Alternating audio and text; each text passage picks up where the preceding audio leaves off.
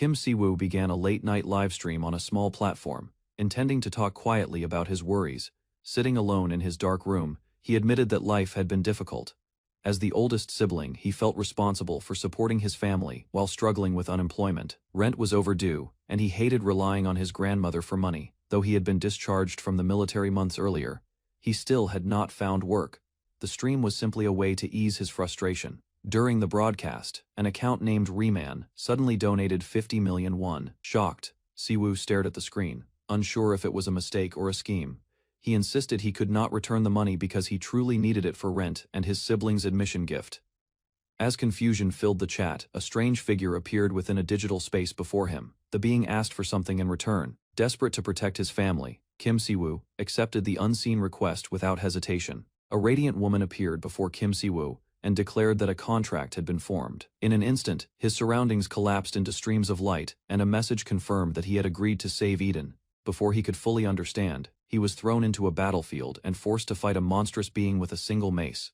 Blood stained his collar as he struggled to survive. The woman, calling herself Reman, explained that the donation was a summoning cost. She offered her strength and claimed a system would help him grow, but only if he defeated the enemies ahead.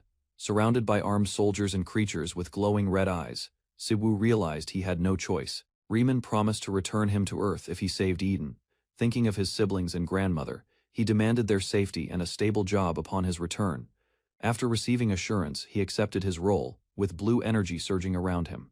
Kim Si-woo charged forward and began fighting in Eden. Kim Si-woo kept his promise and devoted himself fully to the contract. He was summoned into the order that served Reman and became a pope in another world.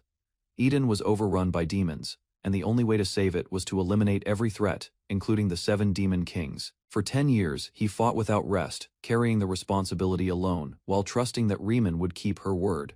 When the final enemy fell, the contract reached its end. Eden was peaceful again, its skies clear and fields restored. Siwoo wondered whether his siblings were safe, and whether he could return to a normal life. Reman confirmed that his family had been protected, and that a path back to Earth awaited him. Though exhausted, he accepted the farewell calmly. Light surrounded him as he left Eden behind.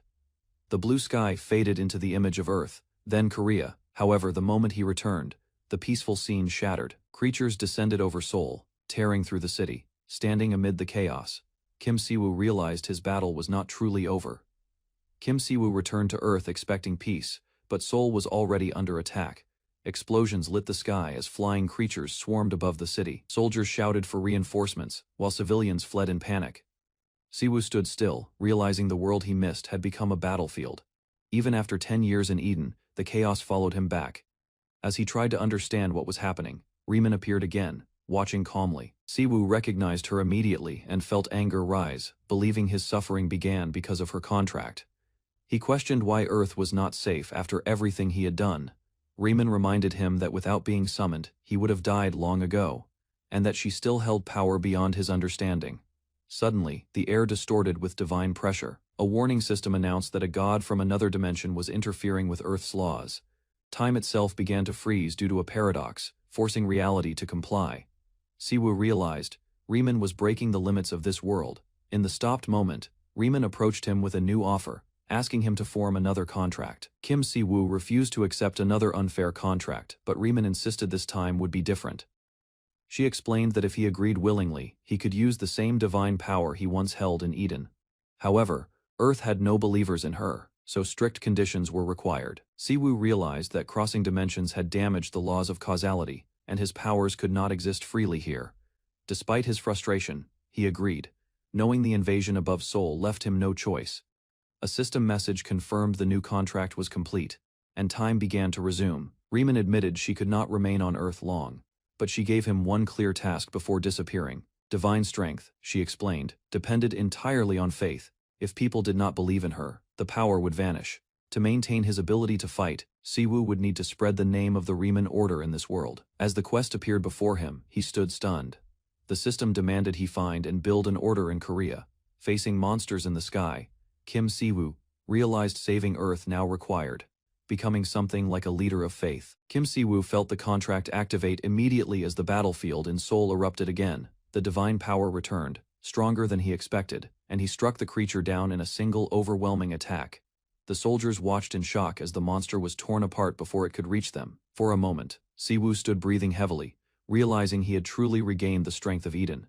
But the system's purpose became clear too quickly. The power was tied to belief, and Earth had none. Without thinking, Siwoo awkwardly tried introducing the goddess Riemann to the stunned soldiers. A new requirement appeared: 10,000 followers.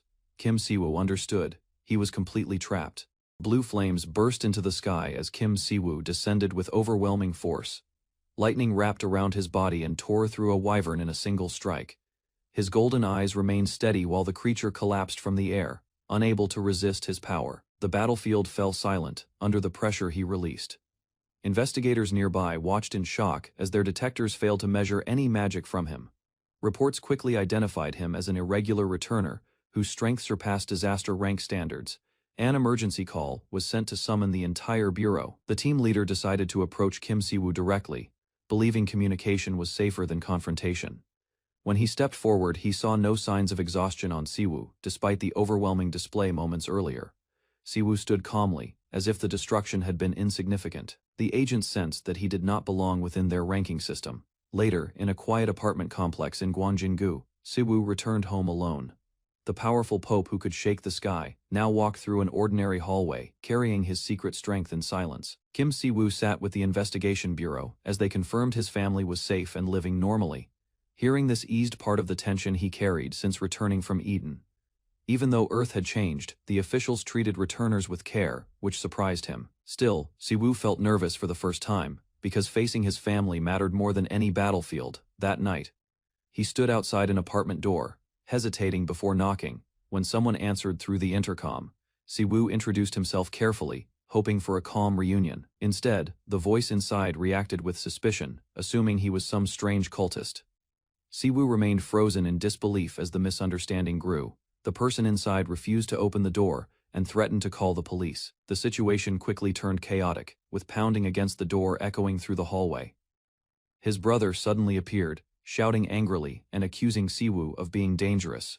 He grabbed a weapon in panic, unable to recognize the calm pope standing before him. Siwoo realized returning home would not be as simple as he imagined. The reunion between Kim Siwoo and his brother Kim In-wook was far from dramatic. Instead of tears, there was awkwardness and instant complaints. In-wook pushed a bowl of ramen toward him, acting as if nothing extraordinary had happened. Siwoo quietly ate, realizing how much he had missed ordinary food. The taste of kimchi and hot broth stirred emotions he had suppressed for 10 years. As they sat in the small kitchen, In-wook studied him carefully. He wanted answers about Eden, about the years Siwoo had vanished, and about the way he returned unchanged while time moved differently on Earth. Siwoo avoided the details. Memories of a ruined world filled with demons and endless battles remained heavy in his mind. Saving Eden had required blood and sacrifice he could not easily explain. While In-wook pressed for the truth, Siwoo reflected on the system that followed him back. A quest remained unfinished. To maintain his strength, he needed followers. The completion requirement hovered in his thoughts. Sitting in his brother's apartment, Siwoo understood that peace on Earth would not last unless he began gathering believers once again. Kim In-wook spent his days editing videos on MeTube, explaining that player content had become normal in modern society. Kim Siwoo watched the screen carefully, noticing how gates and monsters were treated like entertainment. The realism of the footage surprised him, and he realized Earth had built an entire industry around danger. As In-wook talked about growing subscribers, Siwoo suddenly understood a new path. If he created content, he could expose the Riemann order and gain followers to meet the system's requirement. The moment the idea formed, his religious order trait activated, showing rewards tied to believer growth. Siwoo saw that faith could spread through media instead of temples. In-wook warned him that creating player-type content required government approval, and not everyone could succeed. Still, Siwoo remained determined, knowing he needed influence quickly. Only hours later, bureau agents escorted him to his family's residence for further questioning. The leader asked what his plans were, now that he had returned. Siwoo calmly stated that he intended to expand his order. The official, realizing the strange returner was not just powerful, but serious about rebuilding faith in a modern world. The bureau agent welcomed Kim Siwoo back to Earth with polite formality, clearly aware of his status as South Korea's first irregular. The title alone unsettled Kim In-wook, who struggled to accept that his quiet brother was now beyond the government system. Siwoo remained calm, but he could not reveal the true reason for his return. His power depended on gaining 10,000 followers, and without them, everything he built in Eden would disappear. When Inwook questioned his plan, Siwoo explained that spreading his order through Mechub could solve both problems at once. If he gathered believers publicly, he could unlock abilities tied to his divine system. Then he revealed a greater possibility. If he obtained enough followers, he could purchase a trait that would allow ordinary people to awaken as players through faith in Riemann. The idea stunned Inwook. Becoming a player would no longer rely on chance but on belief. As Siwoo proposed promoting this promise online, the system window updated from 1 to 2 followers. Inwook, unable to refuse such an opportunity, eagerly declared himself ready to join. Kim Inwook clasped his hands with sparkling eyes, declaring his burning passion to spread Riemann's name. Kim Siwoo stared in disbelief as his brother shouted his faith toward the sky, officially becoming the second follower of the newly reborn order. The system window confirmed that Kim Siwoo now had 2 believers out of 10,000. Kim Inwook proudly accepted his role as a follower, while Siwoo considered launching an online service through Mechub to expand the Riemann order. Before they could discuss details, the doorbell rang repeatedly. When the door opened, a young girl stood in the hallway. It was Kim Seon, their little sister. Siwoo froze as he recognized her.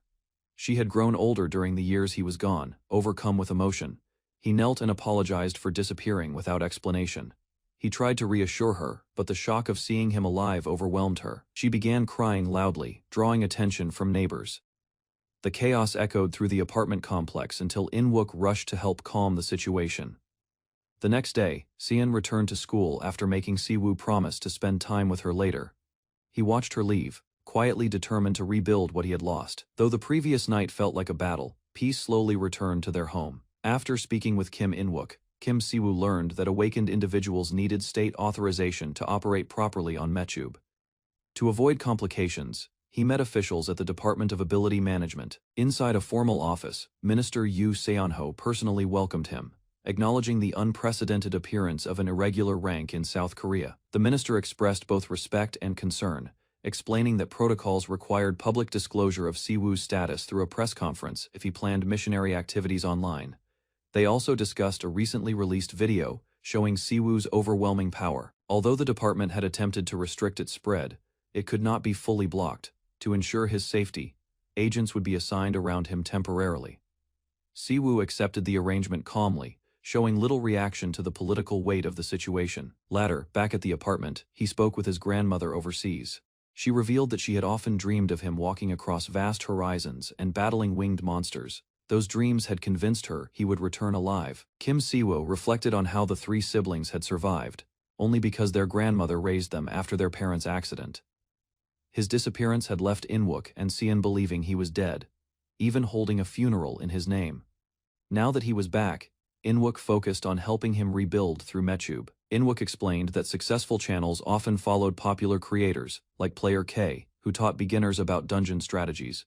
Siwoo observed how viewers admired both skill and image, realizing influence mattered as much as strength. Inwook quickly created an official channel for the Riemann Order, knowing large corporations and trending formats shaped online success. He pointed out an opportunity in the newbie military academy ecosystem, where audiences loved watching inexperienced fighters learn. Even though Siwoo was far from a beginner, Inwook insisted this concept would attract attention and followers. Soon, Inwook drafted their first content plan, a story about a newbie secretly hiding overwhelming power. Siwoo watched his brother enthusiastically prepare scripts and direction, recognizing that spreading faith on Earth would require strategy, media, and modern storytelling rather than sermons. Kim Siwoo and Kim Inwook traveled toward Megam Mountain to film their first concept video. The drive grew quieter as they left the city behind. When they arrived, the forest felt unusually still. Inwook tried calling Gu Min-soo, but there was no signal. Siwoo immediately sensed something unnatural in the air. His instincts, sharpened through endless battles in Eden and strengthened by Riemann's blessing, reacted to a familiar presence. It resembled the demonic aura released by monsters and demons. Inwook suggested going up the trail to find Min-soo, assuming filming delays were the cause. Siwoo refused. He questioned whether there had been any rumors about Min-soo, including suspicious behavior or hidden practices. Inwook denied everything, insisting Min-soo was simply a popular mechuber. Siwoo concluded that if this were a normal returner incident, authorities would already be present. The absence of response confirmed his suspicion that something far more dangerous was unfolding in the mountains. The mood turned heavy as the guy in the coat gave a grim alert. He stated that their life wasn't just fate. If the guy had been a normal traveler, they'd surely be gone. His words held the force of wisdom, but the young boy fought the cold fact, backing someone called Minsu. He claimed Minsu was soft, citing a day from 3 years back when his relative was treated, without a pause or wanting thanks. Minsu had paid for every clinic bill. Noting that, the cynic relented. The date put Minsu's nice act past his reach, hinting at real warmth. With that, the talk moved. The coat-clad man told his partner to head back, calling the spot too risky. Thus he sought to move ahead, seeing his first goal had tanked. If digital power couldn't help his goal, he would have to seek it soon. Moments passed after a funny chat and a sharp adieu. The young man left. Now solo, the ex-leader opened his tool, moving into a hidden land. A bright note told the start of a rescue task. Caught by grim peace and deep holy force, he knew the spot at once, the Abyss Dungeon. A fresh test had just begun. Inwook moved further into the woods as soft gate force stayed in the wind. Despite the dark setting, he spoke on the lovely day with a cool look. Fast, he saw a tiny pack of guys close, filming with movie gear, shocked. They bowed and said they were making clips for their YouTube page. When asked, Inwook said he had come to find Gu Minsu. The team said they were seeking him and gave regret for not seeing him soon. Due to zero-cell links in the spot, Inwook couldn't call out. The pack moved to lead him, noting they were making a big show linked to Minsu's page. As they went, one of the crew spoke of Inwook's monk-like suit, thinking it was part of his role. He fast fixed the error, though the host kept talking with joy. Inwook's eyes turned toward the other 3 guys in peace. Their poise sparked doubt. When asked, the host felt blind to any weird mood. Inwook's look peaked. After naming the host as Sul Simyoung, he gave a shout. Some folks, like Simyoung, blindly held shield to evil force, a rare luck that had likely just kept his soul, without a sign. Inwook set a hard grip on Simyoung's arm, telling him to thank his folks if he got out alive. Before Simyoung could grasp the point, a wave of sparks blew from Inwook's core. In a wink, Simyoung was flung away as rays of holy power tore through the sky. Suddenly evil force blew from the 3 shady guys near, showing their foul shapes. Black vines came from their cores, proving Inwook's prior doubt. He fast broke them, guarding Simyoung from pain. Seeing the risk was not quite over, he took them to a safe spot by the gate's edge. While Simyoung, dazed, asked who he truly was, Inwook softly said his main goal was to tell the path of his goddess. With a calm look, he moved toward the gate hole, now quite live. Entering the door, he was quickly met by tool notes. The gate had moved into a more lethal form, now named the Bridgehead of Pride. If the Lord wasn't killed in time, the rot would grow past help. Inside, the wind grew with evil force. Moving ahead, he felt many magic souls. Finding a room, he at last found sleepy people, still home, but only just. Inwook viewed the sleepy forms, fast seeing they were blank. This fact made sense. The beasts he met prior were not people, but clones. These devils don't slay. Rather, they make folks sleepy to take their looks. They can't copy the dead, just the living. Seeing the gate's layout, Inwook found that clones couldn't work alone. Without words or high mind, they needed a top lord to rule them. That brought him to the point. The gate's lord was a double known as the Prideful Skirmisher. Right then, a shout rang from deeper inside. Inwook fast raced toward the sound. Whether it was a real person or another fake didn't matter. Quick moves were the best path. A vivid beam sliced across the gloom, grabbing the interest of the young male walking warily across the cavern path. His keen sight tightened, fearing trouble past the plaza. As he sprinted toward the light, the quietness snapped not via beasts, but via synthetic lamps. A movie set showed itself in full effect. Abruptly, the fantasy crumbled with a sharp cut. Ringing throughout the area, turmoil ensued. Set workers fretted as the sudden visitor ruined their filming. A supervisor shouted grievances while the performer remained baffled, knowing too late that his arrival wasn't within the lines. Near him, extras and folks grumbled about the spoiled take.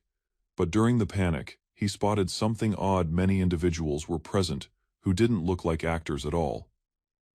A statement arrived fast. The guy admitted he sensed screams and moved naturally, oblivious to the active filming. His plea to find someone named Gu Min-soo offered an alibi, and the group rapidly changed mood. Grasping he was a veteran, they greeted him and gave guidance. But something stayed wrong. His observant eyes saw it. The fantasy wasn't finished. Phantoms imitated feelings, murmuring longings to go back. A dark vapor hovered. The true show, it appeared, was merely starting.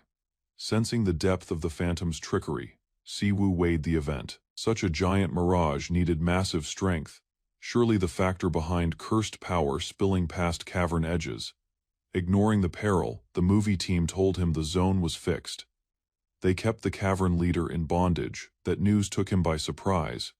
Rather than killing the leader, they sapped it just enough and bound it. Slaying it would wipe the cavern entirely, so they tied it to keep entry. The tactic lowered the risk and quelled minor beasts, making the spot usable for filming. Though strange, it seemed to be useful.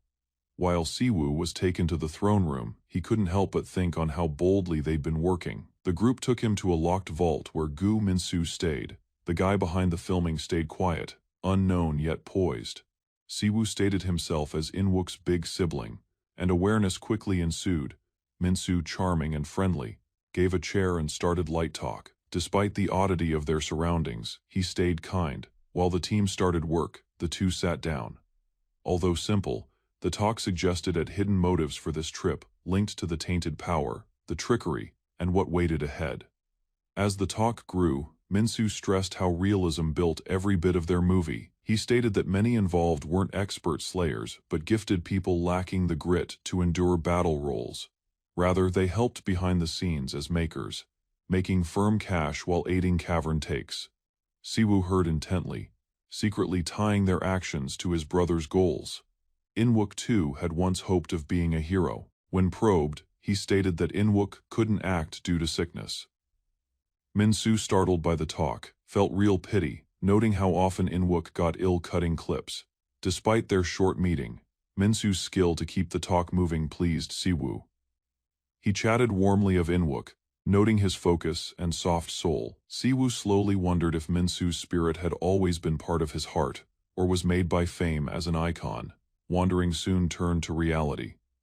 Min-soo paused before posing a private query whether Siwoo felt okay acting in the cavern. Noting his worry, Siwoo led him to a draped zone and showed a tied cavern leader, held firmly behind glass. Comfort followed, all risky takes were verified, and care always came before movie. Even the past exit had been separate, just a sad sickness. Min-soo told Siwoo that watching alone was plenty if he still felt doubt. Mindful of Siwoo's recent trip, he kept the choice free. After a short wait, Siwoo agreed, showing a firm will. He offered a grip to seal their bond, and Min-soo welcomed him to the group with a grin. The second their palms touched, neon sparks flared fiercely between them. A wave of holy energy spilled, wrapping both men in blinding glare. Min-soo's face turned to fright as the power crushed his frame. Siwoo, however, stayed balanced, guiding the flux with care. Magic logs proved the merging of a secret latent talent. Siwoo swiftly took the chance to reveal the fraud. Buried behind soft moves, he had planned for this battle. He held firmer, sapping the phantom's force, exposing his grasp of the play. Siwoo poked the lie. For him, this wasn't a greeting, it was a hook. With a last blast, he asked how solid his acting had felt. Min-soo's body started to fold. The second Min-soo noticed the cavern chief was a mimic. Hopelessness took root, beaten and bleeding.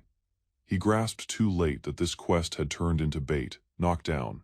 He observed uselessly as the monster took his shape and joined his crew. With his persona robbed, the true Min-soo stayed weak as the faker tricked his friends. Ignoring his sobs, the group aimed their steel at him, mistaking the real Min-soo for the foe. One by one, they struck while the mimic cheered their faith. Standing winning, the faker gave mean glory, sealing its fraud. Elsewhere, the true Min-soo met the ache of trickery. Stuck behind veils of myths, he saw blameless souls die. Bound to show a face of shame, he craved for peace. The agony of being seen as a devil killed his heart as the mob moved to kill him. As doom neared, he cried for their safety. A bolt of magic arrived. Flare fell, and spark surged, mending his shape. Moving forward changed, he faced the thing that broke him. Front to front with the fraud, Minsu's heart returned. Though ringed by misery, the heat of holy power held him. He had lived, and now, he would strike back. Stepping out from the murk, Minsu came face to face with a cryptic person, one who saw him clearly, unlike the rest. Amazed, the bound guy asked how this person could know him, when even his best peers had failed. Softly, the man set himself as Inwook's kin, showing a bond that shocked Minsu. Honor was shown as the locked figure spoke kindly of Inwook, knowing his power and loss. Noting Minsu's misery, the guy gave him a pick, an opening for pay. With spark flying between them, he showed two ways: revenge by cruel death or holy washing. Feeling rose in Minsu, whose pain had been long and deep. Despite the other's call for peace, Minsu stayed quiet, waiting. The air grew cold. The person named the first way, breaking the foe's skull, or the next, burning him whole in pure light. Without pause, he backed the second, noting its harsh style. Minsu's eyes grew. He picked the heat. Tides of azure heat flared, taking the tide form. Cries cut the air as holy power ripped through the mark. Bonds broke, and the gloom stuck to the beast began to go. At last, the load of lies and pain was turned to dust. After the trial by holy heat, the screen proved Minsu's rescue. Sacred notes rang, honoring his grit and the salt shed in secret. A bright being came in answer, a holy lady wrapped in starry light, drawn to his grief. Standing under her look, Minsu shook as her hand gave peace. She told him it wasn't his sin. Her talk cut his fears, moving the shame that had eaten him. Salt fell fast. For the first bit, Minsu let himself weep, to trust in grace. What happened felt fake, yet no other term told it better than a wonder. The cave, now done, began its timer to fall. With holy scores given and the task marked over, Siwoo stayed pensive. He mused if fast help could have altered the end, but knew that worse fates had been missed. The lady came again, taking Siwoo by shock. Their meeting was short but kind, full of soft jokes and real joy. Though she only had bits due to the odd space gap, she gave thoughts about Minsu and her rare choice to fix things. She saw worth in Minsu's kind soul and vowed aid for Siwoo's work, because those helping him now earned care too. As peace fell, the lady threw a point. What did Siwoo truly feel about his land after all this year? Without pause, he said that he thought about all. The sights, the open times, all stayed clear, though space and years tried to hide them. She named their pact, a choice made long ago on World, causing a turn in the wind. Suddenly, a screen alert showed. Her holy meddling had broken the laws of fate, the rule that ruled all planes, even gods. The screen said that holy power on Earth came at a high toll. She said it. She could no longer help freely in his land. Karma, she said, worked like a beam. Earth had given their bond, but something of same mass had to be on the other side. Though Siwoo asked, she couldn't tell what the toll was. The scale had to be kept. He gave anger, fearing larger risks were now in play. Still, she didn't hate him. Earth's rot wasn't his sin, and she calmed him softly. As their time ran, Siwoo saw he didn't want her to go. She beamed, saying they take a shot next time. Maybe even that could draw new fans through mind, or hope. Before going, the lady thanked Siwoo, and told him of his goal to build a shrine and find souls, so she could show again. Her soul faded into holy light, leaving Siwoo alone in the soft finish. Seconds later, Minsu woke in fear, noting her being lost and shaken. He fought to think it. Siwoo gave no clear reply but spoke of a way ahead. The duty now sat on moving her name through hope and help. The silent urban view showed no hint of the turmoil that had transpired merely days prior. Within a sedan, the ex-pontiff watched a digital monitor showing merely 4 disciples out of the needed 10,000. His anxiety grew as he scanned the results of the mimic disaster in the Yojimagam Peak Labyrinth. No fatalities, but 12 persons were left psychologically damaged by phantom, led deceit. Currently traveling to meet Gu Minsu, a mended casualty, the priest moved alongside Inwook. Though Minsu's frame had mended, the cognitive shock yet remained.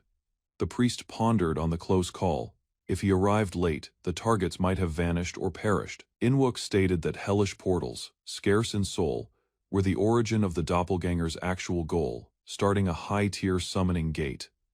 The priest remembered comparable ruin in Eden, where mimics utilized residents to crack space, allowing the Arrogance Legion penetrate. It was no fluke the portal had surfaced before him. Considering the notion of destiny, he doubted a profound sacred bond behind these circumstances. Tangling things more, Inwook disclosed Minsu, once a skeptic, now totally obeyed the priest. This strange faith sparked doubt had the priest coerced him for power. The riddle grew.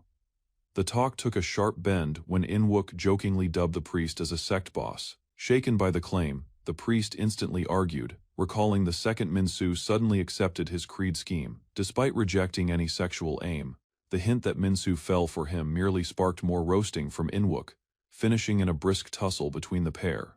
Musing softly, the priest confessed to grasping Minsu's response. The period Riemann first came to him marked a lasting scar. Her glowing soul, extreme grace, and holy mist were plenty to rattle any cynic. Minsu had felt her light personally when she cured him, and seeing such a sign firsthand made doubt truly impossible. Inside the ride, Inwook stayed amused but moved. The concept of a sweet and lovely deity appealed with him, and the chance to show her on their feed grew branding thoughts. Their talk was halted by a ping. Minsu had just posted a clip named "I Regret," already drawing great focus. Interested, they observed as Minsu openly thanked the secret hero who had saved his team during the maze event. Shortly after, they reached at the clinic, where Minsu, though hurt, hailed them kindly, causing more rattled looks and sudden jokes. Minsu urged the priest label him simply, trying to reduce the titles, but the priest stayed flustered. Their talk soon moved to the famous clip Minsu had shared. With past 1 million hits, the two minute reel lauded both the priest and Riemann without exposing their names, though thankful. The priest felt the clip lacked grand style for correctly showing the Riemann sect to the planet. Inquisitive about social views, the priest looked through the remarks. Fans appeared to ignore the truth of Minsu's post, thinking it was part of a media stunt. Despite their cynicism, Minsu proved his faith was real. He wished to blast fake sex and spread Riemann's name honestly. To the priest's shock, Minsu stated his intent to give his whole wealth if it aided telling the lady's poems. This crazy trust sparked a gear alarm. Minsu had turned the third formal disciple, gaining a fresh unique task prosecutor. Yet the priest missed the magic stars to take it. Minsu told him not to fret, swearing to help branding tasks with his site, citing a prior partner, Sul Semyoung. Minsu spoke of another clip in the works. The priest started to sense that his power and his circle was about to swell fast. After a bit of pause, the priest moved in and breathed a pitch to Minsu, hinting a more lively part.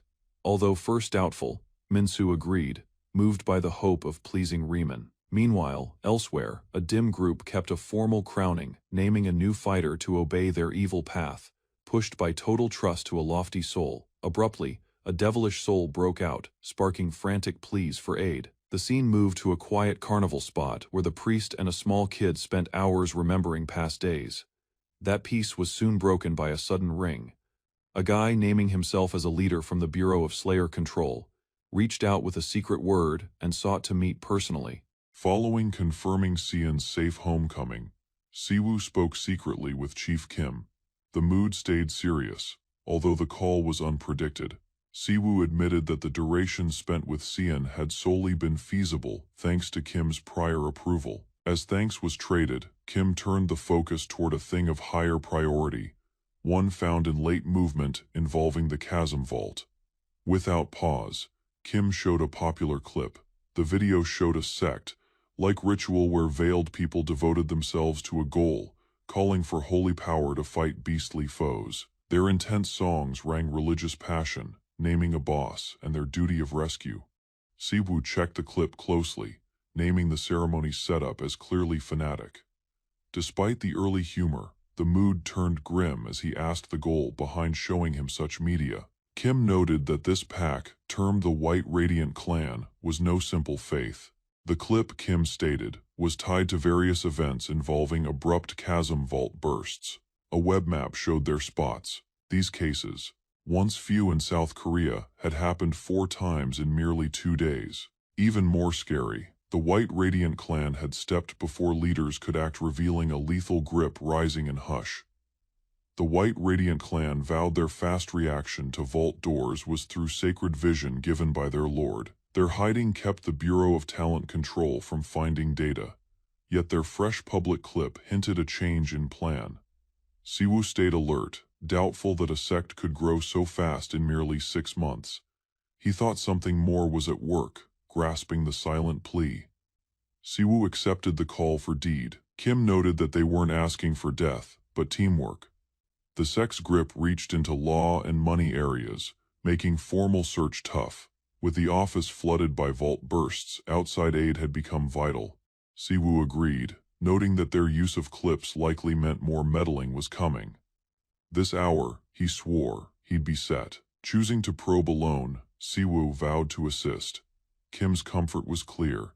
The chance of Siwoo's help sparked hope that their fate could be saved.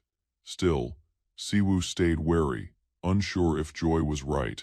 He wondered how South Korea had shifted during his 5-year lapse. Later, while looking online, he saw a famed host teasing his next show. That focus suddenly gained him holy points, proving his role was pulling eyes and maybe shifting the war. Siwoo's plan started with care.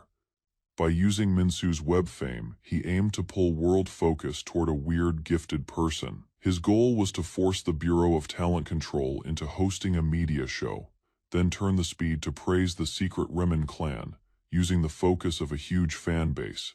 He sought to calmly build his own group under the mess. That soft thought was broken by a crash sign. An escape door had just moved in Guro. The Bureau gave a fast flight order for folk. As the word grew, Siwoo's fear turned to Minsu, who chanced to be near the center. The luck felt too planned to ignore. Fast calling his younger kin, Siwoo moved them for flight. While one vowed he shouldn't go, both felt he would anyway. Stout guards from the Talent Bureau soon came to move the clan to safety and asked Siwoo to join the task pack. Taken through the town, he saw the rising fear. The burst was bad-classed ghouls, with the door heart yet hidden. At the field ward, victims came in, users met. As Siwoo walked out, he felt the door ahead through something darker, chaotic force that beat with evil power. Inside the door's zone, Siwoo saw a weird gap inside. Users joked lightly as if nothing was wrong.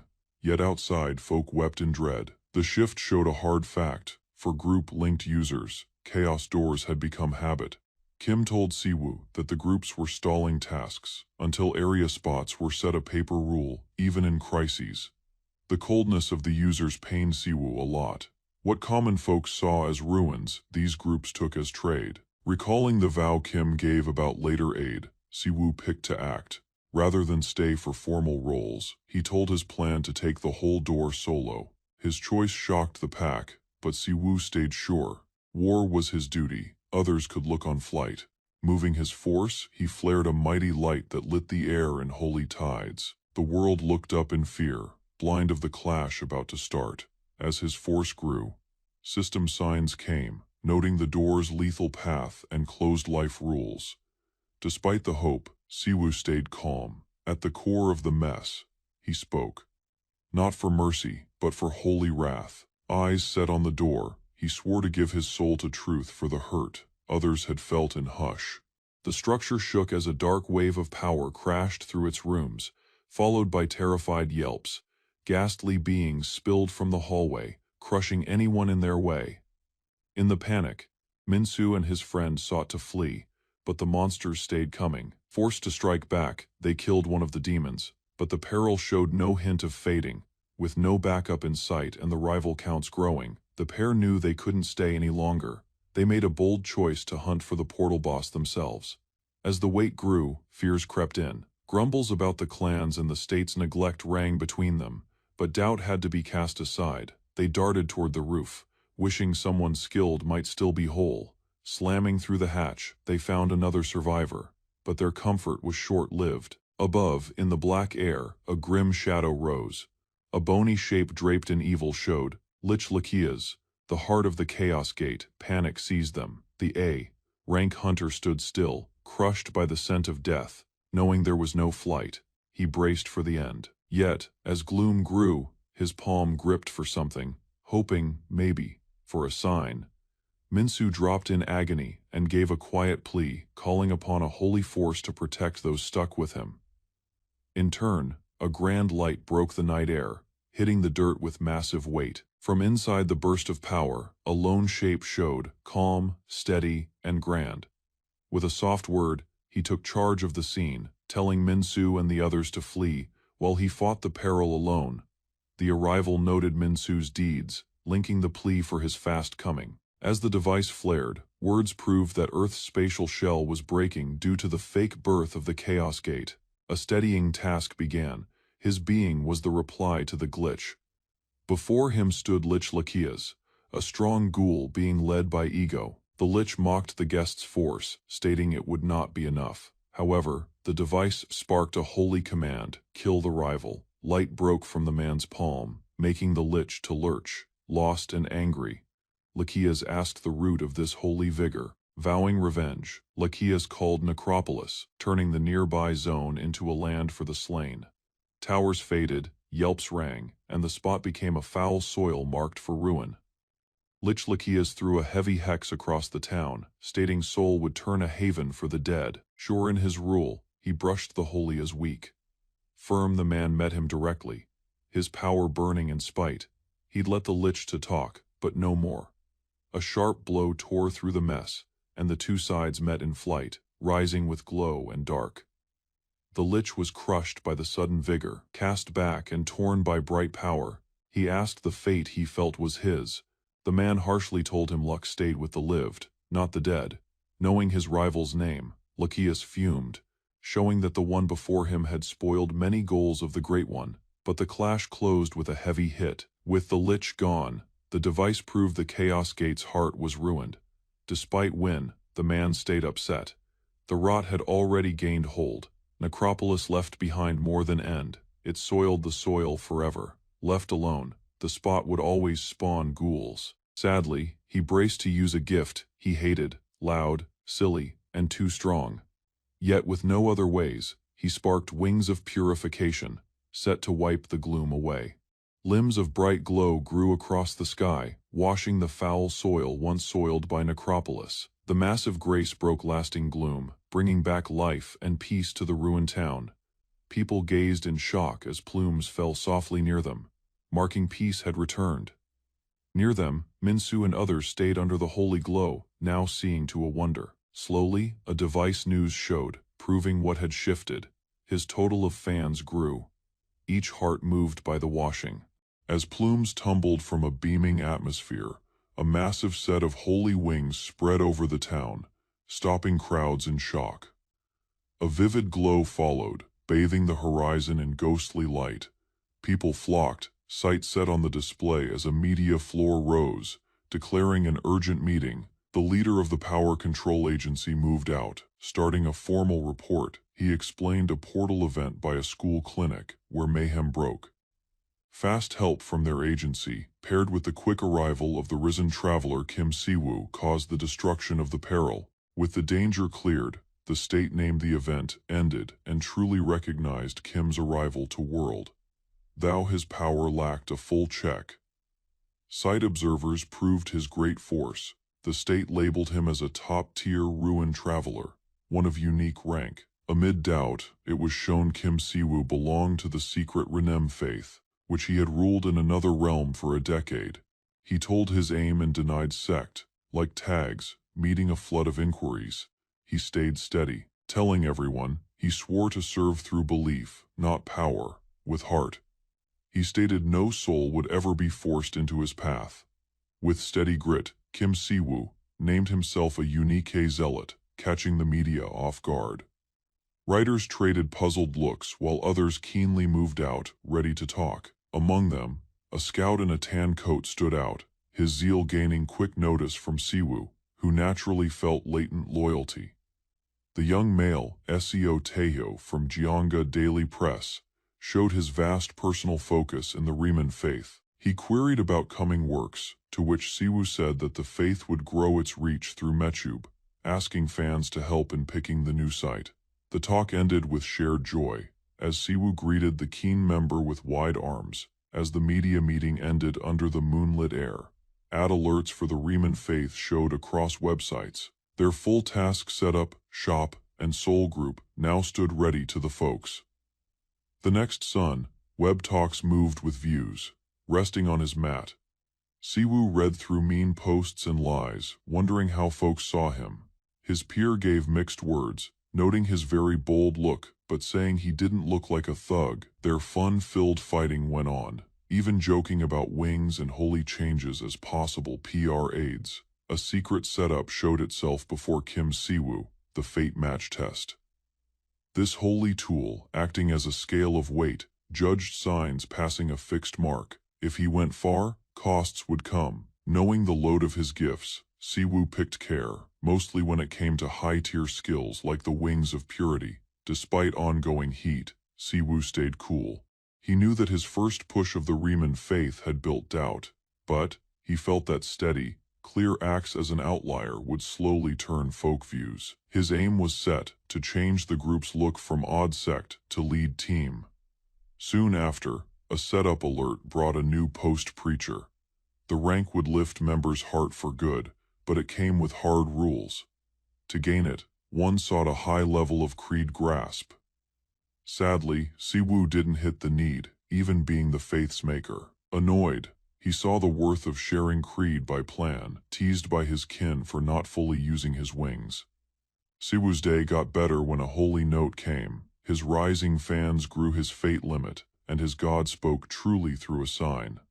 In a bit of fun, his young kin took the talk, shocking even the lady herself. Siwoo stood out, talking with his god through the holy link. The lady thanked his deeds, saying that his more membersome led her to speak truly once more. Happy yet shy, Siwoo heard as she saw his tough work, but joked him for lacking creed data. She told him of her vow from Eden to always aid when sought. To aid him more, she showed a way, a pact made with the setup and zone. By passing the fate test herself, she gained a tool that let Siwoo to call a preacher from Eden using the rare rank. Stunned, he proved he could now fetch one from another realm to world. Though at first wary, Siwoo was told the chosen preacher had offered. The lady said that their coming would occur the next day through a void door, acting with shock at the pace.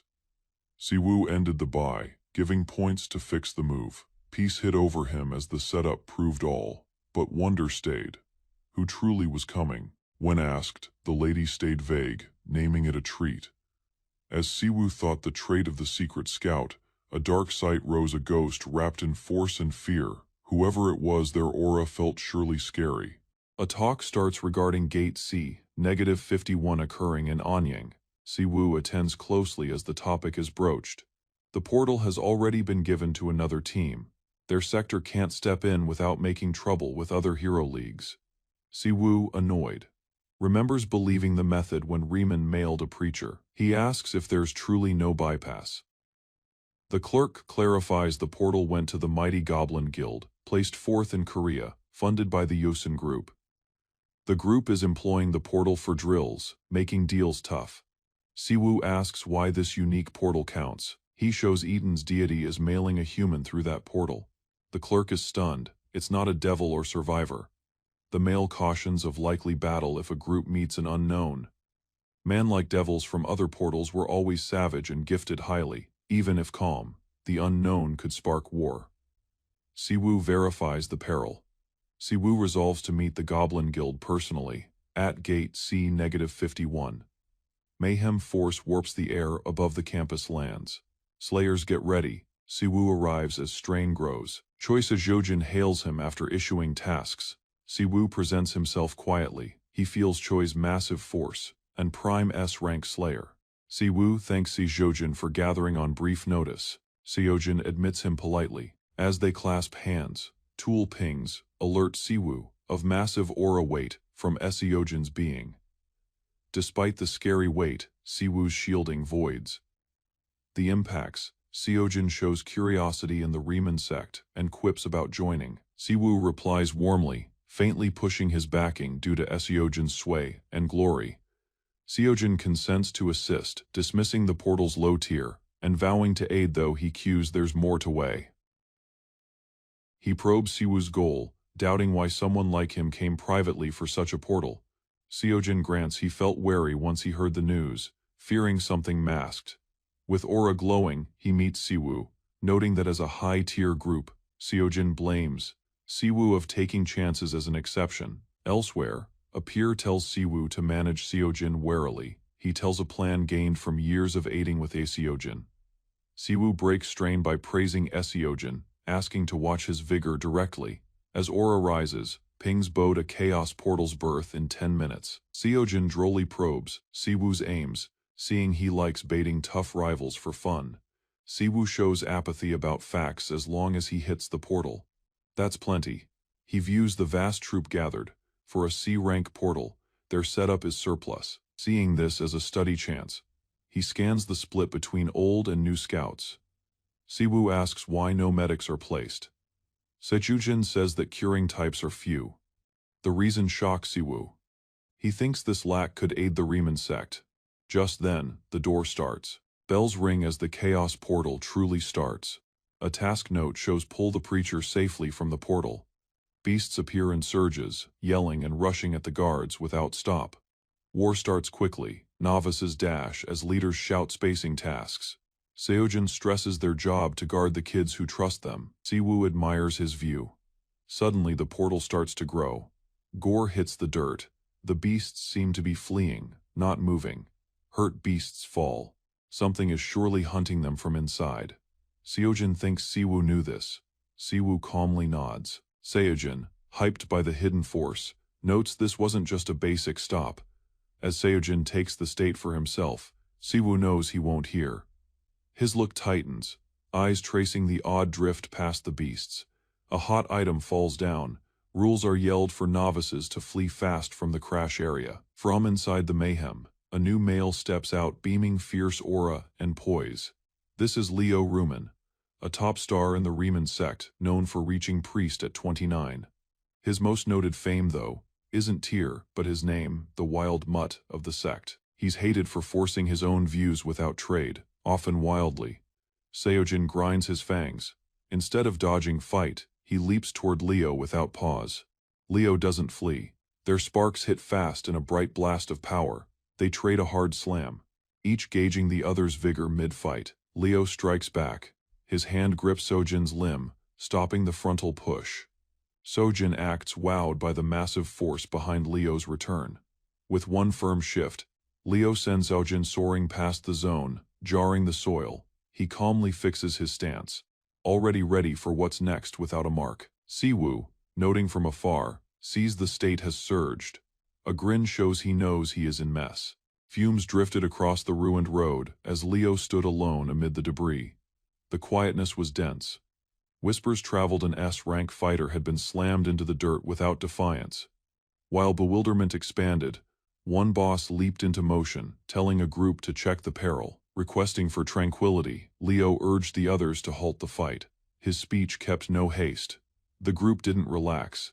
His former deeds talked louder than terms. Dread arrived in as a fighter, grumbled about Leo's massive might. Bowing with decorum, Leo stated himself as cleric of the Second Faith. He pledged fealty to Riemann and hailed the Pope as her lone agent. With a thin grin, Leo thanked Holy Guidance for his grasp of Korean. He told Riemann wanted him to speak the native words to spread her lore. The Pope mocked at the remark, diverted by abrupt panic nearby.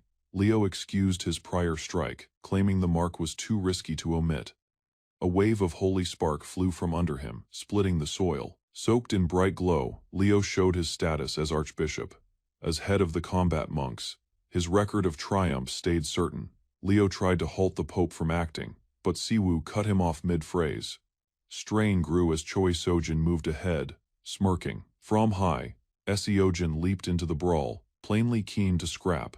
The rest stayed back, shaky whether to assist, though someone stated Leo wasn't a foe. Seojin already knew, and didn't mind. Seojin vowed true power came from fighting grand rivals. His mood was bold, packed with longing. Both Leo and Siwoo gazed in shock, unsure if he was being earnest. Thrilled by Earth's guards, Leo asked to show Riemann's force. Siwoo was dazed by both men's folly. Rather than pause, Sojin rushed. Leo softly lifted his palm in reply. A fast scrap ensued, hits were traded as flame, and might merged. Leo's parry struck fair. Sojin wobbled. Clearly moved, with holy power, Leo soared into the sky. His coat moved midair. He fell down on Sojin, ending the bout with force, teasing him. Leo asked how visions tasted now. A script signal proved the Chaos Gate's ruin. The goal prize was handed Leo's task done. Later, Siwoo owned defeat, and the group vowed to omit all, grinning off the former scrap. Sojin dubbed it kindly training. His soft mood defied the power he had just shown. Becoming grave, he pitched a pact between the Goblin clan and Riemann's order. Thou wary, Siwoo hearkened as Leo noted that two risen souls. Sojin told Siwoo that many were viewing, with some already taking steps behind the scenes. He urged them to take their span with the choice, stating the clash had lit his warring soul. With that, Sojin gaily took his path, leaving behind a dazed hush. The crew picked to truly list Leo as a risen soul. Siwoo begged pardon for making mess again, while Kim just took it with a weary grin. Under the dark sky, the group met around the food board. A home-cooked meal was given: bean soup, rice, fish, and greens. Leo showed thanks for the food, while others spoke on the weird but grand meal pick. Mirth followed, as they owned how oddly kind the night turned out. Inwoo turned red at the praise about his arts. Sivian, Leo's peer, said she had known about Inwoo and hailed his kin. With faith growing, Siwoo calmly saw Sivian's poised air. After trying the soup, Leo acted wildly, causing muddle from the pack. Leo swiftly said it was tasty, and hailed Inwook's arts, asking to gain from him. Inwook beamed, keen to give his gifts. He proudly told the foods he could cook. The group kept eating as one, sharing a rare calm bit at the board. Siwoo thought on how odd it felt, his Korean and Eden kin now side by side. With no place to stay, Leo chose to dwell in Grandma's void room while she stayed away. The next day, Siwoo held Riemann's coin, a grand holy gift Leo had brought. A script call showed a new goal: to erect a tomb for fans. Grasping the weight, Siwoo took the work with quiet grit. A fresh interface prompt declared the primary task: grow the flock, linked to a holy antique sanctified by the deity. The goal demanded the building of a temple where devotees could bond in mutual belief and piety. Founding this holy spot would strengthen the Rhinan Order's base on world, acting as both a refuge and heart of prayer. Leo quickly acted, lifting the Pope's limbs as part of daily tidying. His poised use of the suction machine stoked the Pope's doubts. To clarify, Leo showed he'd been coached by Miss Cian and handed a manual before her exit. In addition to tidying, Leo had neatly creased the wash. Despite his war-ready frame, he finished domestic duties with amazing care. Seeing his fealty and talent, the Pope opted to keep Leo close. With setups nearly done, the Pope told Leo to wrap up. Their trip was for guiding new converts entering the sect. Shortly after, they reached a business tower in Hongdae. A sharp, clothed male hailed them, mourning for not visiting soon. Awestruck, the Pope scanned the 5-level edifice with wonder. Inside, they debated guild advice and money aid past media work. Newly made drink was given, causing a relaxed bit of thought during the talk. Leo voiced wonder about Earth's food, finding mirth in the basic deed of trying new tastes. Their host hailed the focus kindly. The talk moved as Leo brought the visiting cleric Bishop Leo Ruman from Eden. Memory flared at the sound of Leo's title, Minsu, clearly moved. Knew him at once. The pair traded tags politely, showing a linked bond through the Riemann order. Minsu felt astral force inside Leo, proving his deep ties to their holy goal. Minsu told a prior tale where the deity cured him, firing his steady trust. Secretly, the Pope noted that Minsu's heart was far more real than thought. To go. He showed the mark of Riemann, a relic tied to temple birth. Minsu gasped at the item, knowing its force at once. The Pope stated the aim: raise a church under the Riemann order. Though keen to aid, Minsu saw there was a thing more vital than cash. Despite his zeal, the Pope said they lacked a fit spot. No open plan lived yet to present the Riemann order. Well, Minsu, pondering hard, asked 10 minutes possibly with a fix in mind. AA show titled Temple Scheme Design started, throwing a beam over the dim space. Minsu calmly gave the talk, shocking the Pope and Leo with his fast work. He showed it wasn't abrupt. The map had been set since the day he was saved.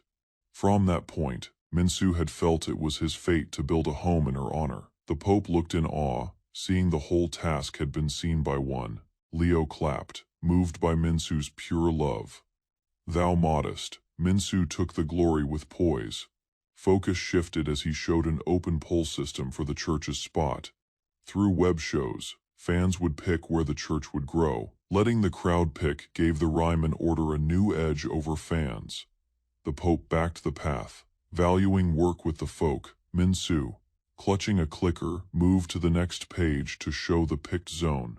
A bright photo of Guangwen came, circled by a weird blue wall. Now termed as Point Zero, the spot had shifted during the Pope's 5-year gap.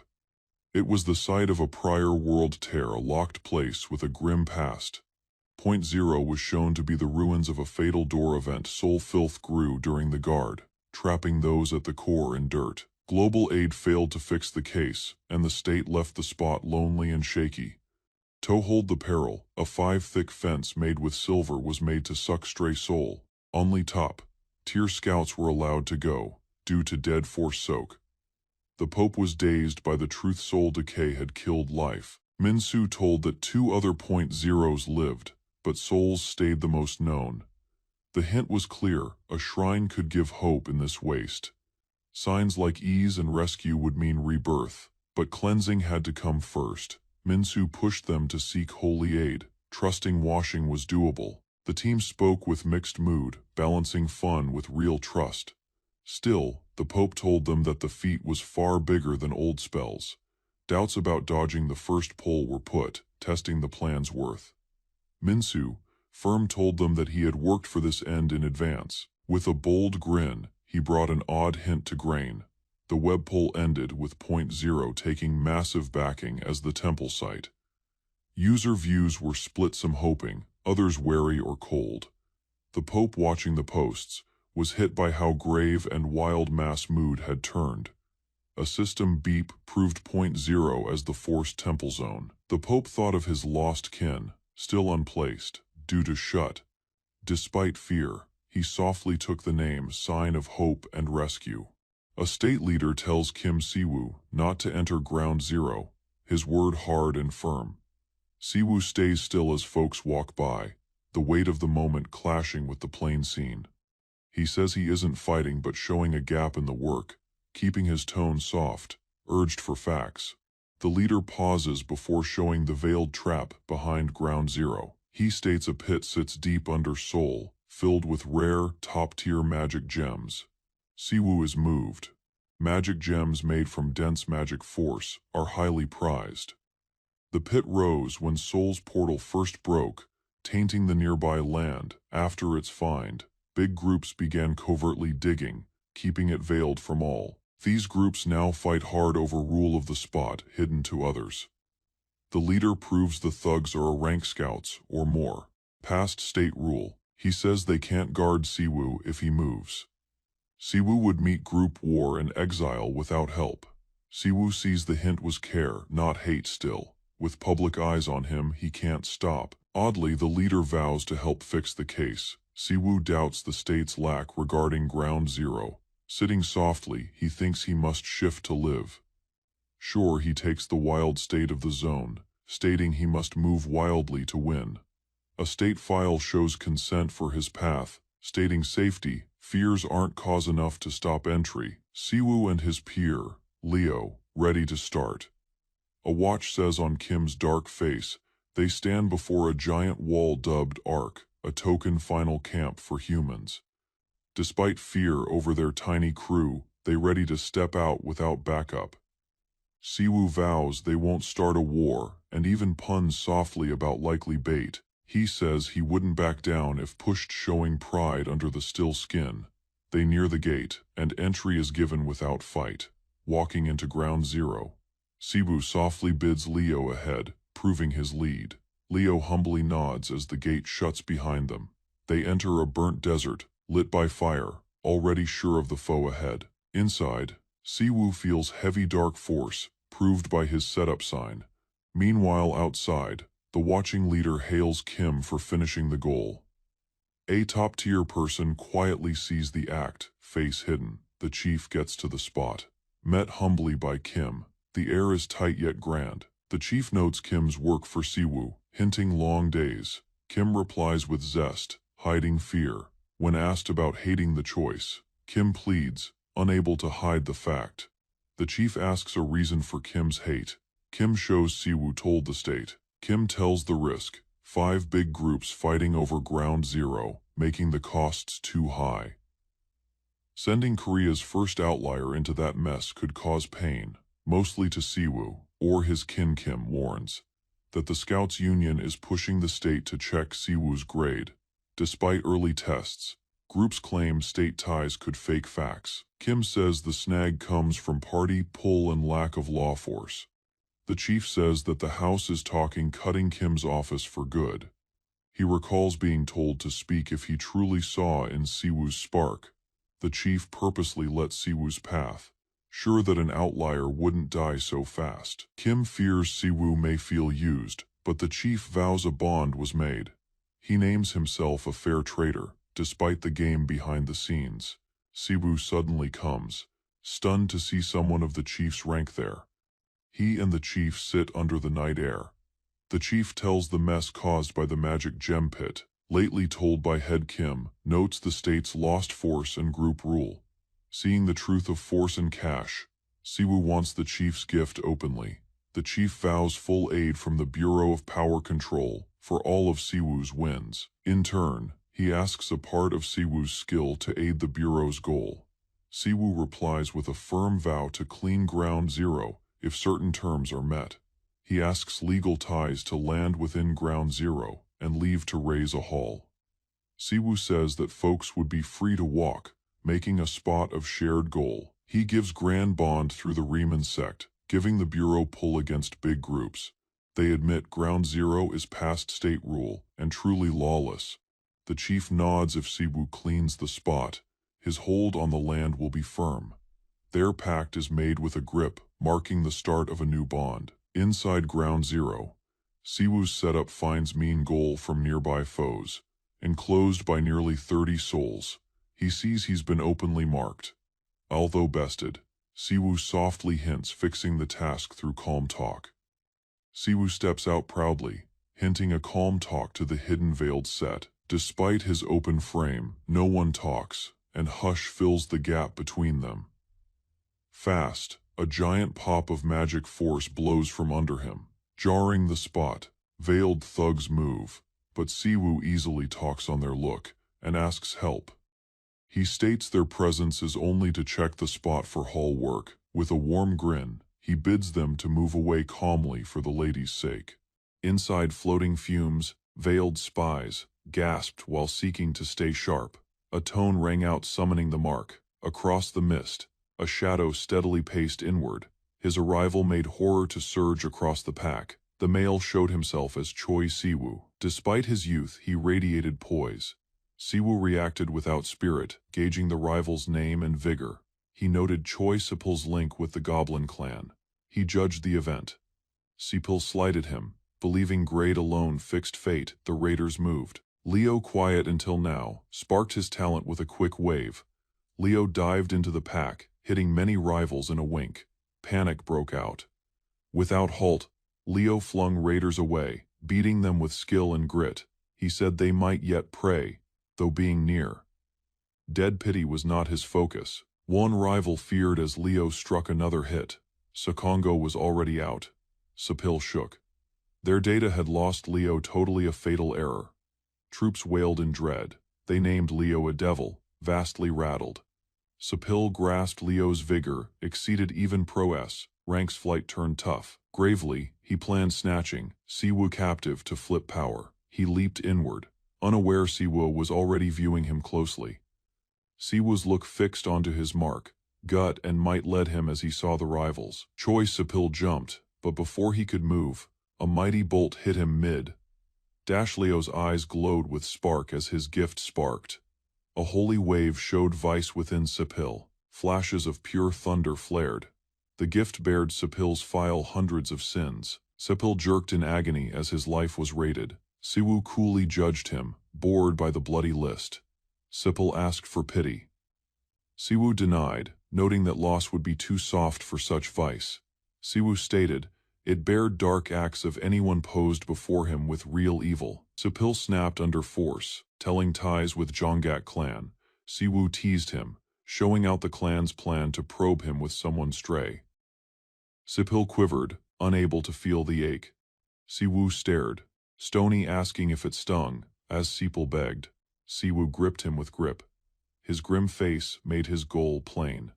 He vowed that mercy wasn't his task. Sepil fell, ruined and lost.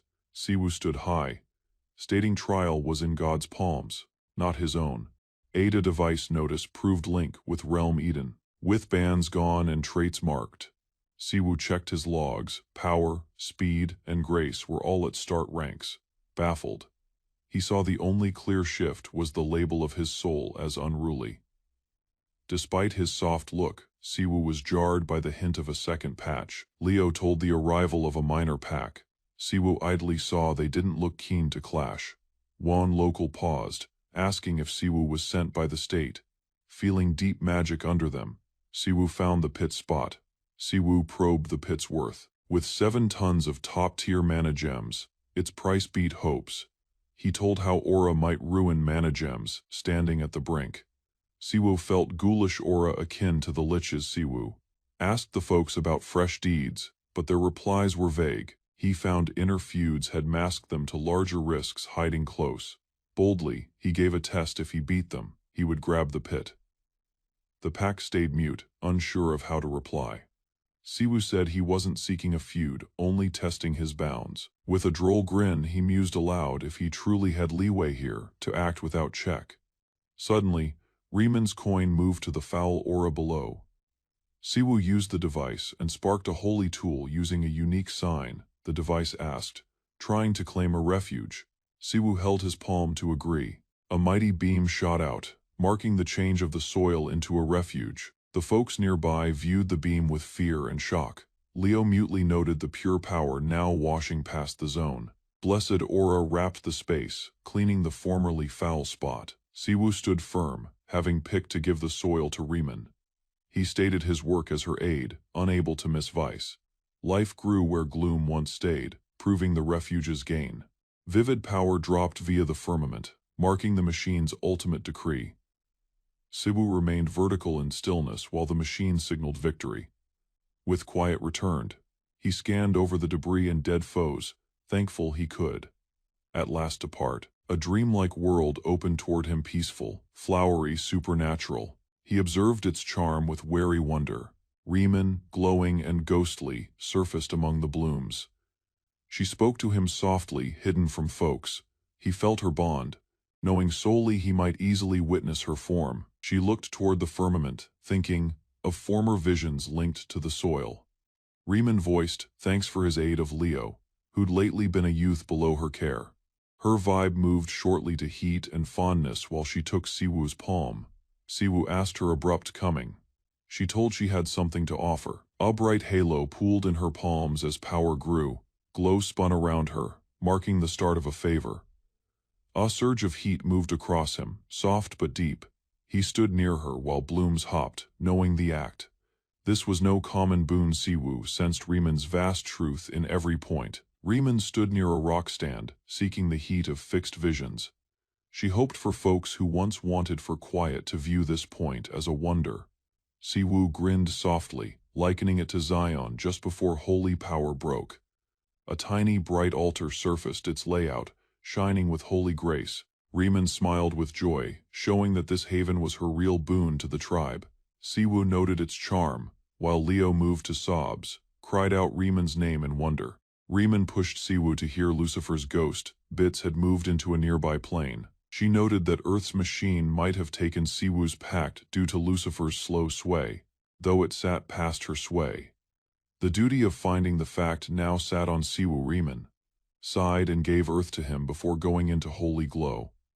Siwoo stood solo, noting her exit with still belief. He thought, though amazed, he had done his aims and earned quiet.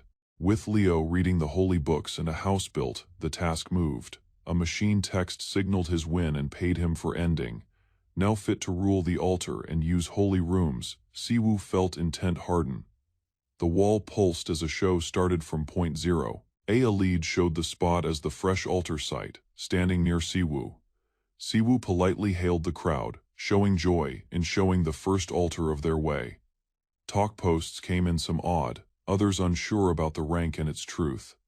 Siwoo stated that the altar was likely thanks to folks' help. The crowd clapped as Siwoo stood near the lead, thanking all for their aid. One fan feared the spot's truth due to Point Zero's foul past. Siwoo calmly stated that path to Point Zero, robots filmed the spot from high, showing the altar's charm among flora.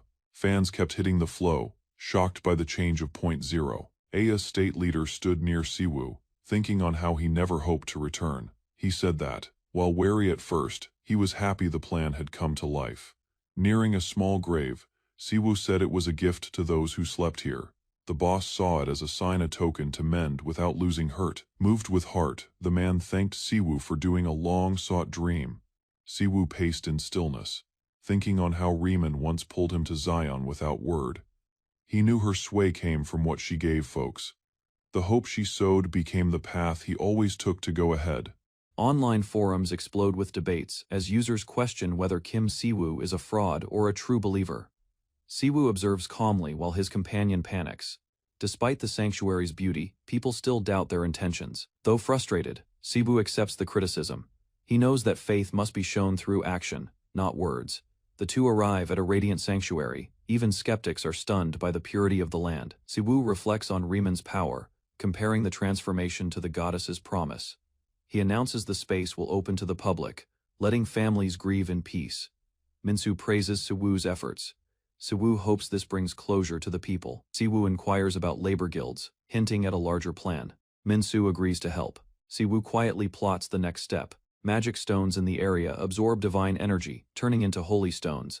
A mine rich in holy resources lies beneath the sanctuary. Siwoo asks Minsu if he's ever made merchandise. Minsu is confused. A system reveals a consecration facility for blessing items with holy stones. Siwoo sees an opportunity for steady income for the Riemann Order. Before acting, he's alerted unwanted visitors arrive, including a man from the Awakeners Coalition. Kim Siwoo meets with Kang Byung-soo of the Awakeners Coalition. The mood is tense beneath polite greetings, as hidden motives surface between each word. Siwoo gives orders to maintain calm. Meanwhile, the coalition men whisper about Siwoo's violent reputation, recalling the time he was nearly assassinated. With a sharp smile, Siwoo hints at past betrayals. Despite the smiles, he doesn't forget the attempt on his life. Kang mocks Siwoo's divine efforts, sarcastically praising the goddess for purifying land that once belonged to them. Siwoo criticizes Kang's hypocrisy, calling out his lies and the greed behind his past actions. Kang deflects, smiling confidently. Siwoo sees through the facade, recognizing the coalition's interest in the mine's wealth. Kang claims the shrine stones are government-managed. Siwoo counters, revealing their transformation into holy relics, accuses Siwoo of trespassing for profit, backing it with fabricated reasoning. He warns that national growth depends on guild control, implying Siwoo's interference hinders progress. Siwoo rejects the accusation, stating the department itself cooperated with him. He exposes the coalition's obstruction and greed, calling out their false claims of sacrifice. With anger rising, he reminds them they once hired a killer yet now come seeking favors. Desperate, Kang offers a deal: shared mining rights, infrastructure, and money to buy peace. Siwoo crushes the offer in his hand, asking if peace can be bought with paper. As holy energy crackles around him, Siwoo denounces the betrayal and mocks their attempt at reconciliation. Lightning bursts from Siwoo's hand, freezing Kang and his men in place. The sudden surge of power silences them. Siwoo grabs Kang by the throat, his divine energy crackling with fury. Kang gasps, caught off guard. Without a word, Siwoo glares, his eyes filled with judgment. Kang's strength quickly fades. Kang pleads for cooperation, claiming they still hold power. Siwoo listens in silence. Siwoo mocks his fear, then warns him to return only with an apology or face worse. AA system alert notifies him. His follower count has surged. A new quest begins. News reports reveal an investigation into Ground Zero. The public stirs with questions. The Riemann order gains attention. Inwook pushes through exhaustion to prepare their channel. Children wonder if Leo will visit. He's now busy at the sanctuary. They admire how beautiful Leo's workplace is. Plans to visit are made. The siblings chat excitedly. Cian offers to help. They realize their brother is the leader who purified Ground Zero. They tease him for being old. Laughter fills the room. Cian says goodnight, planning to visit soon. Alone, her brother reflects Cian grew up too quickly. He blames himself. News arrives that their grandmother is flying in by private jet. Her status as a relative of an irregular grants her government support. The siblings realize her visit is serious. She blames Siwoo for restricting her travel and plans to scold him. The atmosphere turns cold. One quietly mutters the dreaded truth, she's coming. The official Riemann Order media channel prepares to launch. Tension builds among the team. They nervously watch the subscriber count. Within an hour, it explodes to 43,000. The Ground Zero video trends, and thousands begin leaving prayers in the comment section. Curious about the comments, Siwo reviews them with a colleague, finding many heartfelt wishes. Leo confirms that Riemann blesses sincere desires, and these messages show growing faith. Siwoo reflects on their impact. His image finally aligns with that of a true cleric A system. Alert triggers a new quest. Expand the order and prepare for danger. Requirements include reaching 1 million followers and elevating the order's level and facilities. Soon after, a global broadcast is sent to all players on Earth, marking a major shift. Adventurers across the world receive the update, responding as the world begins to change. Holy energy restrictions are lifted. Divine influence is no longer sealed. The system of Earth prepares for a new era. All players must adapt to the evolving world. A worldwide report declares a disaster. Divine stirrings are hitting across chief creeds, shifting the Earth rank. In a shrine, chiefs meet to discuss the growth of mystic belief. A priest of the White Shadows talks boldly, vowing their lovers now hold holy favors. At a state trial, a clan pleads for their creed to be truly known, naming equity. Probed about their waking method, a veiled lady talks softly. She says solely trust is needed. Faith alone yields force and rescue. A male muses on the White Shadows, once doubted of foul feats, but their open deeds aimed on slaying fiends, not bonding with them. No hellish spark is felt from them yet, doubt stays. A holy ghost shows, praising Siwoo's work in finding lovers. She vows grace has woken on world still. The reach of holy forces brings state chaos. Grace is shown as force kept from trust, not tied to one lord. Greater trust fuels gods who favor their lovers. These lovers, in turn, show wonders fired by trust. Siwoo finds that a lord's force rests on the trust of its lovers. He asks why world missed holy forces until now. Those curbs were dropped along with mana, marking the start of world's wild shift. Siwoo fears he can't be told all due to fate rules. The lady nods but favors him anyway. A text vows her holy favor. His perks are briefly boosted for 90 days. She beams softly, saying this is the least she can do. She asks Siwoo to help make her better too. He beams, knowing her wants. To get force, he must teach and find more lovers. She asks if more folks from Zion can help. She vows to check. Siwoo jests about aiming harder. A nearby monk is shaken by his quick mirth. Siwoo looks out the glass, weighing the world's fast shifts. He knows the text about the Age of Rule has found all actors' change is certain. Fixed, Siwoo aims on his task. Keep the altar and teach. Quickly, a siren hits the air, breaking his thoughts. A crisis text warns orc moves, and odd mana waves across Korea. 5 years passed. North Korea broke due to space gaps. Now, its north part is seen as lost. Peers and scouts view it as a cursed land. Lately, in a staff room, a male mocks the mess, joking with Siwoo while others stay quiet. Siwoo knows Choi Sojin of the Goblin sect, but shuns bond with cruel groups. Choi keeps prodding Siwoo for easy talk, even vowing to speak about holy forces. A state leader breaks, asking Choi to be more formal in the talk. Choi ignores the hint, vowing he's just talking to a peer. The leader scolds Choi for steady breaks and lack of grace. Stress grows as bolts fly between them, taking notice across the room. Choi falsely praises the leader, joking about his look and style. Despite the heat, Choi stays smug and droll. Clearly liking the anger he sparks, he jests about hurrying the talk so the leader can do chores at the shop. Quickly, the gate slams wide as Chief Yo Seonho walks, ending the fight. He hails the room softly, talking on their spark and wit. Taking his spot, he vows to get right to the point. A high-tier talk is held to weigh the fast-moving orc pack looming the zone. The orcs, mostly local and dark, rarely work past their own kin. Now, however, all 7 kin have joined a wonder never seen before in worlds past. Leaders fear a secret force joining them. Path data vows an odd rule presence. Siwoo knows the style from Zion. Only one beast could lead with that rank of power. He finds the fact this is the work of an orc king, a beast fit for joining all orcs. The king has pulled over 100,000 orcs, making an army with scary power. This huge count forces state bosses to declare a top-tier alert. The size of the risk shocks the group, proving the need for prompt work. A state official delivers a grim briefing. Over 100,000 orcs are trekking south. To manage the depth of the peril, guard grades are shifted from Phase 2 to Phase 1. The official states that orcs carry 7 unique clan marks, proving a vast. A male details the great sovereign's power, claiming it beats all other orcs in force and rule. Under the great sovereign, warring clans merge without fight, pulled by gut trust. Another leader hints Kim Siwoo should grant this to experts. Siwoo probes their right to hold state lands if they claim to be experts. Scorn and irony grow. The official stresses the orcs' ruinous ways. Siwoo, goaded, stops himself from striking, only due to the chief's presence. The main official fixes peace, asking Siwoo for a fix. Siwoo suggests a bold path: slay the great sovereign. Hitting the pack is too dear, killing the head is more swift. He states the orcs will fall into mess without a head. Clan feuds will restart once the sovereign is dead. The idea sparks fury. Reaching the sovereign through the giant host feels absurd, while others debated the peril of coming on soil. Siwoo probed the need to fight that path.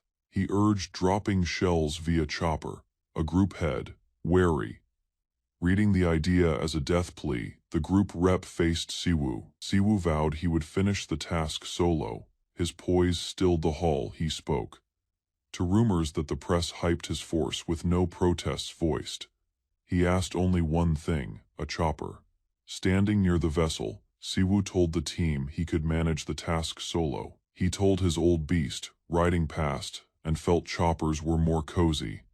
His poise seemed to calm the troops, though they stayed wary. They gave a dragon gun, but Siwoo refused, showing he had his own feats. He used a feat that gifted the chopper with warding spells, amazing the team. Siwoo grinned, knowing even fiends would pause to hit the vessel now. Vlog ready. Sul Sim-young aimed to record the task for the feed. Siwoo let filming near the Lost Lands side, dodging the magic spot with a sly look. He aimed to gain from the show's fame. As Semyoung shook with fear, Siwoo told him that all would be done fast. Semyoung called it a pride to film for Riemann, moved by faith. Despite fears, the chopper rose into the air, flanked by flying fiends. The vessel soared well, barely dodging every flying peril. Semyoung told that only 5 ticks stayed until start. Below, orcs watched the vessel fly without acting, proving Siwoo's plan had worked. In the war room, leaders tracked the feed. One officer tried to end the show, but the chief refused. 2 ways were set: Siwoo's solo raid, or a backup wall led by the Tiger Group and army teams. A staff member feared about the odds of loss being shown live. He stated that if Siwoo lost, no other path lived anyway. The load was truly his. He probed if raising the bets openly would work to spur or shame. The army no more matched big groups in force. The scale of power had moved. The land couldn't hold groups, nor guard itself from them, marking rising chaos. Kim Siwoo stood alone, unlinked with any state or group power, a free card in a torn world. In the war room, an official told why returnees like Siwoo are named plagues. Siwoo's weight matched that of souls who could break a whole culture too tough to be ruled by human powers. With such massive force, calm return was slim. The word plague fit even more to those past normal scale, those like Siwoo. The chief said they should steer the mess to help state gains rather than fight it, though debated. It was known that Siwu freely fought the Nakthe. Chief stated they had no real force. Accord with Siwu was their only open path. Web fans feared as the feed went on, some joking. The chief coolly noted public gloom. The lot had lately been cast. The chopper hit the raid zone. Siwu saw the great sovereign was now in view. Sighting the huge orc, he saw its change from basic ones and aimed to jump. Showing live, he named the main link before throwing himself from the bird. Falling fast, Siwu's glow cut the sky, shocking the orc host below. Orcs looked up in daze, unready for the sudden raid. A wave of blue force flared on touch Siwu had hit, and the war had begun. A radiant blast tore across the firmament as the hero dropped, draped in holy power. He crashed into the dirt, tossing sparks and rocks. His body stayed whole, despite the heavy drop. Getting up slowly, he spoke about his joints. A far cry warned of fresh peril's arrival. The beast arose, giant and thumping with foul power. The male viewed him coolly. He sighted the beast's bulk, sensing a slight bond. The beast looked stunned by the human's poise. The beast once told no mortal held a risk, now feared that word. Foul power hissed as the beast felt pure force flowing from his rival. The male stated, chiefs like this weren't gifted, but built by unholy force. Seeing Satan's seal, he asked why beast lords were raiding Earth. The beast denied to reply. Luck had lately fixed the goal. Crying, he held his blade and rushed ahead without delay. The male braced himself, look fixed on the coming peril. He weighed the power pure fury, bound with raw muscle. Force flowed around him as he met with holy power. Their blades hit, throwing a spark that rent the field. Falling with grace, he simply spoke on the beast's power, well past usual tears. A dark glow bound around the beast as he stated their goal lately in play. With a yell, he called his troop, joining the beast clans into line. Thinking on what he saw, the male knew that foul power, more than feeling scared, he saw this as a way to hit before things grew more. Smirking, he rent the air by joking on how the clip might go big on Mechub. The beast boss gave him a plain fight as a mark of honor. Bored, the male stated he was just filming, unmoved by loud war today. He then mocked their looks, causing clear anger among the beast troops. Static force rose in his palm as he stated he didn't want heart. He wasn't a fighter. The beast's sure look fell, moved by the easy scorn. The setup proved his skill had passed usual fate. World bowed as the giant power started, tilting the sky with static force. A huge flash of thunder fell, eating the field in a pulse. Blasts rang across the edge, marking the ruin of the beast troop. A bright show of power lit up the wall as viewers looked in shock. Notes poured in, queries on magic, shock at the show. Amid the mess, a voice mused that vast power kills gaps. Everyone grows same before it. Nearby, easy talk on food parts reminded one fan that the user of such force lived a plain life. He thought back to being told to get soup parts that very day. He knew he had briefly lost the fact. This male was an outlier. Drifting mid-air, the hero looked holy. That lone word rang in his head, unsaid, yet sure as he looked at the bright field. While notes online mused loudly, one beast's limb shook on the burnt dirt. The male moved fast, feeling life still tied to the fallen foe. A fast hit ended the risk. His look stayed cool, nearly bored, drifting above. He softly knew the pain of needing a second hit. Anger flowed out. Living that hit spoiled the grand end he sought.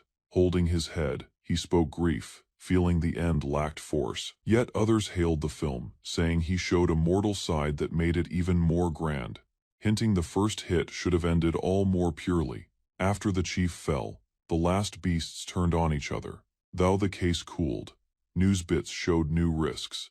His name hit news, and the load of public hope began to rest on him. Despite wanting to aid, he paused, knowing something deep was holding him back. A setup sign rose. He had hit the holy power cap and was locked for 24 hours. Flashy thunder bolts downward as a giant spark stabs the air. The earth bursts in a vivid flare, throwing rocks in every path. Fear hits over the command room as crew struggle to grasp the blow. From the mist and glow, the monk walks, safe, showing massive force. He talks the media, easing the weight of the spell's result. Meanwhile, a car flies down the track as a voice talk starts. The boss man on the call gives over rule, noting fast flight to Asia. His peer agrees, showing thanks for beating the beast raid. Above, a jet rips through the blue, marking moving duties. Back home, a young boy looks through scary news on his cell. Haters say the monk fled after pushing his faith. His peer mocks, naming the story's junk news trash. Web talk grows with mixed views about the monk's deeds. Amid soft fights, they ready to cook. Spud cakes sizzle as they leave the wash-up to folks. After ending their food, the group talks on news that the big cat was felled by a lone man. One of them ignores the talk but still weighs the chance with a firm look. Ready, Siwu softly vowed. It's time to start church plans. Outside, the grand shrine shines under the glow as a data wall shows up. The veiled task. Monster Wave is marked done, with Siwu's work known. Though messy, the setup proves his win and gives him the long-sought prize. A new loss clock shows, curbing Siwu's holy power for 24 hours. He checks the sex rank and is shocked by how many fresh fans came. Leo turns his focus to the crowd massing nearby, full of hope. As Siwu nears, Leo notes that many want to join after the stream. Many fresh fans walk out, moved by the film and old losses. The monk hears to their thanks while softly knowing they're hurt. He gives the lore to Leo, naming him as the formal monk. Leo is crushed upon knowing he must state the law 200 more times. Their talk moves as someone tells him of work laws on Earth. Siwu tells Leo that backup from Eden are coming to help teach law. With rising doubt, Inwook softly probes his brother's real goals. Walking along, they talk the money lack from the rising count of fans. Inwook hints taking gifts like other faiths to help costs. Siwu proves that first gifts will be taken, though not for own gain. Bending near, he tells Sian's school cost, leaving Inwook shook. Torn, Inwook probes the law and morals of Siwu's way. Siwu mocks off the fear, funnily telling him not to talk near Leo. A note shows that the blessing house can now be built. Using holy points, Siwu starts building of the room with bright light. The fresh hall shows, and Inwook is moved by its goal. Inside, they find goods like sect life charms and rare holy gems. A maker shows himself and looks the strange holy gems. After talking bulk work, they sign a deal for daily flow. With a grip, the holy gem work deal is formally made. Joy grows as Siwu sees the holy gem charm gaining ground in the sect. A full item wall shows its perks, boosting life based on the gem's state. Inwook looks in shock as a loud sales ad lifts its fame. Despite doubt, Inwook weighs it to old life scams, while Siwu stays sure. Fears rise about how the world may view mixing faith with a life item. Siwu vows, it's real, blessed by monks, and based in holy force. Cash strain leads Inwook to rank his sister's school bills. The grace task returns as Siwu cannot use holy power at the moment. Leo, the soul-working monk, becomes the wary answer to the grace task fast. A word from the main god gives a bright note to Siwu. The setup proves help is on the way. A holy soldier like Leo will come. Siwu stands by, barred from holy use, as he waits for holy help. The shop refreshed, providing the unique rank paladin commander. Despite the steep cost, he saw he might buy it using assets from a secret task. He authorized the deal. The machine took it and cleared interference from Riemann. He asked if the portal's time and spot would be shown, noting past chaos from vague facts. Though it took him to Leader Choi before, he knew they had stayed lucky. The machine replied that the data had lately been delivered. The deity apologized for the halt and stated that aid had lately been sent through a linked road. He thought on the shaky earth. Portals and cells were decaying. Press showed a clash. They named the raiders as the Riemann sect. A red-haired fighter stayed solo in a torn road, ringed by dead foes. New troops came, She asked if they were foes. They acted fiercely without replying. She braced herself. The troops rushed, thinking they might defeat her. Her strike was instant. One blow broke the pack with great power. She flew high, giving a mighty hit mid-air. Her red locks trailed like a flag. Stopping softly, she said it was her turn. The troops paused in dread. A huge crash broke the field as Luna's hit flared down. Watchers stared at her still signs, baffled by her easy mood, while rival clan peers were being crushed one after another. The hero called for facts from Riemann, but the spirit suddenly quit its aid, saying its part was over. With the spirit ended, anger set in. The state had grown past their grasp. Luna truly stated her name as the third paladin commander of the Riemann sect and head of the Falma troops. The news shook every person there. Her rank solely turned the scale of power fast. She was hailed as the Bloody Saint, known for hitting foes across fields. Though good with many tools, she chose the club, gaining her scary name. Her power and sway made her both feared and liked within the sect. Despite her cruel name, she acted simply, showing rare charm past war. She held vast sway and public draw. In this age, her being solely could mold public views. Later, the team fought over why the row grew. Leo owned the fault, but stated it kept rules. The hero asked the lessons that led to such ends. Stress rose as the hero called to know who made the mess. The pair traded quiet looks, avoiding clear news elsewhere. A portal flared at Inchin Wilmedo. A dark soul came from the gate. The zone was fast shut off. Chiefs moved to keep the press at bay while saying a raid was moving. Press asked for news, rising doubts about a link to the Riemann. As the mob grew tense, Person noted a Riemann fan among them. Luna's name as a Riemann peer only fed the dispute. The hero knew that showing now would mar his face and stir fury. Plagued by web plots, he feared failing his chiefs with even one slip. They aimed to creep into the wall made to stop Luna, hoping to shun more fight, breaking rules. They went inside. Holy Shield thinned the wall as they moved. Seeing the unfair rules, one spoke, joking the rash choice to go without care. Inside, Luna stood on a heap of dead foes, still and poised. He liked her grace, but couldn't ignore the ruin left behind. Just as he sighed, Luna hit again, ending the point with grit. With a gust of power, Luna threw her rival back, ending the bout fast. Nearby peers noted signs of stir, guessing Person from the Daeho clan yet stayed. To them, it seemed like Luna was only viewing her foes act rather than going all out. A fresh fighter ran in, letting a direct hit aimed at Luna's spot. The blast tore through the soil, moving both forms and ruins into the sky. Noting the mess, the hero moved out to help before things failed. He shut the coming hit with a raised palm, stopping it dead. Luna turned, glowing with glee, and took his palm without doubt. Softly, she stated her coming was led by Riemann's holy wish to help him. Leo arrives slow to the conflict, apologizing shyly. Luna meets him quietly, but the strain is clear. Below them, havoc breaks as fighters hit in chaos. Leo asks how things grew. Luna proudly says it was due to Leo's lessons. Leo, dazed, is left quiet by her reply. A guard guards their deeds, saying they solely kept rules and hit an unknown soul.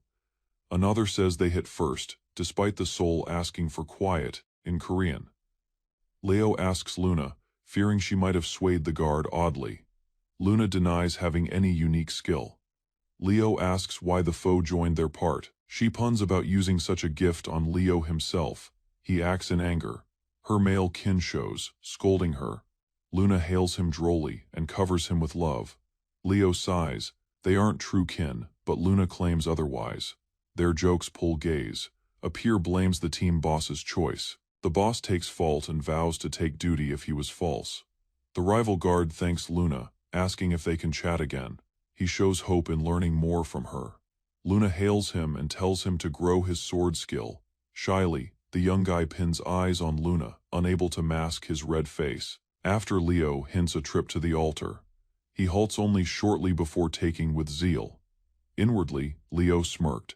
Gaining an S-rank fan might be within grasp if managed well. Luna's droll remark about Leo's ways pulls soft mirth from the pack. With the strain gone, Leo hints they go back, pleased with the end. By then, news have already started spreading, showing Luna and the event's fix.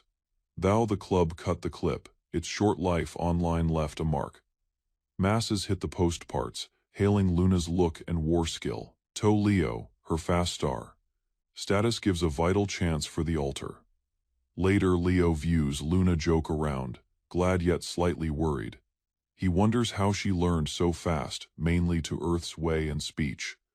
Luna, still smiling, tells him of his old nose and pokes at his ego. When asked about her phone gifts, Luna credits Holy Aid. Truly, her favor lets her work anything, even new tech. With a light grin, she simply moves, and says, I think.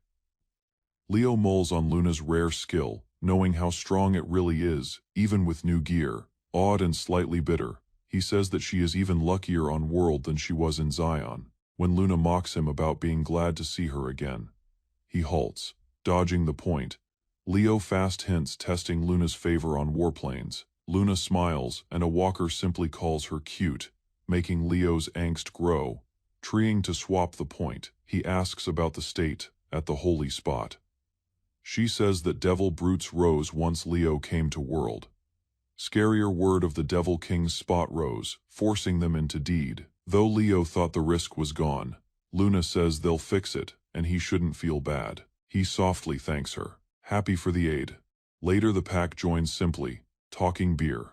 Luna asks how it tastes on World. Just then, a small girl shows, dazed to see Luna, calling her sweet. Luna hails the kid kindly. Leo is caught off guard by her fast show. She hails Leo's young kin, not meaning to fluster him. Despite his cry, Luna keeps mocking, leaving the rest smiling at his cost. Luna says herself kindly to Leo's young kin, asking them to call her sister. Inwook shyly asks for proof, dazed by her heart. She hails Inwook's film skills, and asks if it's fine to stay more. Luna gladly lets it, winning over the kids fast. Leo coldly asks the age gap, while others joke about being uncles, adding light haze. As dusk falls, Leo softly mulls on the rare span of quiet, shared with both. Far from the town, dark power starts to wake, voicing laws to take and serve. A giant form shows, throwing fear. Nearby scouts start to run in dread. One guard is hit mid-flight, and others see their tools are weak. A-team boss plans to buy time, urging others to ask aid from the Riemann sect. He begs they fetch Pope Kim, thinking it's the only path. The brute looks pleased, knowing New World has begun. World has transitioned into the age of rank, where magic frameworks control strength. Olden religions struggle to stay prominent as imagined convictions grow with actual impacts. Gamers are awarded status, regardless of piety, causing many to select dogma based on gain. A ritual collects earnest devotees. Amidst them, a little male stands out, the youth, Sungwoo. Lately entered the sect with his dad and exhibits true devotion. He is shown to have been birthed with a fated future, attracting interest. A cleric muses on Sungwoo's clean heart, uncommon even inside their fresh church. The child's arrival prompts the cleric to rethink his personal pious concerns. The leader is invited to talk, as disciples keenly wait for holy advice. The leader moves ahead, schooling that devotion must strengthen, not rely. He denies hollow favors, vowing to coach them to employ sacred force correctly. Glow collects in his palms, marking the dawn of godly teaching. He says them he won't exhibit a wonder, but assist them build one. Riemann won't betray them. Devotion must emerge from inside. Few watch him uncomfortably, troubled by his quiet look. A male bolts into the chapel space, disregarding all alerts. His haste snags everyone's focus. Named as a person of the monster clan, he begs for the leader's aid, noting peril regarding their boss. Dropping to his shins, he implores leader Kim Si-woo to rescue boss Choi Sojin, who is stuck at Busan's Center Zero. The male states that Sejojin might already be gone due to rising risk at the spot. A memory displays the bleak event, the force around Seojin murky and eating. The story shows 3 Center Zeros in Korea, spots haunted by leftover aura from old raids. The Busan Center Zero is presented as the third and least steady zone. It started from a raid portal 3 years back that gave lasting pollution. Despite smaller aura counts, its spot in a big town makes it uniquely risky. The Monster Clan played a chief part in locking the raid, and took portal search claims. Portals linked to alternate realms started appearing, boosting clan duties. Gains were achieved, but fresh storms rose with global portal growths. Zone Portal arrived in Busan, initially ignored due to its routine. After 2 suns, the Monster Clan met harsh inner drama at the spot. A report came from Choi Sojin, alerting of a risk past tier powers.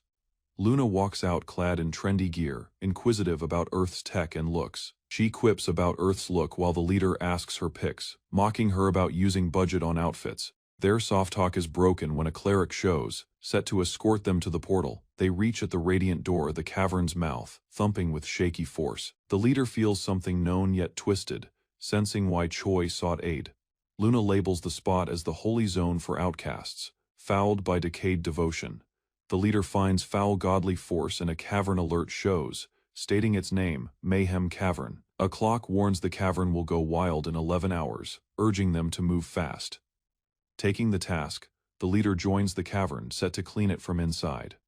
Within, they locate themselves in a weird ruined zone unlike Earth or Zion. The world looks a broken land, hinting at total spatial rift. A clan person says it's fake, room bigger and more bent than it looks. The leader tries to track Choi's spot using godly force, but gets no echo. Since this spot was holy to another sect, godly sensing is broken.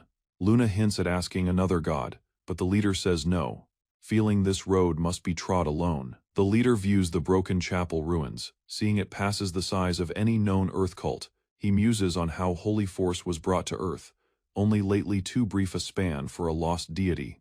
He decides the spot must belong to a silent deity from another realm, long left by pilgrims. A memory states that holy force comes from the trust of living souls. This prompts a paradox: how can force be sensed in a spot where trust must be dead? He finds someone still stays here, keeping to trust in the lost deity's life. Quickly, the zone quakes as ghostly shades start to climb. Luna and the leader are circled by many shades in hooded robes. She notes on how his ideas tend to create mess as the shades fall from the chapel. Amid charred debris and dying glow, Siwoo stood still over the corpses. 3 years had gone since his entry in Eden, each packed with constant strife. Boredom pressed on him as dreams of kin and intent started to slip. Behind him, Riemann emerged, asking whether he yet desired her demise. Without replying, he stayed as she uttered of lasting grudge and trust. She told him that deities endure only via the devotion shown in them. Her concluding words rang as she drifted in bright flare. Eras passed, but grasping her lesson still baffled him. Within broken remains, he found souls that had strayed their holy track. A crimson-haired guard blocked him, annoyed by their eerie purity. He warned her not to assess by look, but she cited his own slant. Their talk grew silent as his paradox became vivid. Cries rose from the beasts as tension swelled. Siwoo saw they were trapped spirits, denied rest by divine ropes. He asked whether force taken from such bondage could still be dubbed pure. Luna began her strike without pausing, calling the warped ghouls wrong for rebirth. With a mighty jump, she threw herself toward the foe, radiant blade held. Her blow landed, but their counter sent her tumbling to the dirt. Getting quickly, she asked Siwoo for consent to clean as she felt right. His remark was cold.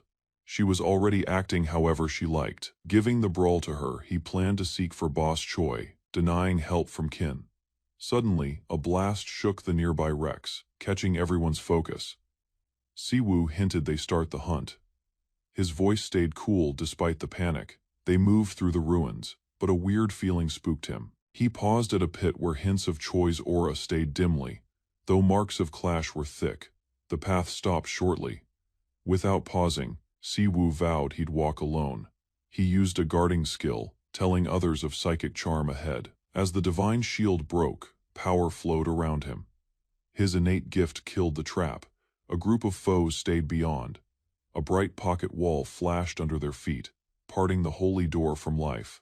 Siwoo dived ahead, vowing to come with Boss Choi as the group cried out. Thunder hissed as he moved into the spatial zone, fading from sight.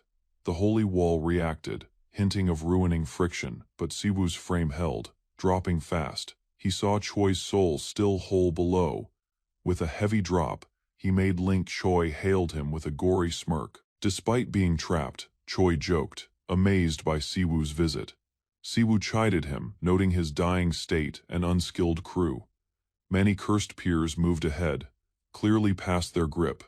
Choi backed them. Many were new, born raid scouts, unready for brain bonds. He vowed he'd never leave them, even if it meant harming himself. Siwoo watched softly, seeing Choi's mental grit amid mess. Doubtful, Siwoo asked who was behind the charm. Choi told, hearing orders yield. Honor, duty, but had fought. Giving his aid, Siwoo grinned, teasing that rescue would cost a fee.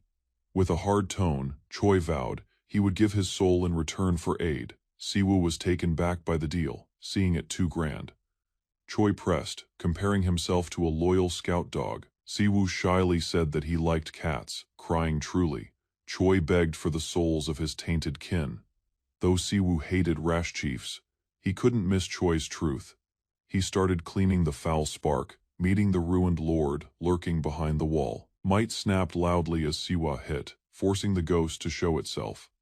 A world alert showed washing of the dungeon's king had started. From the glooms, the church's evil boss came, orating the plea to kneel. Without pausing, Siwoo fought back against the giant beast.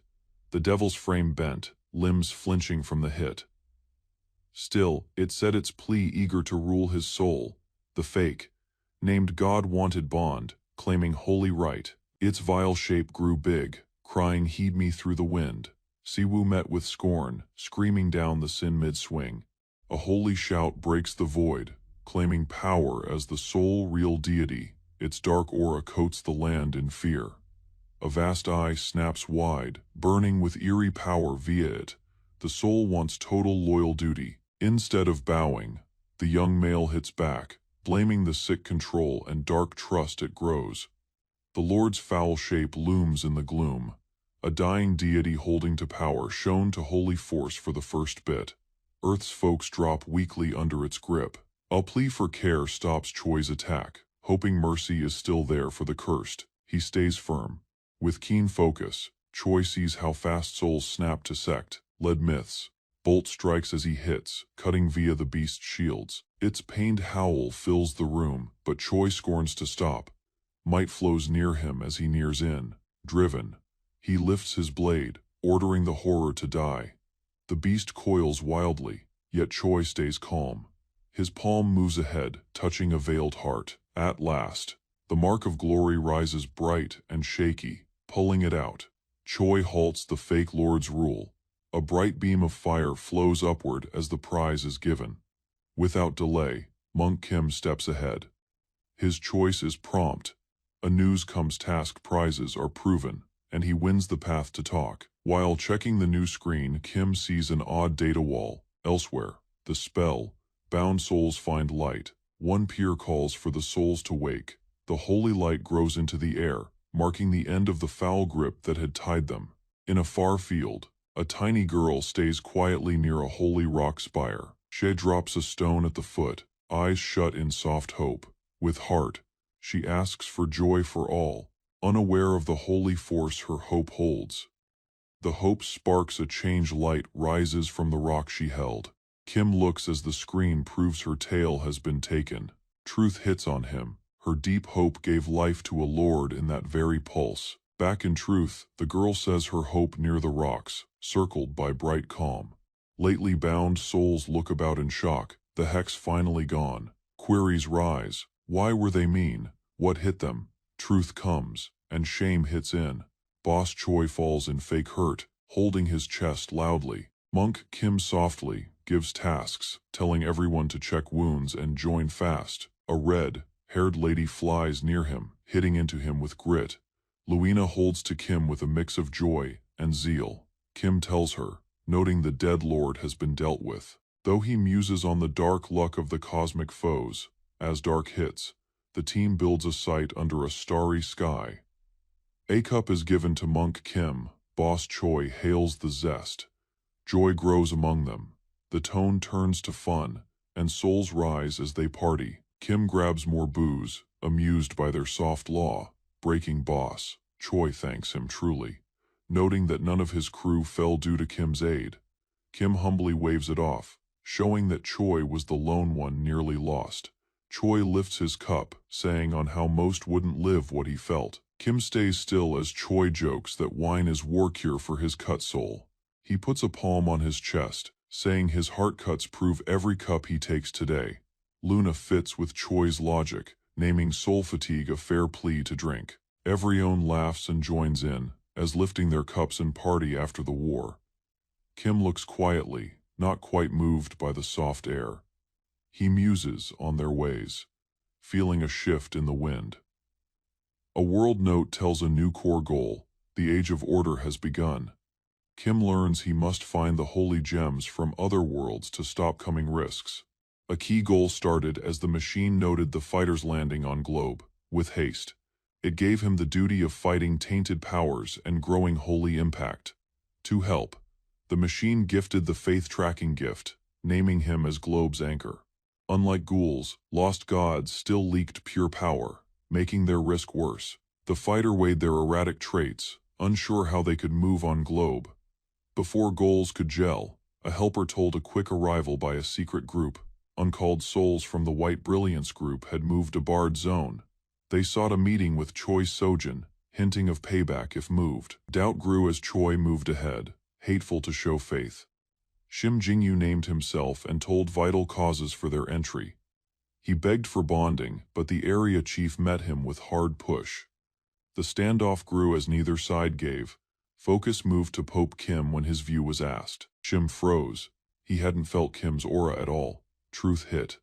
This wasn't an average chief, it was the Pope himself. Luna raised her tone, telling Shim to show honor. Her act was fast, but heated. Before storms broke, Shim told her to back down, feeling a holy aura. He felt holy power from the rival group, far from soft. It leaked force from every soul. Although holy power was new to this realm, its effect had lately spread. Pope Kim softly judged their trust, thinking about the god who braced them. Shim told their goal. One of their seers felt an unknown god seeking to raid Globe. The heavy holy power pained Shim bodily, proving the risk. Choi knew their right guess, and was moved by the seers' gifts. Shim stated, it wasn't luck. Their god gave vision to save humans. Still Choi doubted their choice to bring so many souls without leave. Shim fought their presence, saying that without Pope Kim, ruin would have come. Meanwhile, Kim doubted their real goal. Fearing veiled plans behind their count, Choi noted how close they came to dying inside the cave, kept only by Luna and Kim. He feared what might have come to the rival god if that had happened. Facing Shim, he stated only formal guests were given entry. Fired by fury, Chojin spat out, naming the guests as raiders with no claim to intrude. He told them of schemes to win over the cave, while his clan was still mending. Now that the cave was won, he told they move to their lands without more weight. Shim, seeing more talking would be hollow, agreed to leave softly. Before going, he voiced the church's care in Pope Kim's state. Kim firmly shut the plan, showing no mercy for unasked pious focus. The priest pushed on, hinting shared creeds between their groups. He asked for a later talk, but Kim moved away, bored by the deal. Elsewhere, word of the White Brilliance group's bond with the National Awakeners Union spread fast. Pope Kim glared at the news, annoyed by the union's link. Meanwhile, the group rested at the house, voices rising in talk and fun. Choi jokingly named himself a loyal watch mutt, while Kim said he liked cats, despite the fun. Kim thought secretly that he never aimed to join with the Goblin clan. That night, Choi stated plans to visit the Riemann Order's house the next day. To Kim's shock, Choi hinted making a formal bond between their clans. Choi gaily showed his faith, naming himself a watch mutt of the house. In a quiet talk, Kim owned shock at the aimed bond with the Goblin clan. His peer stated that the bond would help win reach. Choi flew in, breaking the talk with loud zeal. As joy broke out, Kim was asked if he knew the Yusen Group, a major state firm. While the guest showed his own rich blood ties to the firm's supply arm. Showing their tools, the guest gave full aid for legal mart through their web. Truth hit Kim. This wasn't just a clan, but a strong blood firm moved. Kim fought to match Choi's easy look with his grand roots. It was proved. Choi Seojin, chief of the Goblin clan, was from the Yusin blood's fourth birth. Despite aid from his blood, Choi vowed the clan was made through his own work. Kim owned that, agreeing not to judge his goals or birth. Choi gave a grip, hinting they work together. Whether as peers or loyal scouts, Kim took, amused by Choi's gold and aiming to stay near for useful goals. With a sigh, Choi said that such act barely felt holy for someone like Kim. A monk walked into the room, meeting the leader's plea with steady haste. With all around, the climate turned tight in weight. Ending the quiet, the leader named the White Brilliance Group, a formal foe of Riemann. Error was stated plainly beliefs that clashed with their holy law. Amid a group of deities, short packs had once built to stop the demon lord. A deity told them that forced trust was just duty, not faith.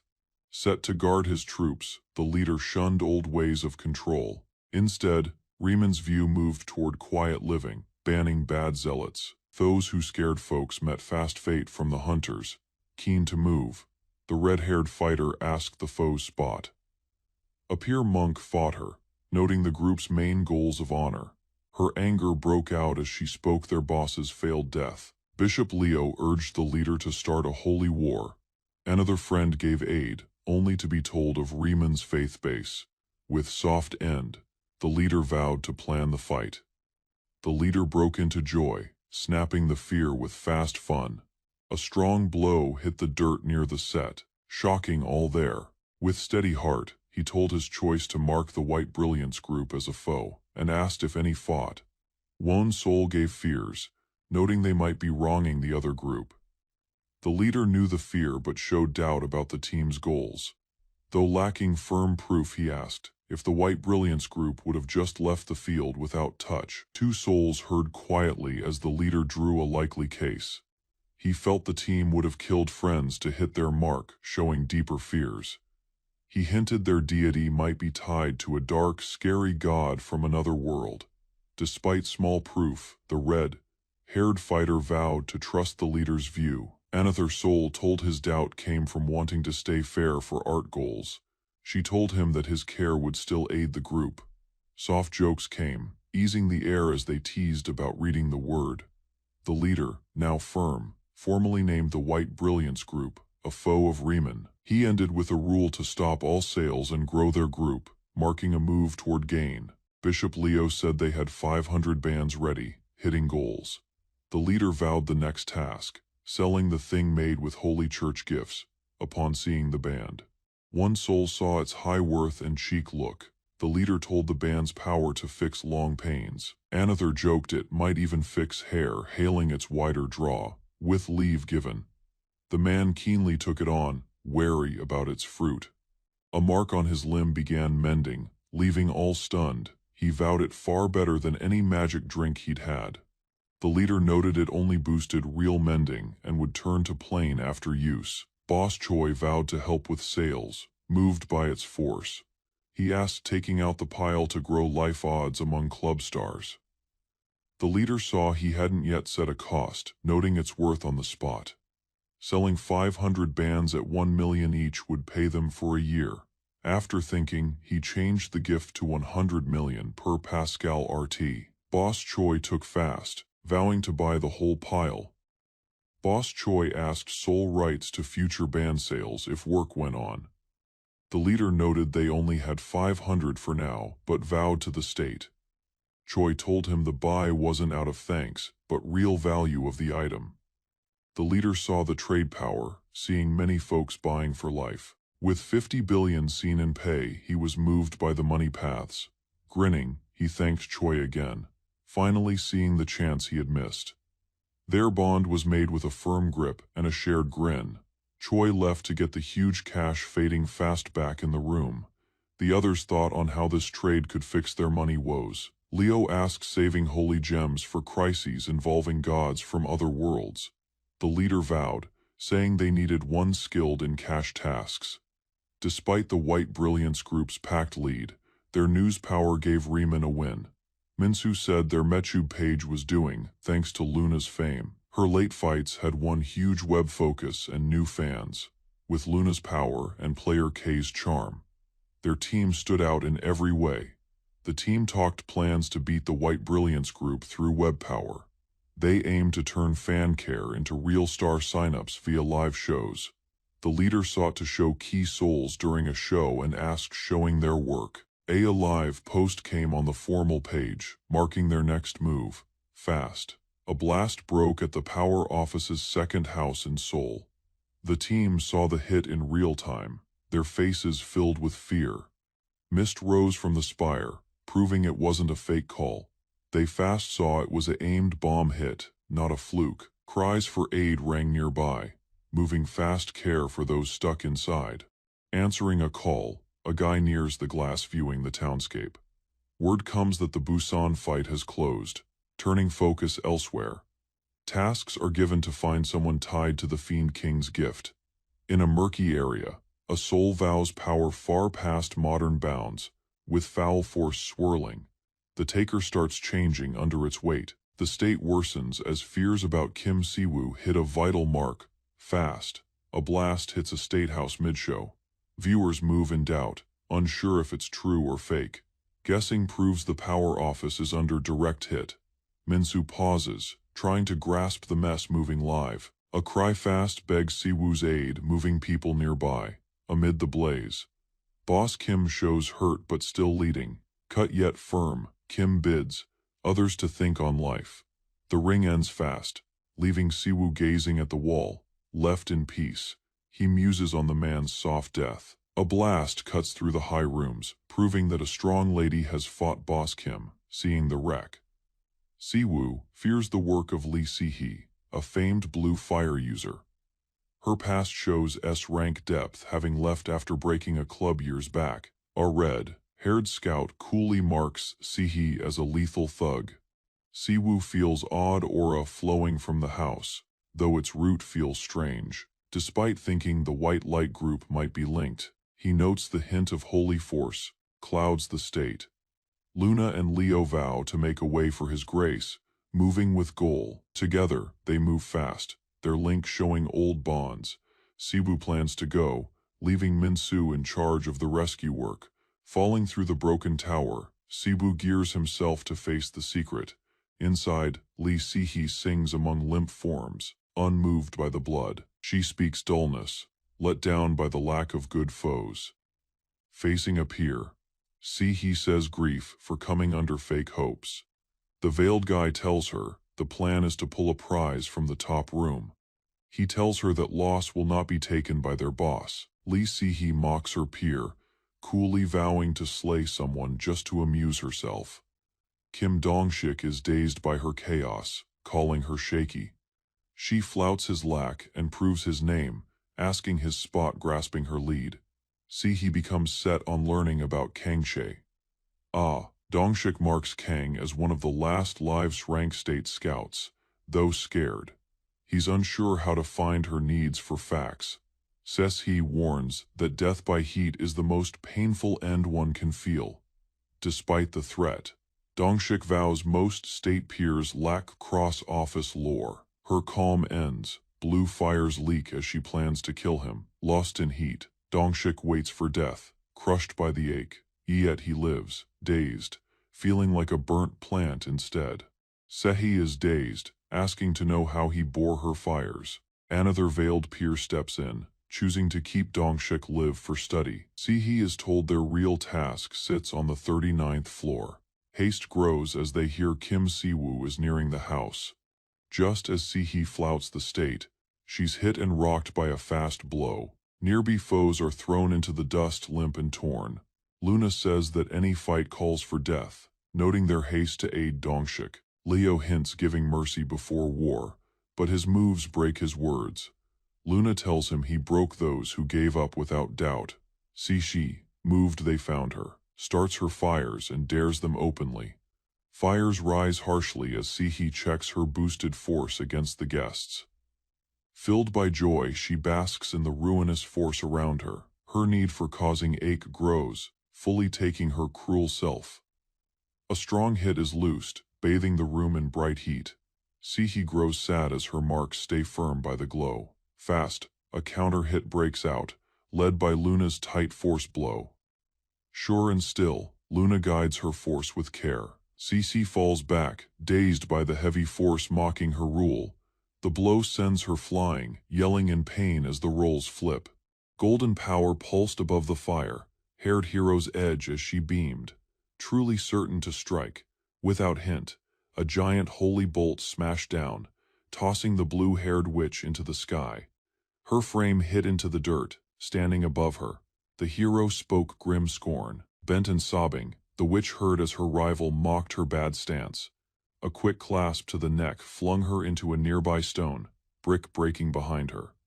The hero told her that joining mana with holy power was a lethal slip. Tides of clashing force rose fiercely through the witch, pulling at her from within. Still and amused, the hero viewed the pain start amidst bright light. She owned liking cries, mainly from those she felt lovely. Shoes beat the deck as a veiled person ran down the hall. He spoke doubt that Lee Sihi had been beaten so fast. Panic rising, he let out a loud sob as he moved ahead. A high man in monk robes gave tireless hunt. While his troops slowed the risk, the runner felt life was short. Ahead, the locked holding deck came into sight, his only way to flee. Knowing the mission was dying, the veiled man held his grip on the blade and reset his hope. Keep the person at all costs. Spark leaped as he moved the safety zone. Flight by the peak door was now his only real choice. He got to the rally spot. His troops met him, but his rage broke when he saw they hadn't left yet. A plea came fast. The panic lock had slowed their goal. They showed the seized kid, bloody but moving. The person had fought back right after escape, despite the deaths. The boss was glad. He could feel the foul force coming from the person. A team scout asked if they should join with the fire girl. Instead, the task was sure. Go to the roof. A magic ring stayed. As they fled, the boss thought. 3 units was all he felt. Secret to the others, the peak ring was a ruse, a giant self-death charm. They were used. Their deaths would make his flight. Grip the book. He voiced that he could take the rest once he was gone. Before he could start the charm, fire broke. A soul dared him from behind, poking the plan of killing peers. A peer stepped out with still poise, beaming. The man in the dark suit called him out. Crime, he said. Shouldn't be this stale. Siwoo softly faced the moving man. Knowing the hurt kid as the Demon King's shell shaken, the man told it. The shell was surely meant to bring the Demon King into this land. Siwoo told him being wild with such a power would lead to death. Quickly, the shell hit hard, putting his teeth into his own friend's skin. Gore flew as he ate meat, crying wildly in a raw rage. Siwoo told, Demon King shells grow hardy by eating their own race. The floor was wet with gore as the shell sat, shaking and shaky. Steps later, he flew towards Siwoo, fully lost by drive. Siwoo hit back fast, pushing the kid away without pause. A freakish force broke from the kid's frame, showing a part waking. Siwoo spoke the path, the more sin done, the closer a shell moved toward being the Demon King. The kid, still half sane, bent among dead, his change moving. His limb beat and bent oddly, mending faster than hoped. Siwoo saw softly, noting the mending was grand, despite part waking. With fury, taking mind, the shell cried and moved, needing death. Siwoo hit the shell down, stopping his wild move with a fast slap. He felt the kid's change was part due to poor kills.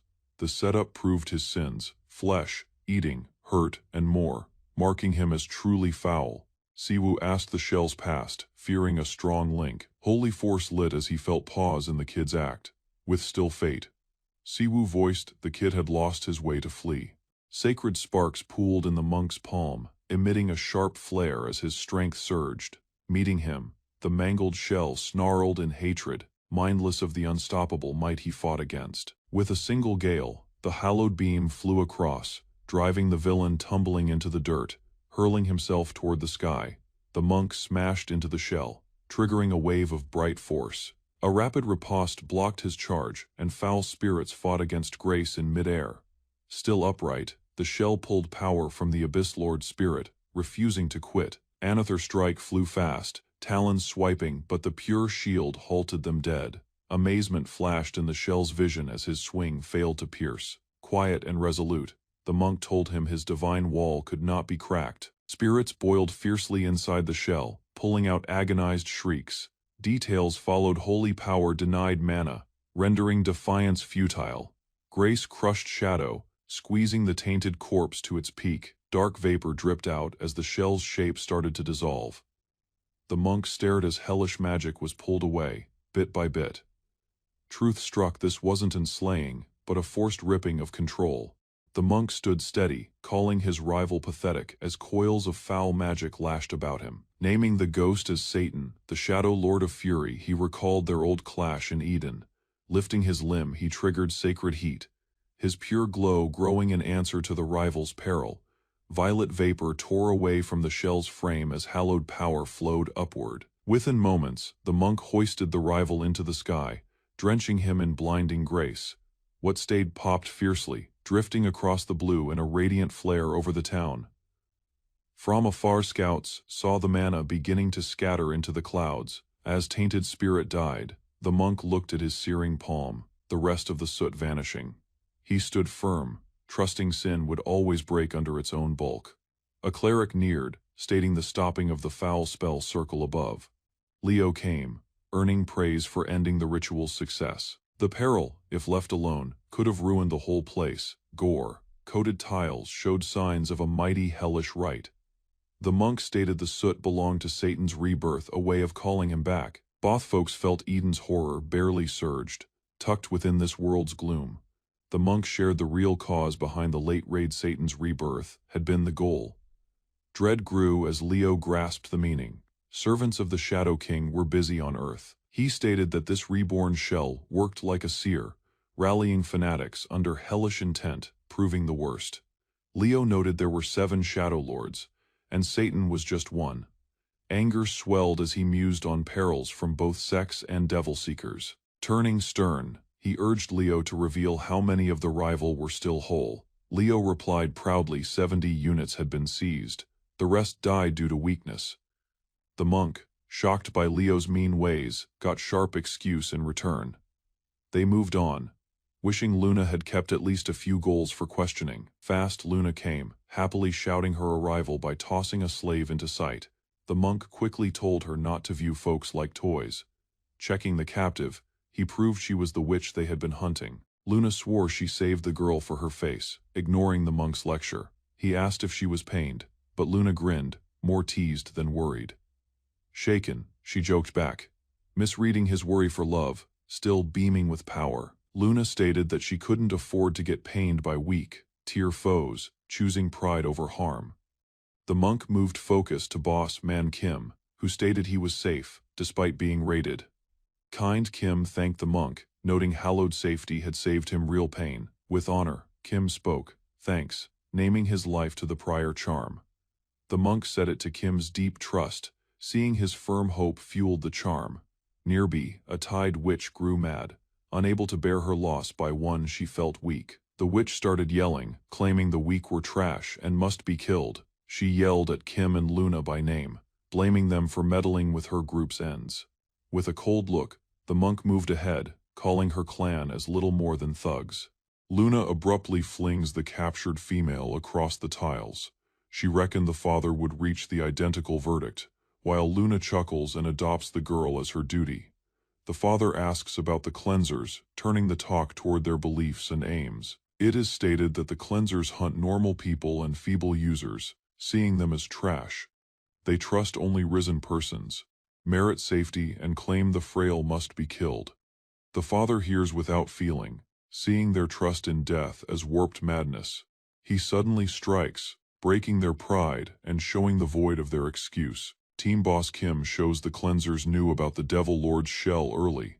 Notice shifts to a high-safety jail holding Park Soho on the 38th level.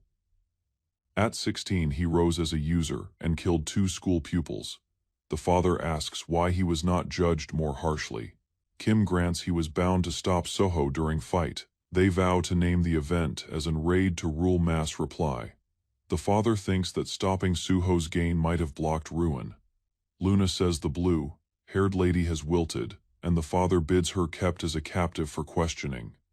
The pack heads to the shrine, a bright house sitting calmly below the air. Inside, a film talk starts with leader Suwu, who trusts outer powers may be ruling lately events. Suwu tells that after the spatial crack surged 5 years past, beasts started coming, and only those who grew lived the mess. Despite lacking gifts, Suwu rose to rule the talent control office. The father mockingly hails Suwu, scuffing the zealot's ego issues. He shows plans to grill Lee Si-hee and affirms Luna is filming the file. The father turns the theme, seeking Suwu's help on facts about the Devil Lord. He asks that any vital data be shared with the Ryman group going ahead. Suwu nods, but warns that other lands may want facts in return. The father hints giving aid to lands who work with info. Suwu vows to help, and the ring nears its end. He states the state's thanks and vows covert aid if open help is risky. With the talk done, the father plans to find Luna and start the next step. The father gets a cell beep showing web news and leaked video of the Zealot event, now open. The video triggers web joy about a man named the Binder, who beats foes with sheet, folding gifts. Anxious, the father sees this media leak is exactly what boss Yusanho had aimed for power gain. He thinks on the Zealot raids cost 12 dead and 52 hurt, amid a broken hall now shut by cops. The father notes that the live show helped lower fear, though harm was deep. He tries mind, link chat with Riemann, but gets no reply, assuming she's busy in Zion. Back at the shrine, the father is told on the captive state and the track of the grilling. Luna says the girl used soul-fed craft, but gave no useful info. The father coolly shows her masked peer was eaten by the Devil Lord's rebirth. Despite her hush, they find the lady got her soul abroad, mainly in Shanghai. A masked man tells there's a pack in China with gifts, like to the cleansers. Luna wants wiping them out, but their exact spot stays muddy. The father nixes Luna's plan, telling them of Zion's firm wall rules. He warns that going into other lands with power could start war. He thinks that killing the pack would hurt the Ryman group's calm name. The father stops Luna's rant and tells Dame Levinton they need a grave talk. Levinton hints at fixing the state via force, showing a bold grin. Meanwhile, the father nears Si-hee, knowing she is acting out sleep. He warns Si-hee she'll be shorn of her risen rank and given over as a feeble human. Si-hee fears, but he shows sorrow while starting the washing task system. Power flows, as Si-hee scorns to help, sparking magic clash. The system says Si-hee's user perks gone as blood hits the floor. The law of fate grants his rule without cost. The father meets her trusts, now forcing her to meet the life of the weak she once hated. Bidding sparks tether Lee Si-hee, while the machine invokes the will to crush sin. A brief machine alarm robs her of all power. Her fluid coats the base in quiet. Standing bold, the priest looks easily, his aura rising as verdict is granted. Vapors roam aloft while the pack thinks on late risks from rogue groups, fearful about their bounds. The priest warns that their faith lacks the muscle to act. Hope returns as goals are set for fresh guards and monks to join their side. Seeking answers, he recalls the holy relic setup they once used. Without delay, he starts the order, hoping to fetch something handy. Instead, the machine takes total sway, forcing a random pull to stop mass deaths. Icons appear: a duster wand, backscratcher, and old weights, each oddly holy. Fear leaks in as he thinks if luck will mock him with trash. Rather than face loss, he tells everyone to hope for holy gift. The summons starts in a flash of bright glow. Dreams of fabled relics fill his mind: a holy shield, a promise ring. Palms joined. He hopes wildly, anything but another junk tool. The machine names the fetched item, a holy relic, Fey twig of Genesis, glowing warmly as it drops. Daze spreads across the group's looks, frowning. The priest picks the thin wood. Knowing it hardly looks magic, Luna probes it, feeling soft power, while Leo shows shock at the result. Rather than rejoice, the priest vents his anger. Suddenly Leo's spirit shifts awe, replaces doubt as he bows and hails the lady. Leo names it as the holy relic that died 500 years ago, the twig of Genesis. Sagas unfold. Riemann once gifted souls with a bush marking. That same bush burned during a holy feud, unable to be saved by its guards. A brave heart once snapped off a living twig, the very one now in the priest's palm. Its aura cleans nearby holy power and helps healing for those near it. Because of this force, it was likely taken during the riot at the holy base. If sown in gifted soil, the twig will grow into another holy bush. Hyper, the trio moves to the yard, ready to put it to work. Standing at the chosen spot, the priest plans to mend the bush's past. A light hole is made as the priest thinks on the empty area. With the twig gently tucked into the dirt, holy power starts to stir. A great wave of glow bursts aloft, wrapping the team in a holy gust. Before them, the once normal wood turns into a lively plant. The group knows it truly is the holy bush reborn, not just a tossed scrap. As word told, a holy pet is meant to come. From the blinding glow, a small white cat shows, flying softly to the earth. Everyone looks in daze. Could this cute beast be the guard pet? A machine text says that the pet has picked its boss. Its gifts will bolster the faith and lift the bush's holy force. While held in the priest's arms, the cat purrs calmly, giving soft glow. Despite his shock, the priest takes it as a gain, calling the day a win. Luna tells them that the holy pet must stay near the bush. A note shows, urging the use of holy gains to help their house more. With fast clicks, the priest opens new rooms, growing their side and house's sway. The priest suddenly tells Luna and Leo to start schooling peers now, catching both off guard. Despite their cries, he waves them off, saying he's off work and walks away with a beam. As he exits, a ring sounds, pulling his focus to something sudden. He takes the call while holding the holy pet, hearing with wonder. His look shifts as he gets crazy news from Inwook. An aircraft flies aloft as he softly takes the word his elder is coming to Korea.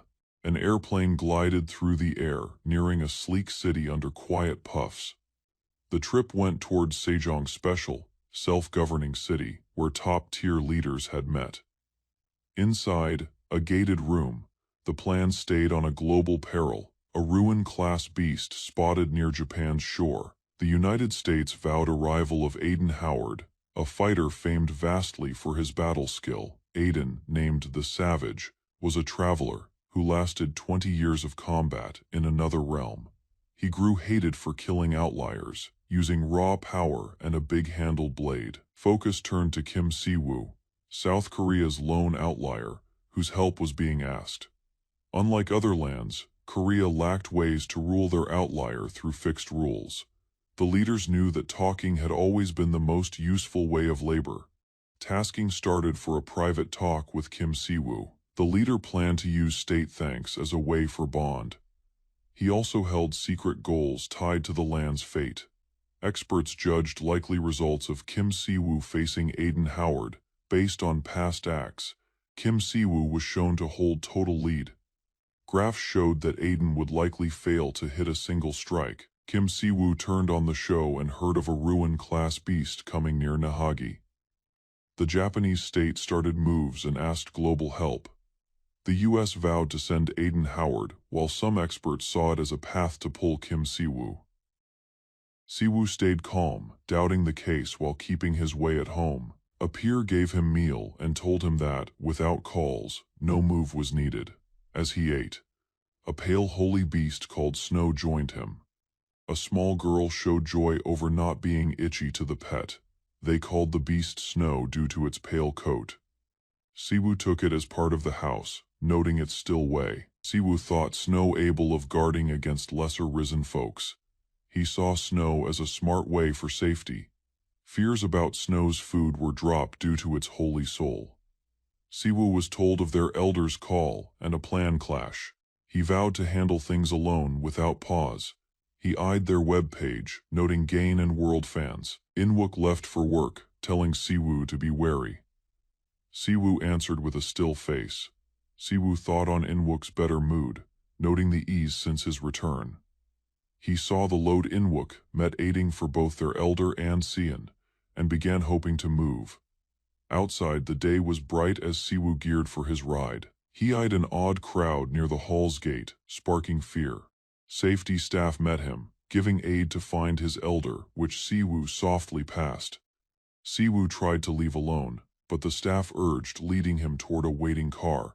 He felt thing was wrong and asked the case within. The view of a rich car proved his fears, pulses before someone told from back. Inside the car, the man named himself as Seo Shinwoo, the current leader. Siwoo was caught off guard by the fast meeting with such a top-tier leader. He mused why the land's top head was truly meeting him. Leader Seo said the trip was random. Siwoo stayed wary, doubting the loose way of the case. Seo told that most leader acts moved in secret. Leader Seo cited Siwoo's start as a priest from another realm. Siwoo saw the talk was planned, not loose. The leader lacked pride, yet stayed sure. Seo spoke the morning's news about a beast in Japan and their state's call for help. The leader told the U.S. had asked Siwoo to be put to the backup list. Due to law bounds, outliers could not be sent outside their homeland without will. Seo stated that South Korea had no power to force Siwoo to move. Seo noted that Aiden Howard was being sent by the U.S. as their outlier. Beating him would place Siwoo among the most potent outliers in the world. It would also guide how other lands saw South Korea's force. Seo stated the beast wasn't his fear with two outliers there. His goal was on what could come after the war. He truly asked Siwoo to kill Aiden for the land's gain. Siwoo felt this was a state pact, not a rule. Seo tied power to world help, much like faith. He urged bond, though told the state lacked force over Siwoo. As the car moved ahead, Siwoo heard while the leader told of the Riemann sect's gain and power. The leader warned that if the gap between Siwoo's group, he told Siwoo that the same fear went to the Riemann sect's soon spot. The leader chose to end the talk, saying the day was too good for long talks. He urged Siwoo to choose freely, vowing full state aid despite of his path. Before going, the leader spoke a soon formal call to keep their talk. Siwoo watched the car leave, musing on the odd talk.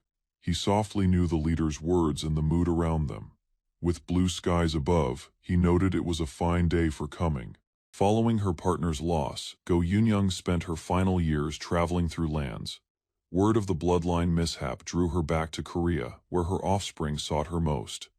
A Seoul local born in the 1960s, she softly moved back into a spot of duty. One of her noted phrases was that chaos flowed deep in their genes. She often took people off guard, mainly Siwoo, with her gutsy and raw quips. Even as world met havoc, she viewed a trip to America like it was not. Much of her days had been spent helping for others, from youth into old age.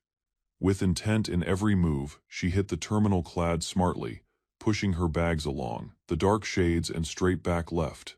No doubt she stayed tough.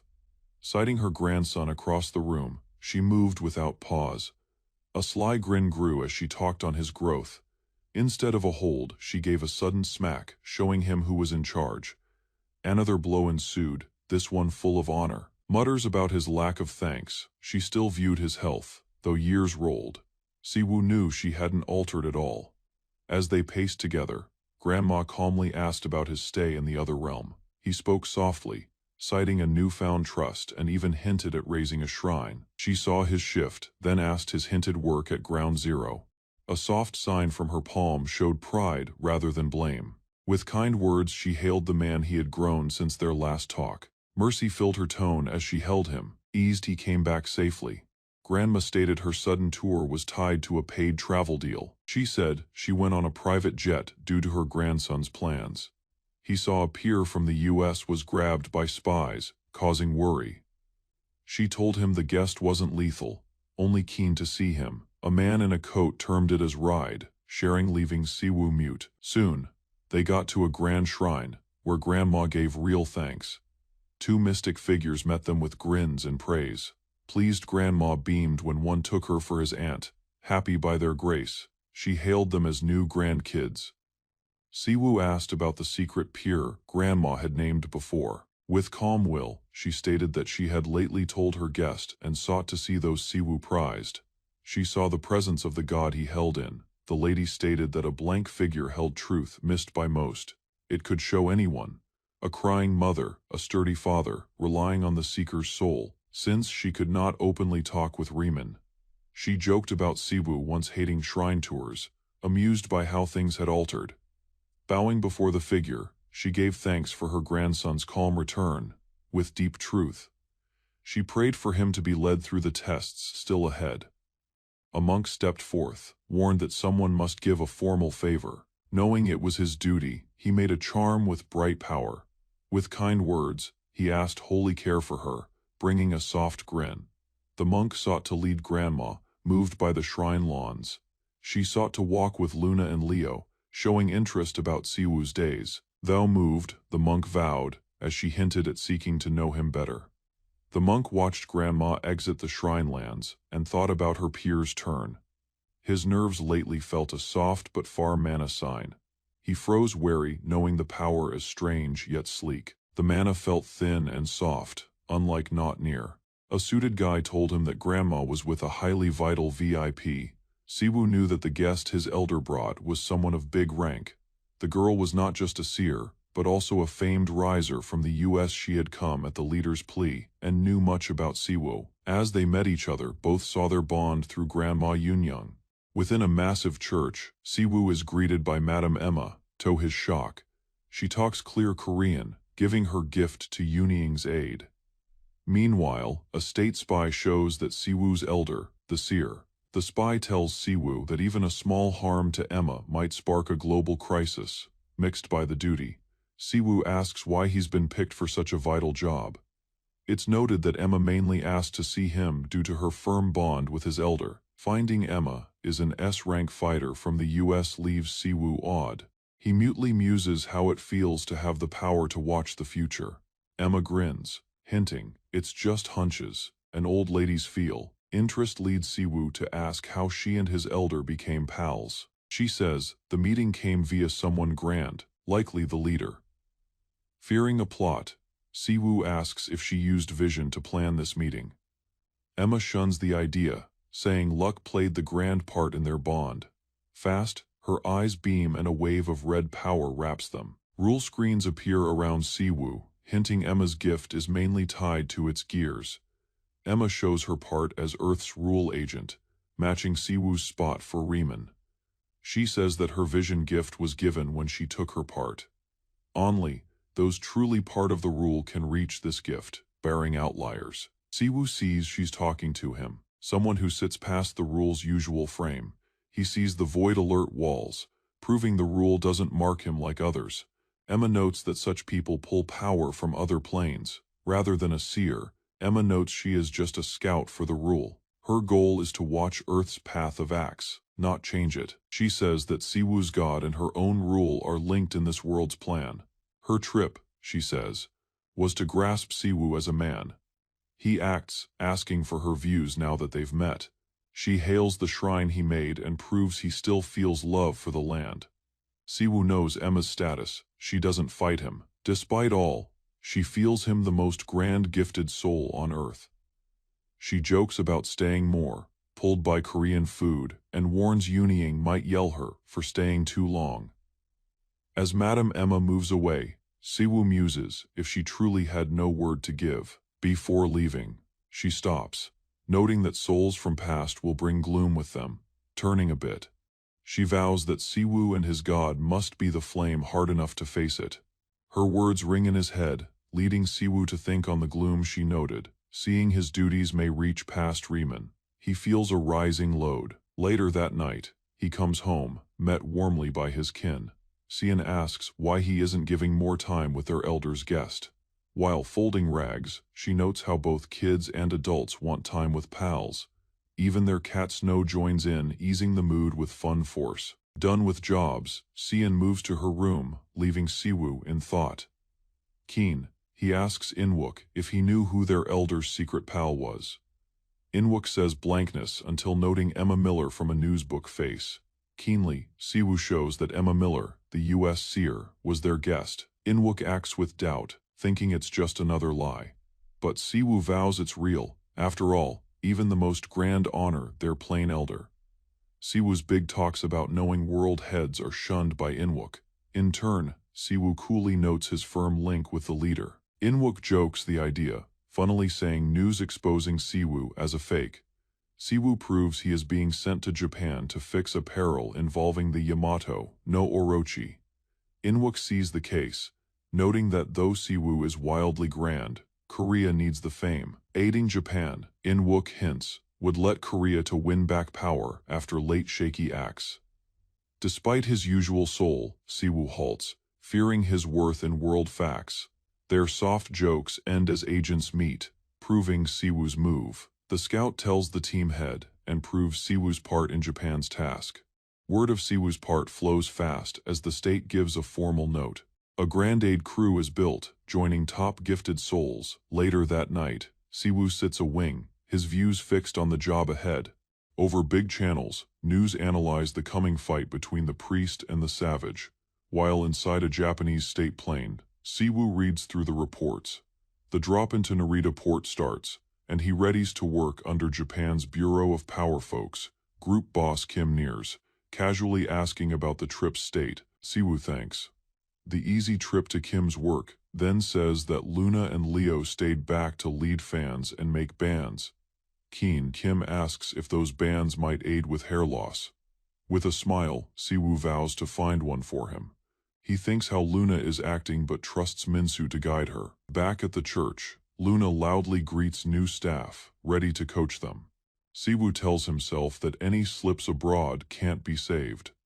A lady shows herself as Kangcha, a leader of the backup team. Seeing her power, he formally shows himself as the Riemann sex boss.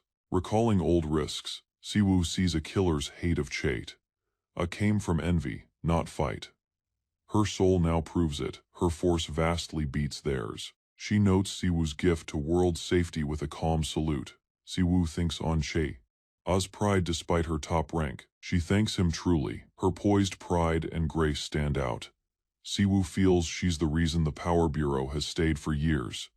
Giving aid during fight, Chai acts herself more like a firm trooper than a plain risen. Siwoo says it's his first time in a new land, though he's moved between worlds. The plane moves through calm skies. After 3 hours, the crew lands at Narita Global Port, only to be met with hate. Critics spurn their presence, stating Japan doesn't want alien aid. Still, the mass calls for self-trust, wary to take outside help. Group boss Kim hints, checking for a likely bad talk. Kim Dongshik shows himself and asks to talk with the Japanese staff. A sudden shout breaks. A critic uses a power, hurting Kim.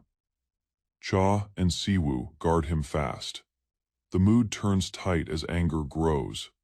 Elsewhere, Arisen softly looks, doubting Japan's pride. Let act. As hate grows, he starts a power. Lessons meant only for the unruly. Pure force snaps around him. With grit, he readies to show. A loud voice breaks the fight. The mass stays still as a plea is given truly to Siwoo. The person knows their flaw, citing pure pride for the bad talk. Ryu Jinyang, leading the Japanese Power Bureau, steps out. He looks on group boss Kim, vowing pain for the thug. Kim says he's okay, while Jinyang bids to lead them to the fort where the U.S. crew has stayed. Their cars leave under dark skies. Sound in Jinyang's voice hints a past bond with Kim. While moving, Jinyang pleads again to Siwoo, who doesn't blame him solely. Siwoo thinks seeing Jinyang's name in a hot piece about birth and fraud. Despite world hate, Siwoo feels that Jinyang doesn't look lax at all. From the back, Chai breaks the hush, asking about Jinyang's mom. He says that she stays on Dama Isle, seeing the Korean shore. Siwoo sees the bond between Chea and Jinyang, showing a shared past. Suddenly, a sweet mood fills the spot as both start telling songs under pink trees. Siwoo is lost by the shift in mood, doubting if he's missing info. The car halts in front of a hall used as their warbase. Ryu Jinyang leads the crew to a locked room. Chai likes to stay outside since the talk deals with backup. Just as he walks, a new voice hails him in Chai. Their arrival is clearly known. Inside the hall, Siwoo and Chai are met with hush as various people look. Feeling the weight, Siwoo looks the desk, and fast finds the soul. A setup alert hints that an odd force is being felt on him. The savage leaks raw grit, not magic or force. He steps out ready to talk, but a voice moves to help. Before talk is needed, Siwoo's quiet tongue skill starts alone. The savage shows himself as Aiden Howard, keen about their shared sense. Siwoo notes they look like folks from an old myth tale. With dark smile, Aiden says, killing foes from Siwoo's world, showing he hit them all without pause. As heavy weight fills the place, most guests bend under it. A guy asks how they fight such massive power. One watches quietly, curious, thinking if this is a veiled test to judge them. A tough man claims that he and Kim Siwoo are plenty to crush the risk named as Yamata no Orochi. A Japanese envoy admits the aid, but vowed Japanese risen must be used. He shows doubt about pointless death when better war power is already on hand. The Japanese agent bows to the goal, picking words over war. He says that sending minor fighters would only lead to pointless death. Kim Siwoo wonders why others talk for him but stays calmly.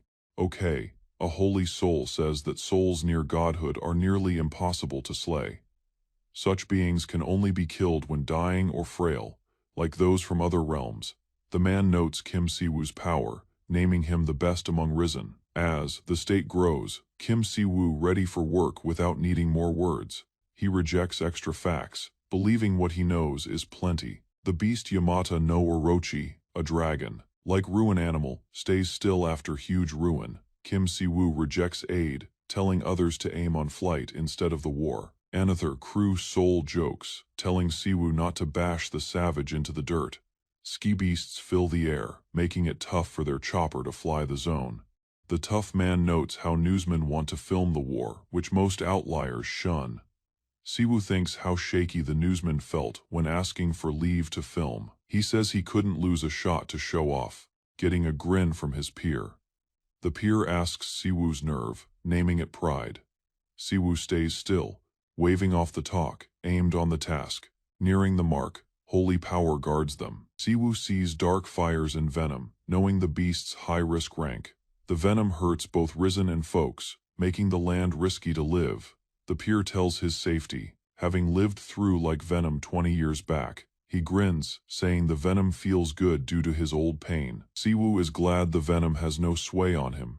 Fast Yamata no Orochi wakes, rising from the fog with massive power. Beasts start nearing through the haze as the crew looks from the chopper. The savage jumps from the plane, saying sorrow that his world had no drakes. Siwoo says that tests are useless. No drake beat the demon drake, king back in Eden.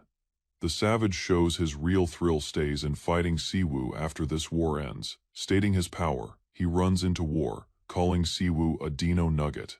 He hits first with a wild strike, throwing a strong hit into the foe below. The giant beast yells as it's hit, moving madly in the air. The savage turns midair, making another hit with full power. He hits the first vital blow on the drake's frame, starting the true war. With a war yell, he thrusts his blade deep into the beast's bright heart. The hit stays hard, bursting in a spark of force across the zone. Siwoo, watching, notes, there's no setup block. Something feels odd this time. Blue sparks form around Siwoo as he starts his holy hit. The setup warns that his dash skill is fully filled and ready. He flies toward the war zone, aiming flat for the beast with a loud hit. Spark force flows around Siwoo as he lands lethal hit. Aimed and still, Siwoo ready for the last hit. Packing holy force in his palm, a giant blast breaks, tossing trash and force across the war zone, hushing the beast. Spark falls down as the setup proves Yamata no Orochi has been totally killed. In the war room, joy grows. No allied deaths are told, else. A mad leader sees the outliers, ended the task their own way, breaking rules. A bright bolt skips past Siwoo's palm as he sends current through his frame. Power bursts in a blinding flash, throwing trash in all paths. Limping away, the fair knight rages, calling him yellow for using long magic. From the edge, a fresh person darts ahead, secretly noting the rival's voice sounds quite beast, like with fast, skilled motions. He shuts the space, choosing melee without a word. Static force snaps as Siwoo plans to stop the trade firmly. Facing each other, both men lift their limbs, voltage flowing between them. Rather than hit, The fair calmly tells his task to prove Siwoo's status as an outlier. Honoring Siwoo's power, he hails the lady he serves. Naming himself as the outlier from South Korea, Siwoo speaks with cool control. A quick beam grows across his look as he dares the other to live. Without halt, he dives ahead, draped in sparks. A shout rips from the fair man as the smack hits. Siwoo's laughter rings as he bids his foe fight fully. Blasts burst below as troops watch. This is no fight. It is a one-way attack. Fury burns in Japan's war room as army leaders react to the growing mess. Prime Minister Sasaki blames the US for using Japan as a test field. With merely one hit, Siwoo ended the peril of Yamata no Orochi. Video of Siwoo beating Aiden plays live. Sasaki sees Siwoo as tougher than Aiden, which makes an acute social bind. Tasks are given to reach President Seo and plan for Kim Siwoo's coming, with high care. Crowds talk madly as the stream shows Aiden often beaten in battle. Siwoo coolly ends the scrap, flanked by bits of holy power. His look turns to quiet light as the glow near him starts to wane. A vivid beam grows across the war zone, lighting the sky with astral light. Aiden, still lost, looks up as holy wings show aloft. Elsewhere, press and scouts flock, asking facts for Siwoo's quick show in Japan. To their fear, Aiden claims his fresh bond with Kim Siwoo, flipping public mood. With a wide grin, he vows to guard Siwoo as an ally and swears a kind trip to Seoul.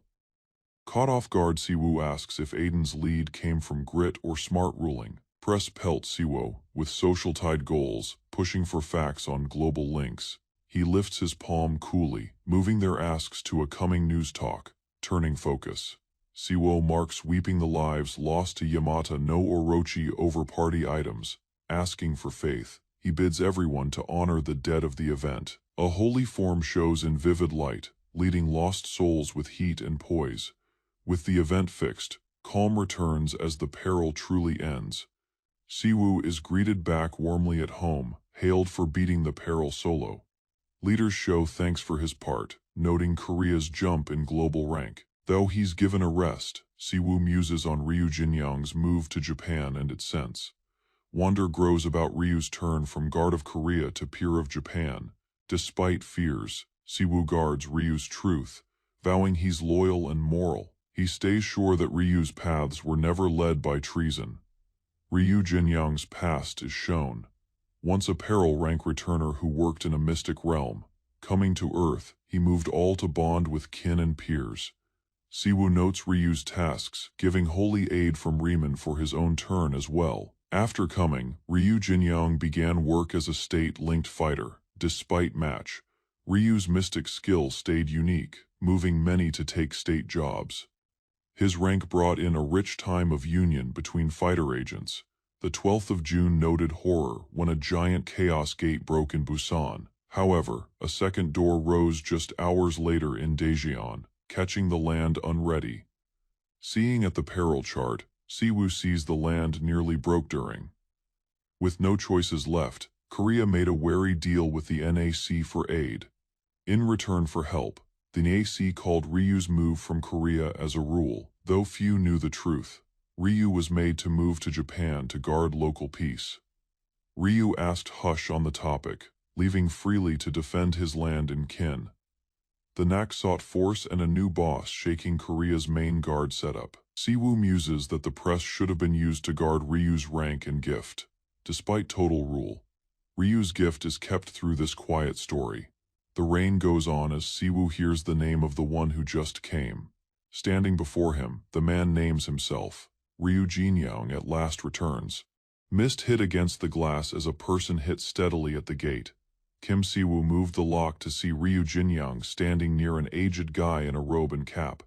The old guest named himself as Sasaki Hiroto, the Prime Minister of Japan.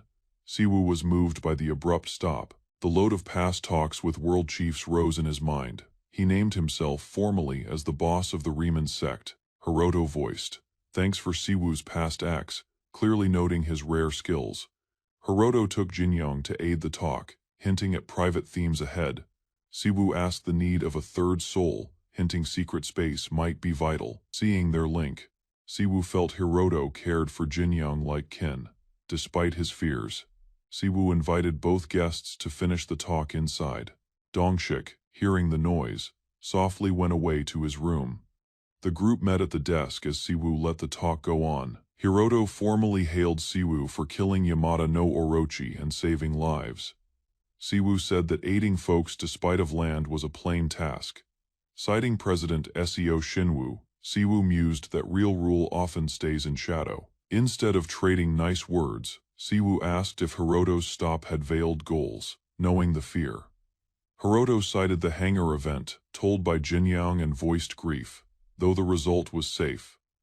Siwoo noted the case had been poorly near to fight. Growing public heat, fed by fierce risen folks, had begun moving state ties. Hiroto tied the fuss to Jinyoung's start and stressed his hopes for better dual ties. With grave goal, he hinted building a Riemann sect hall within Japan's lines. He said faith could span the rising gap between the two lands. A shared holy base, he said, might help melt public hate. Siwoo, seeing the gift spot, began to doubt the sense behind his new name. Before going, Hiroto hinted that their formal talk would take place the next day. Reading between the lines, Siwoo saw a move to keep the talk off. File Jinyoung, feeling doubt, asked about Siwoo's faith in the Prime Minister. Trust was not the fact, Siwoo said, it was truth. He stated that faith alone wouldn't fix deep, set state woes. Even so, he would do his part despite of the party flows. Hiroto said fixing the state strain through the Riemann sect was fully within grasp. Japan had seen Kim Siwoo's direct aid during a state mess. With states and sense, Hiroto felt they could hush hate and fix local ties. Jinyoung said that Siwoo looked blind of his rising power and state. Siwoo said that others plus Jinyoung also missed their own force. He felt trust in Jinyoung's look and sought to gain true facts through candor. Siwoo moved the theme, bringing up Jinyoung's home shift to Japan as a start point. He noted small ties with the knack and asked if Jinyoung ever thought of home. The query hit Jinyoung off guard, hinting at loose ends and heart war. Siwoo felt that public views could shift with right talk and light. Jinyoung knew of getting weekly notes from a small Japanese girl. Every note hailed him for saving her kin and voiced a hope to walk in his way. Though first hard to scan, the girl's lines grew. Jinyoung mused on the Prime Minister's kind care and the ties he built in Japan. Despite these links, he said that knowing Siwoo still felt in him was enough to stay firm. Siwoo liked Jinyoung's hard heart, softly noting Luna would have liked him. After noting their years, Siwoo hinted they treat each other as peers. Hit off guard, Jinyoung paused. Before giving to Siwoo's kind call, news lines told the Prime Minister's aid for Siwoo and the moving state tone. While staying alone, Siwoo felt peace between the lands would turn real. He thought of Riemann, losing her soul and soft help in times like this. He moved, telling Siwoo it was time to enter the wing. She said their group would stay back for formal work and mess aid. Though they had shared beer, Jinyoung's hush still stayed in Siwoo's mind.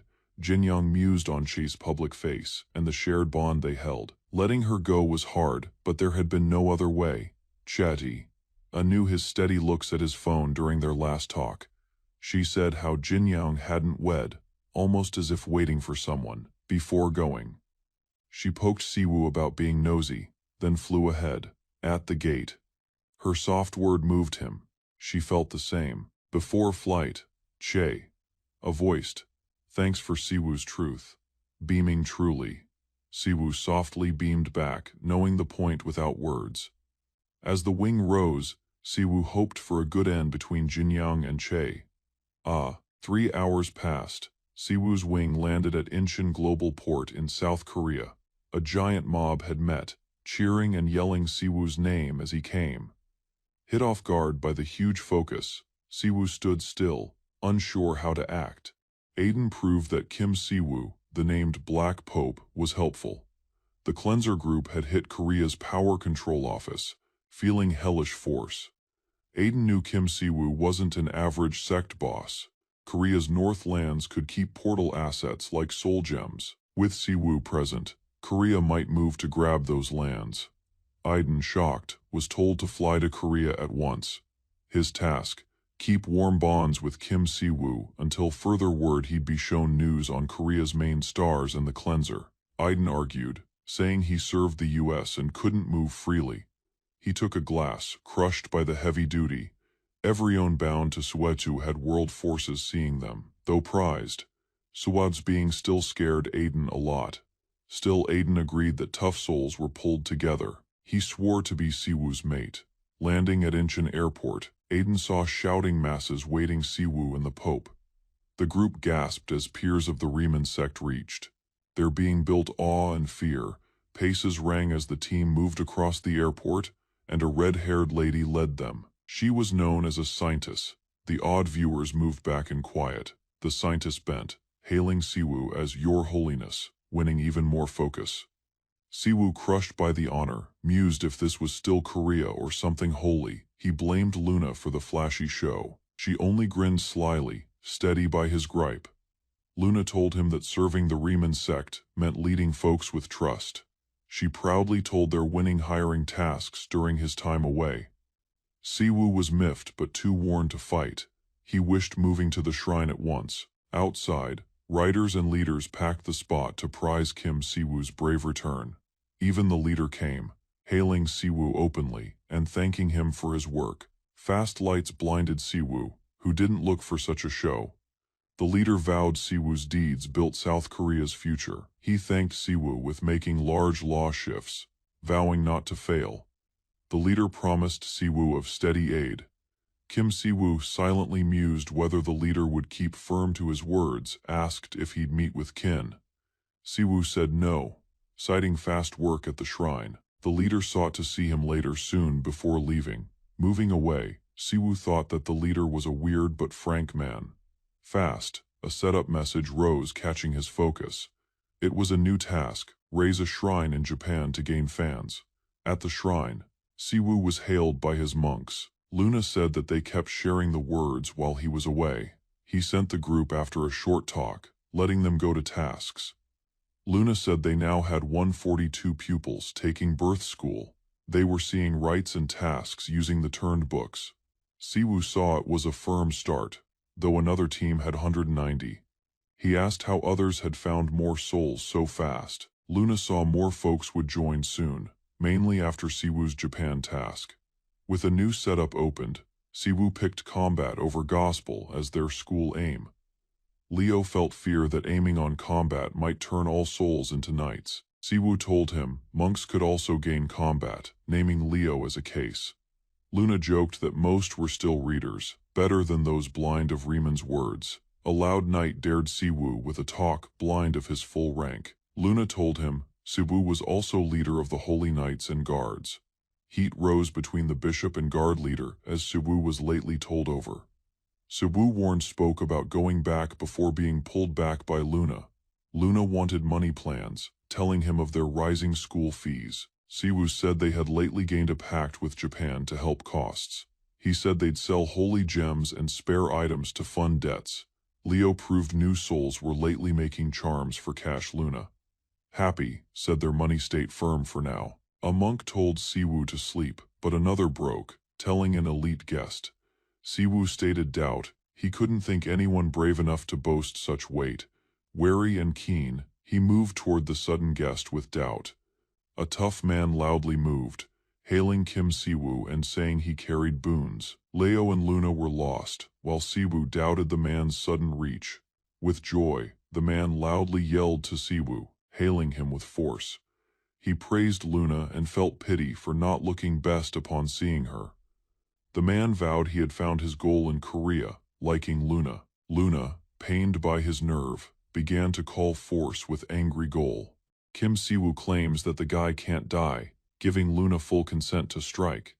Luna rushes and hits the guy fiercely. He shocks and begs. The guy yells as a holy setup starts. A loading wall shows. The guy falls, sobbing. A monk asks if the Riemann sect often hits guests. Another tries to calm Luna. Kim Siwoo sees the guy's strange toughness.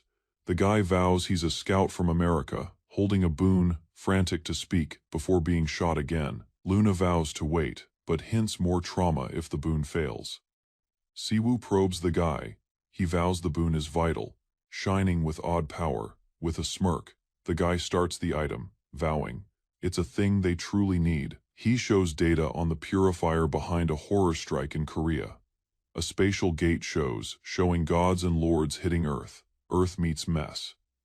America has been noting the shifts closely. Teams with veiled lore are under watch. 3 big marks are cited: White Brilliance Sect, Purifier, and Riemann Sect.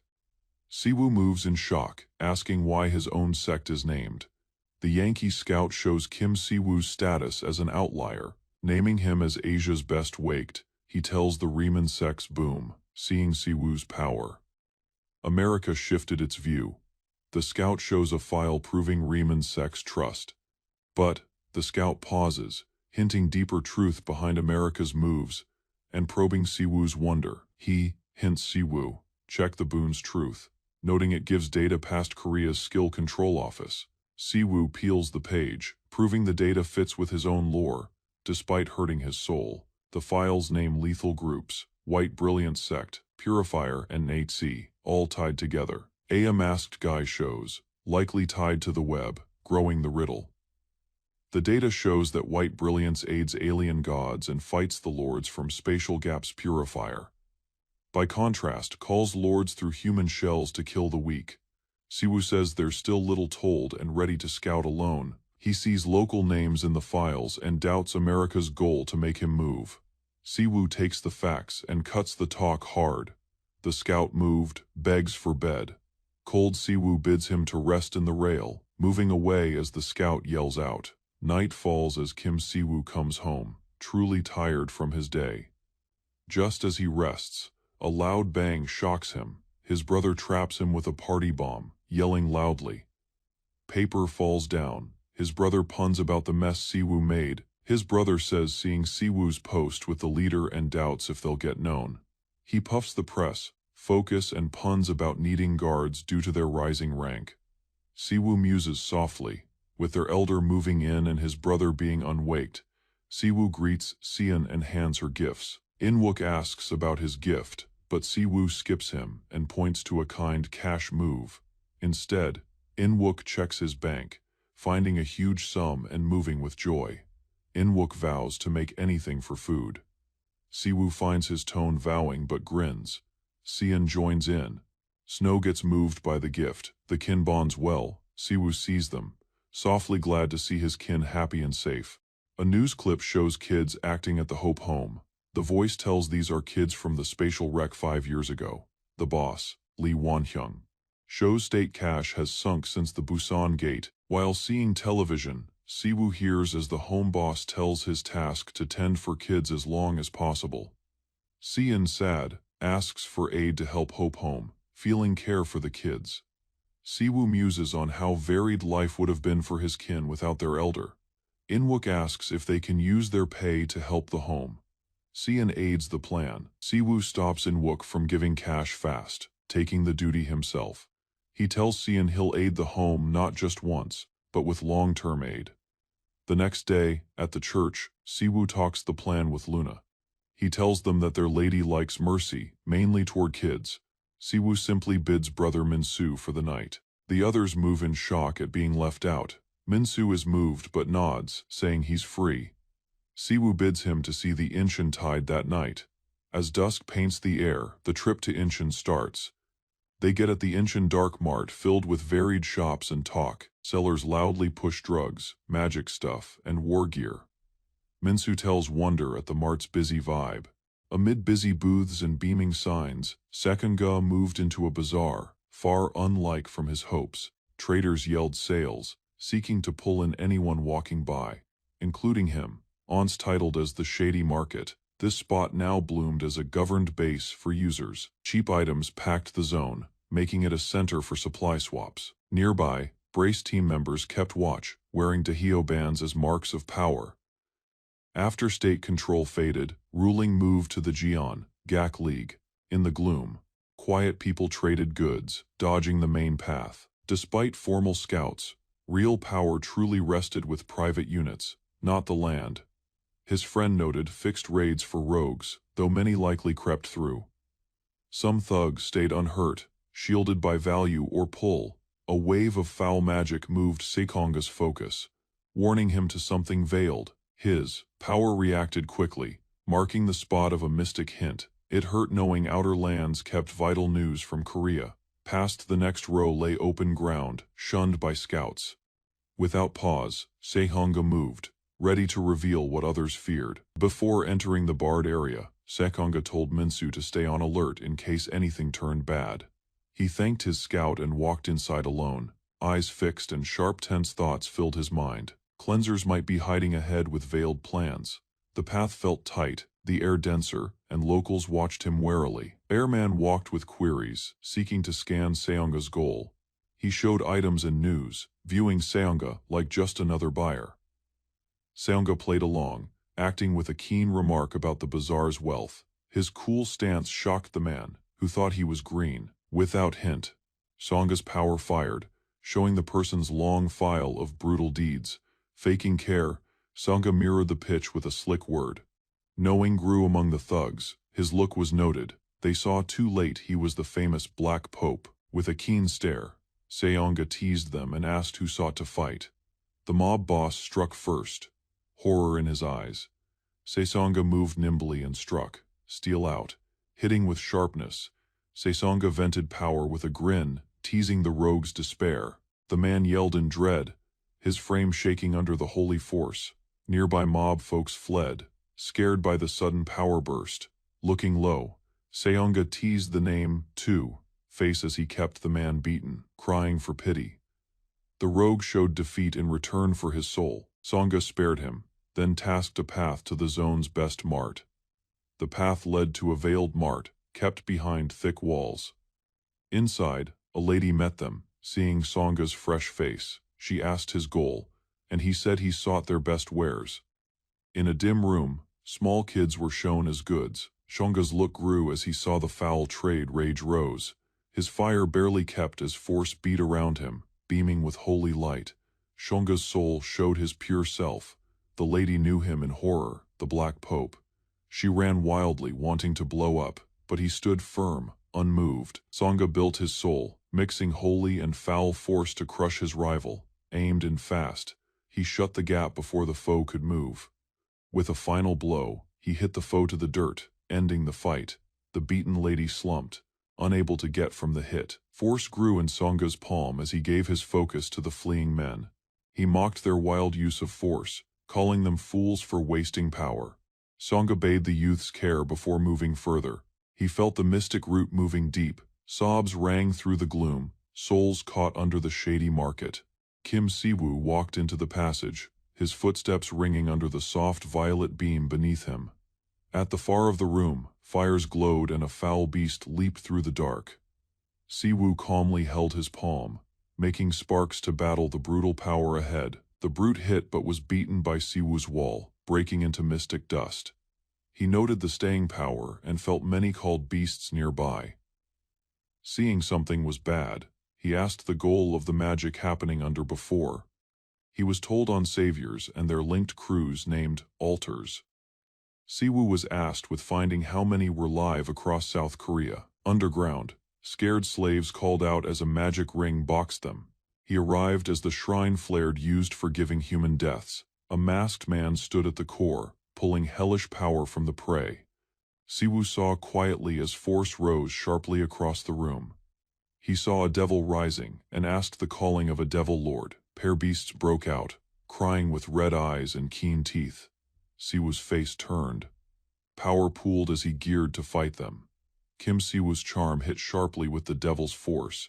The veiled foe took the hit, grinning as dark power spun round his frame. He vowed to have lately won people, yelling that Siwoo was too slow to end him. A dream of Eden Rose. Siwoo was once a scout named the Glaive of Laman. Seeing his foe as someone who moved over from Eden, Siwoo's face grew. The foe stated Eden's walls would have died without Siwoo. The devil joked people's splits, saying their own wars made them easy food. Siwoo, lost, proved no other devils from Eden had ever shown before. He asked to see where he was, bolts sparking as he geared to slay the foe. The devil stated his part over, sure the world would still die in time. He spoke of greed and war among people, saying even holy aid wouldn't keep them. Siwoo saw the foe used his lack of bond with laymen, urging for facts. The foe showed his faith Seer had seen this path one Siwoo couldn't stop. He vowed the lady Siwoo relied on had failed to end fate. As gloom ate the devil, Siwoo stood alone. Kim Siwoo stood alone in the shrine's core as a dark magic fast flared beneath him. His eyes grew as many hazy ghosts broke from the ring, rising in wild tides. Truth hit his foe had given himself as a death to feed the hellish wave. Siwoo proved the magic brutes were caught, but the case was far from over. Kid's sobs rang through the room, moving his focus to the scared peers. He knew what had to be done save the pure before making his path.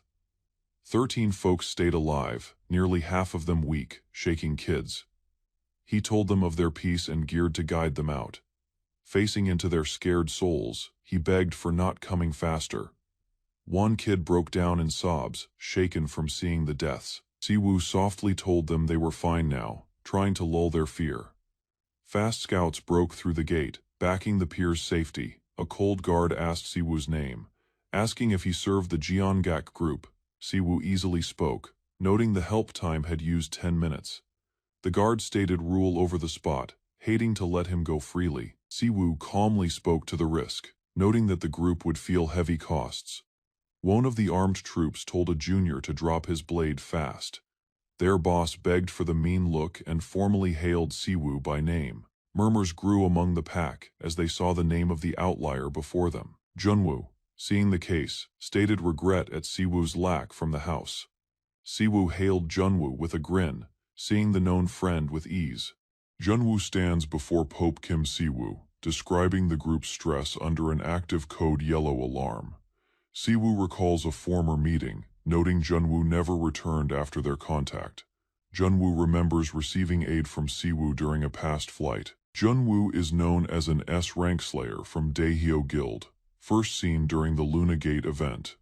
His past doubt contrasts with his current firm power. A team member proves Code Yellow has been truly triggered. The new member seeks to kill victims, believing it fits rules. Junwoo stops him quickly, blocking needless deaths. Junwoo takes blame, linking the act to lack of skill.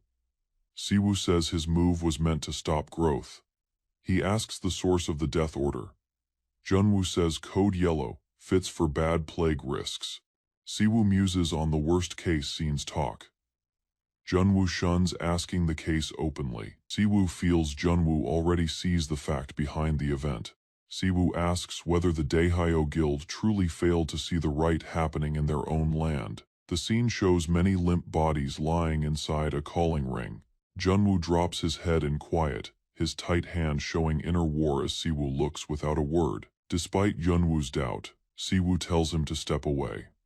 As Junwoo tries to speak, Siwoo says the fix is underhand, and that legal heads have been told. He says that Junwoo isn't at fault. The state simply put him in a bad light.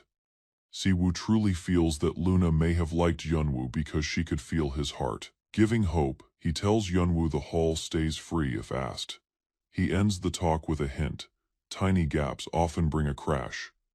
Junwoo softly thanks him, then leaves with mixed views. Siwoo truly wonders if Junwoo will act as he hopes. Elsewhere, crews show shock at finding human loss in the city. A Lemon Order monk gives hope for the dead while Siwoo hears. 12 victims were found, yet Siwoo recalls seeing 13. As he walks, doubt grows. One person stays lost in the dark. A veiled soul, shining softly with dark light, walks unseen through the town. A public news starts with Junwoo's word, stating he will no longer mask the fact. He vows to show vice within the Jeongak group. After the media talk, news flows fast across many paths. Siwoo, seeing the post, didn't think Junwoo to show the fact so fast. As heat grows, news shows a youth sales crime involving a home. Public talk grows as the law for outliers is set in answer to the news.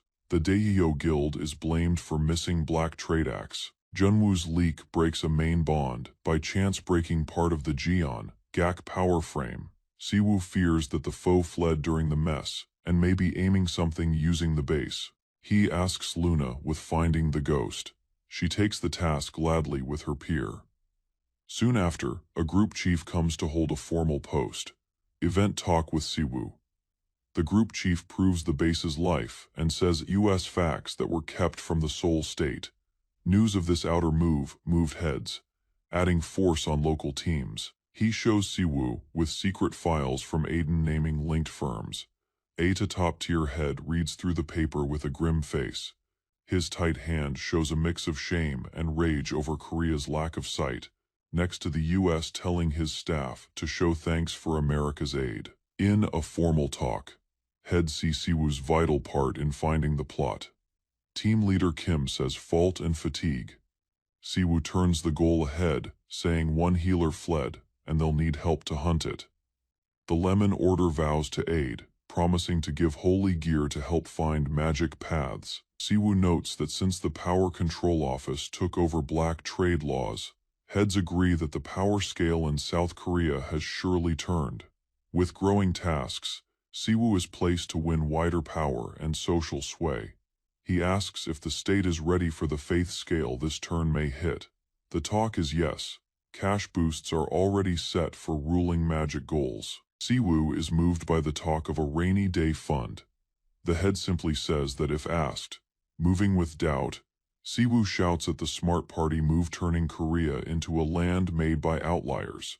A state leader suggested a fresh fund to grow the Bureau of Unique Power Control.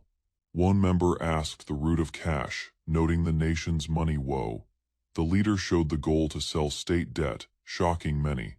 But one thinker saw it as a smart party move. The thinker mused that force was sought to make true shift. He guessed the leader had fast goals needing prompt cash. Since Ryu Jin Young's exit, the state had fought with ruling risen souls. He thought of cleaning inside Vice and breaking the Union as vital moves. Finding the healer's name and showing the sect of light shine turned his aim. Seeing their bond to hellish powers, he ready to step the newly cut tear. Dark fell over a still flat block. Inside, one kin lay tired while the other poked him. Angry, he stated how constant woes left them no calm. They talked the home event and Cian state. Though afraid about the Union, they felt joy Cian was well. With foes close, they picked it was time to shift. Cian showed hope about moving, feeling it would aid her bloom inside. Her kin was moved by her growth, doubting if she was truly living a future life. He thought that she might have gained her nerve from their elder. They saw shots and notes showing a hot dish and still space. Elder Kim vowed them things were good, despite the odd style in her note. A film shot showed Aiden cutting logs with skill, moving them both. Emma was aware of Aiden, who now looked bodily tougher than lately. Aiden had vowed to guard Emma, putting their souls at ease about Elder's safety. They ready to quit their present flat, with hopes of finer living spots ahead. Gazing out over the block, they mused on how home is where kin stay. Meanwhile, farm life past the town showed marks of pain and healing. Maney, who came from Eden, had felt living would be better, but fact was harder. A lady stated that a fair, glad earth doesn't live, or faith wouldn't be sought. Seeing the youth brought back dreams of her own youth. She softly moved away, seeing her longing had briefly taken her. The red-haired lady neared a far kirk, seeing something eerie in its air. She felt shady force around the hall, raising her guard. A lady close told her of a moving flue, asking her to quit for her safety. A blast broke the spot, and the telling lady fast fled. Scared birds flew, and the red-haired lady's eyes grew with doubt. She saw the size of the case had grown fast in just 3 days. She knew that the case wouldn't be light to fix. Elsewhere, safe room met mess as sick folks cried and hit their pods. Leaders proved the raid, and asked if it was tied to the sect of Shine. 2 men talked whether to call the Lumen, noting the sick looked like ghosts. Zone thought the root of the flu and how it moved so fast. Meanwhile, Bent Beast moved through ghosts, its aura moving Vice. The vile soul yelled, its frame beating with dark force and eyes shining red. A setup sign flared, showing a task to kill the root of the flu, end the flu, and help the dying. Holy aid was now sought. A motorcade flew along the Daejeon's north zone, now named Ground Zero, inside the cabin. Worry rose as the crew checked the Blight's growth, initially soft, then deadly ruin. Eyes turned maroon, skin peeled like charred meat, and minds broke past clinic logic. Praise was given to Luna for finding the healer ahead of state troops. Despite her win, pain stayed. She felt she should have moved sooner. The land they neared was weak, with hungry kids and adults barely living. Once a home after space break, the camp felt from lack and low living ways. State-building tasks stayed undone, drawing soft anger. Find of Holy Force's work on folks hinted something much more dark. Proof came. The root was a fouled curse from the fiend of greed. Souls changed, hitting others in a dark thirst for meat. Those fully tainted bore hellish seals, sign of ritual goal. A like wreck in Eden showed that only holy power worked. Killing the blight fiend in charge became the crew's main goal. As the shrine rose ahead, their fight came close. As the car stopped, the crew proved their part as the early unit and aimed to check the chapel. They moved the zone, noting a weird hush that wrapped the house, thick with felt fear. Inside, steps rang until a fight broke out. A girl using a tool struck out in fear. The girl moved madly, sure the guests were foes sent to foul her. Fighting to get free, she yelled, unaware she was in no real harm. One of the crew folks held her softly, seeing her as just a scared kid. Gaily, the monk and Luna broke the fear by showing their clear traits. They told the crowd that their being was to help, not to hurt. A man ran in, scared, asking to know who had found this hidden spot. The monk knew him as Pastor Seo, told to be aiding blight souls. After freeing the girl, the fear broke, and she ran to the father, truly moved. Sadly, she spoke, taking them for lethal pests. Watching her grit, the monk felt a guest holy force in the kid. He noted it wasn't of their past, but surely pure and kind. Pastor Seo showed himself glad for their arrival amid the rising blight risk. With soft praise, Pastor Seo gave them entry to the core of the chapel wing. He led them down a path going to a spot where many kids lay still. These waifs had lost all to the blight and stayed stuck in hard states. The kids' weak look showed the depth of their pain and hunger. Foul force stayed near them, felt fast by the monk as weird. Seo said he got small aid, using mostly a lone girl and rare guests. Thou tired, the monk urged Seo, telling him he'd done all he could. He asked if anyone had talked with the kids lately or seen the chapel. Seo told a guest who helped briefly, though said no close bond with the kids. Placing a bright hand over a kid's head, the monk started cure with holy force. Fast, the kid moved. The once firm blight died in moments. Shaken, Pastor Seo fell to his knees, awed by the easy cure. Just as hearts cooled, a young girl came back, happy and blind to late acts, bearing heat drug. She said worry, hoping her aid hadn't come too late. Her being drew focus. Unsaid tasks now hung in the air. Luna and the girl knew each other fast, telling their last bond during a gift trip. Inside the spot, a boy softly told her that guests had cured them while she left. Beaming, she aimed to shift the kids' wet silks, walking softly toward one of the beds. Luna fast took the girl's arm mid-move, feeling something was wrong. A wave of holy force flowed from Luna's hand as her doubt grew. The girl tried to flee, but Luna threw a hard gust that sent her back. Cast across the spot, the girl yelled as her mask began to die. Luna, bright with holy force, stood guard between the kids and the risk. The girl's true form came, eyes shining red, soul bent, showing her hellish self at last. With a quick snap of force, Luna flung her foe backward, smashing the tiles under him. Jinhyuk looked past and lifted an eye at her violent habits. Luna, steady, vowed it was earned. The pastor came minutes later, seeing Lee Heisen fainted and crying for urgent aid. Right as he moved for her, Heisen's frame shook sharply, leaking a weird soul. She burst with power, throwing the pastor away like a doll. Black smog wrapped her as she bent, frame shifting past their sight. Luna firmly told them this was no longer the lady they held.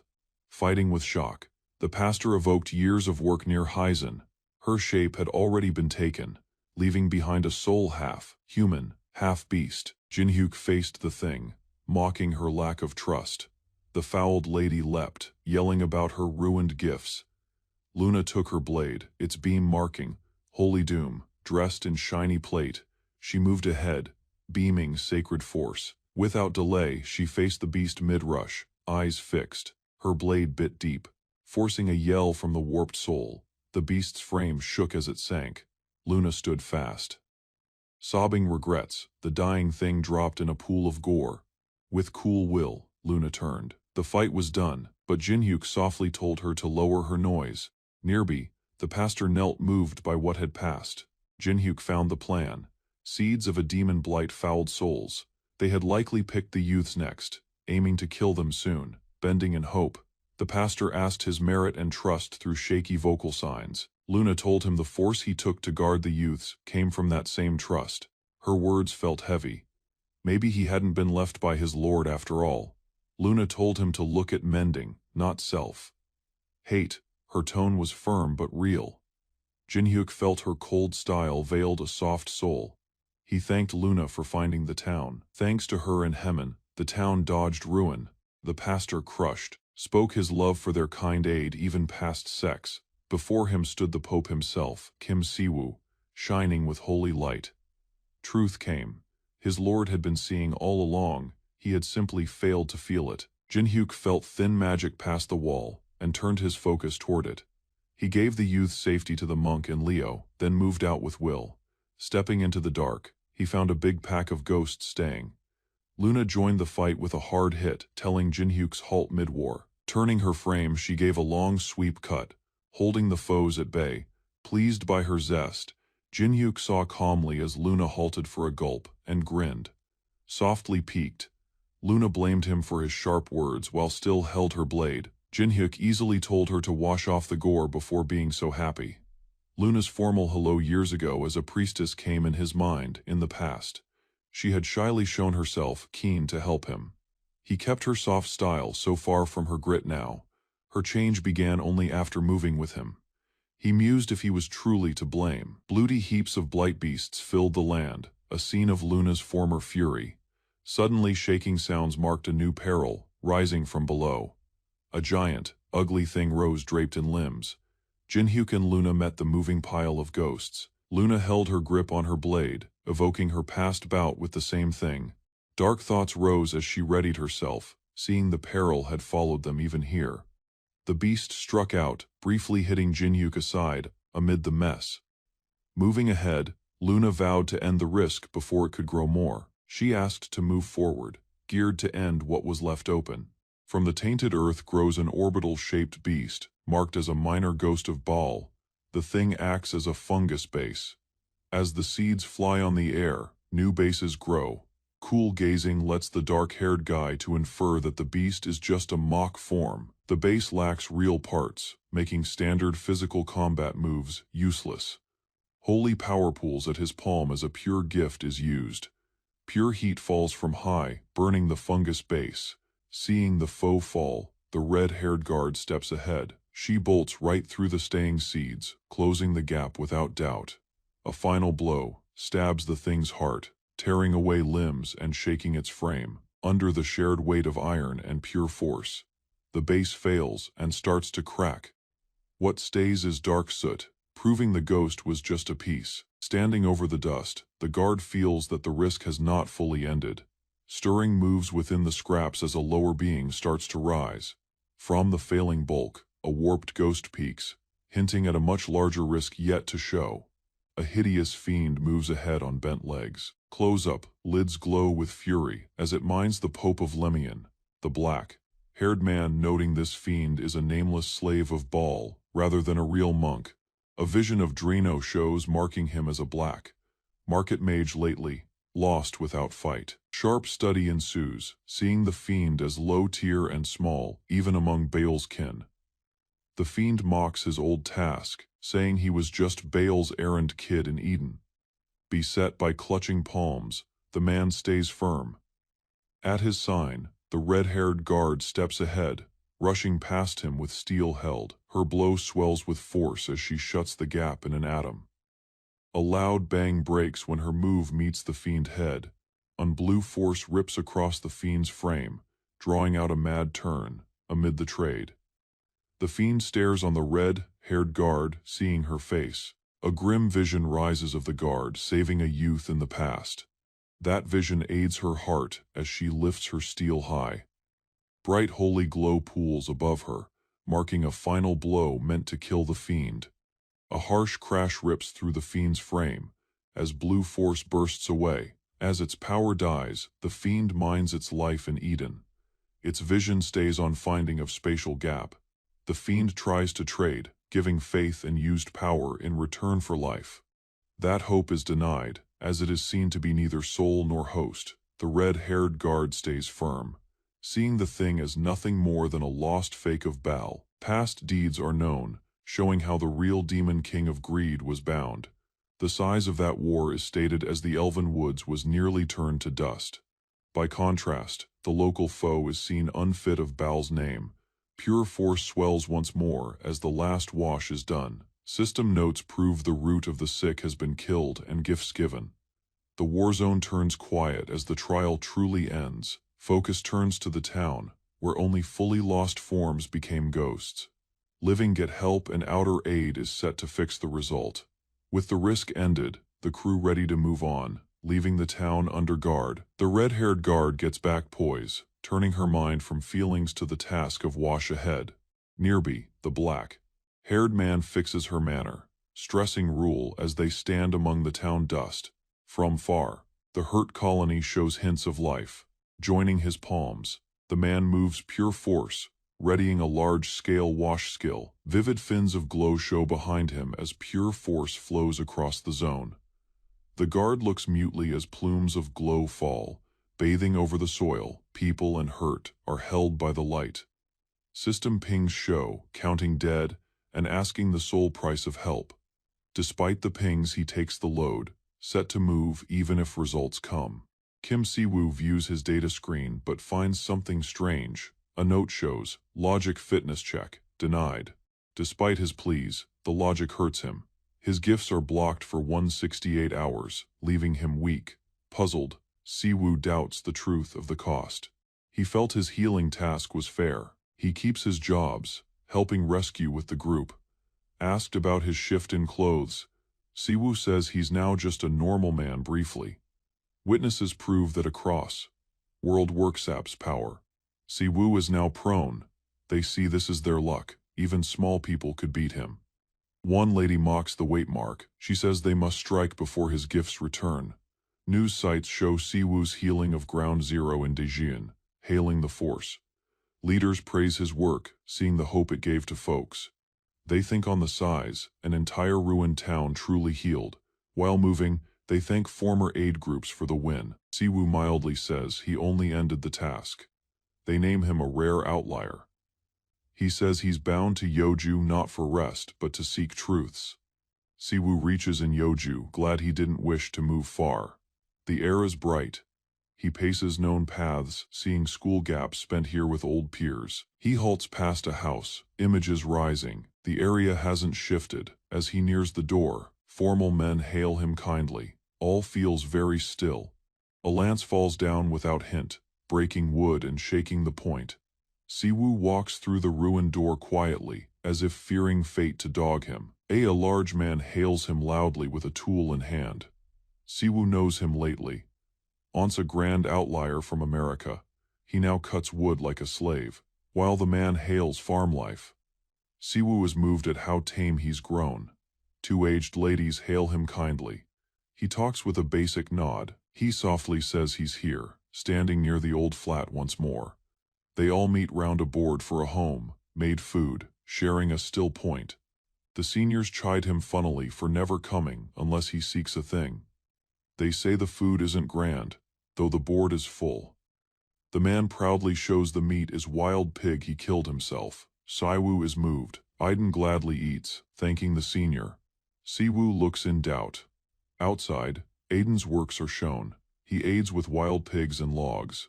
The senior chides Si-woo for being slow, while Aiden loudly vows to be kin.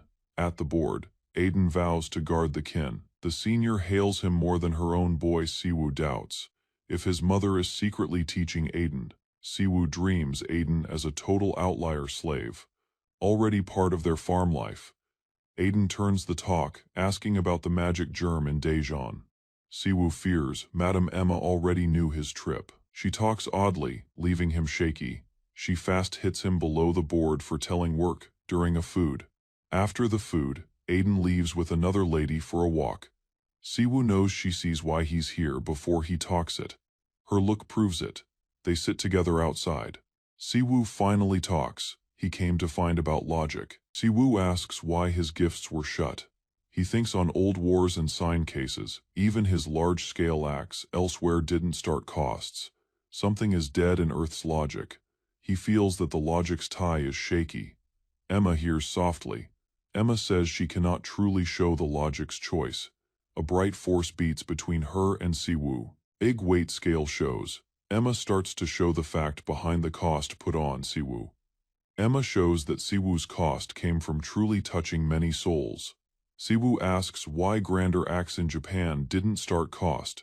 Emma hears calmly. She shows the gap.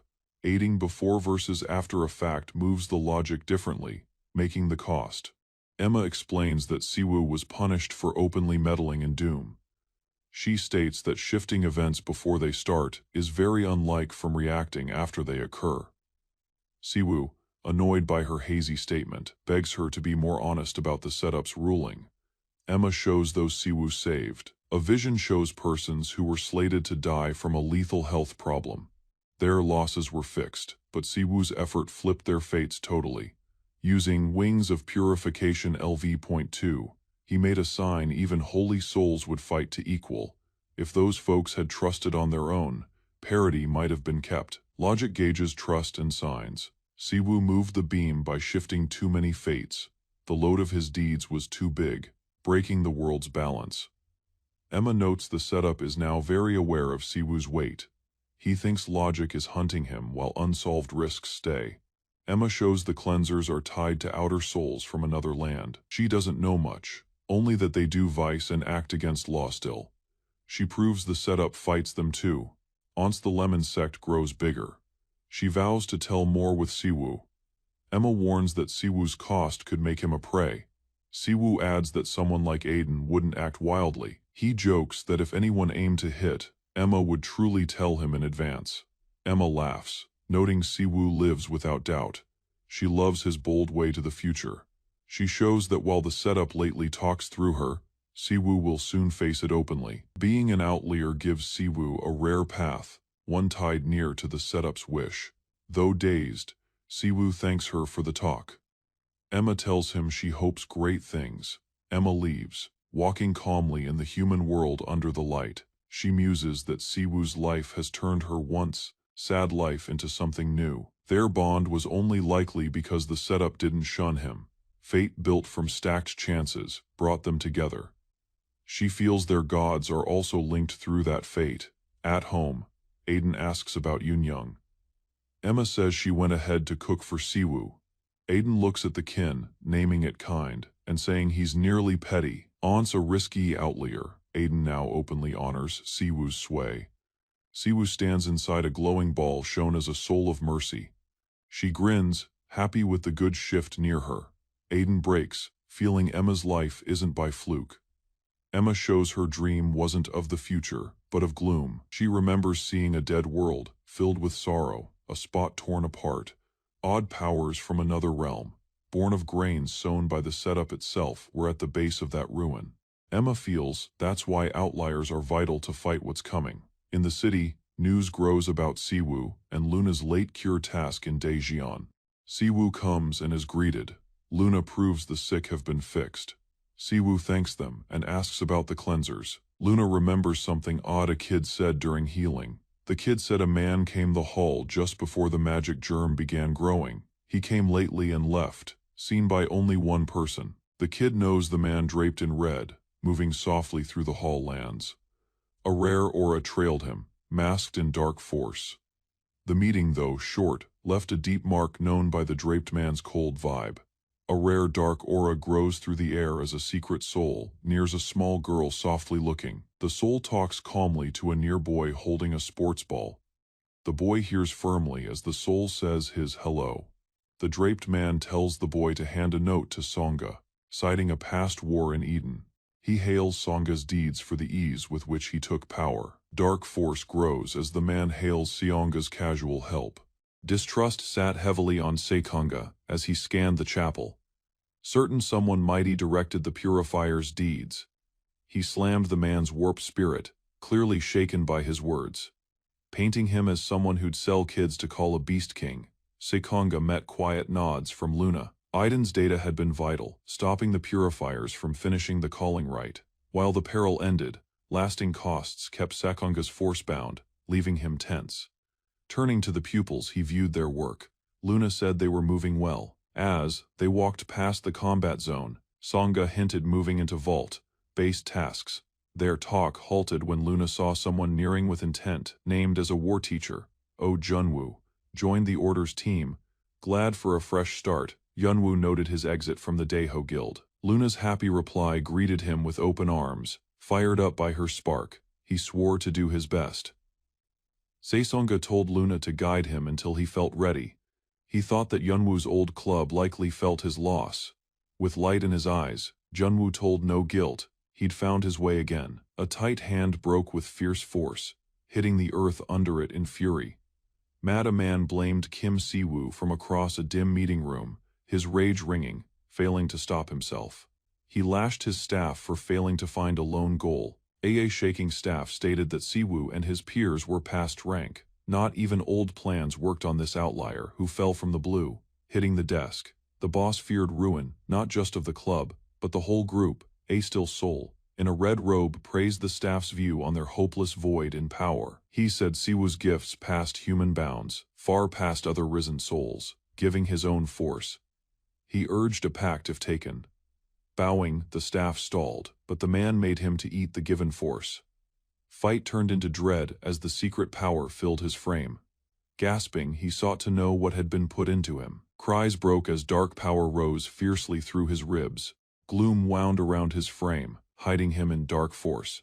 Happy, the man told him this was his last shot. A red sign flashed. Siwoo's tool would be locked for 4 hours. His cell rang loudly as his small brother yelled, telling him of their food plan. Siwoo sighed, peaked, then ran his brother while talking about losing vital rest, waking slowly. He liked the still start of his break, but something felt wrong. His look moved with rising doubt. His sister told him they had moved lately and poked him for getting up late. She met him warmly, holding their pet, Bakeseal, in her arms. The girl spoke about the new home, happy that their kin could visit. Siwoo saw Bakeseal's odd size, unsure whether to be wary or moved. Standing together, the pair mused on how glad their folks would have been. While not a lake view, they vowed the home was great for them. Watching a crow soar by, Siwoo beamed at their quiet new start. Meanwhile, news told that the unique law for outliers had been set. Resting on the seat, Siwoo was moved by how fast the law took hold. His kin spoke nearby, telling him the shelf was still bare. Peak Xian's brother hit him for being dull and gave over cash for fruit. A sudden fruit drop caught him off base, giving a cry as he got hit. Outside, their small sister warmly gave over the pet, Bakeseal, as Xian went out. Clear skies saw over Xian as he walked through the quiet area. He saw how much safer it looked now, thanking Kim's crew for the extra guard. A known tone met him warmly, and Xian beamed at the local girl's heart. Another walker stayed him, seeking a talk about sect views. Softly saying no, Xian made it clear he was busy and kept going. He spoke to himself, moved that cult souls still crept past guard. The man stayed, but a slight move showed a veiled blade in his grip.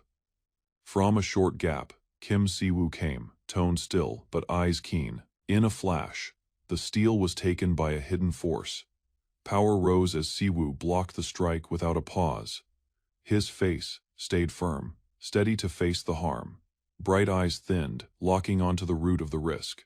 Kim Siwoo moves ahead rapidly, sparking a flash of glow under his shoe as the calling ritual starts. Bakeseal, a mighty called beast, shows midair. The blast knocks down a blade, and the shades, wearing thug, is clearly moved by the sudden call. Siwoo grins with ease at Baekseol's birth.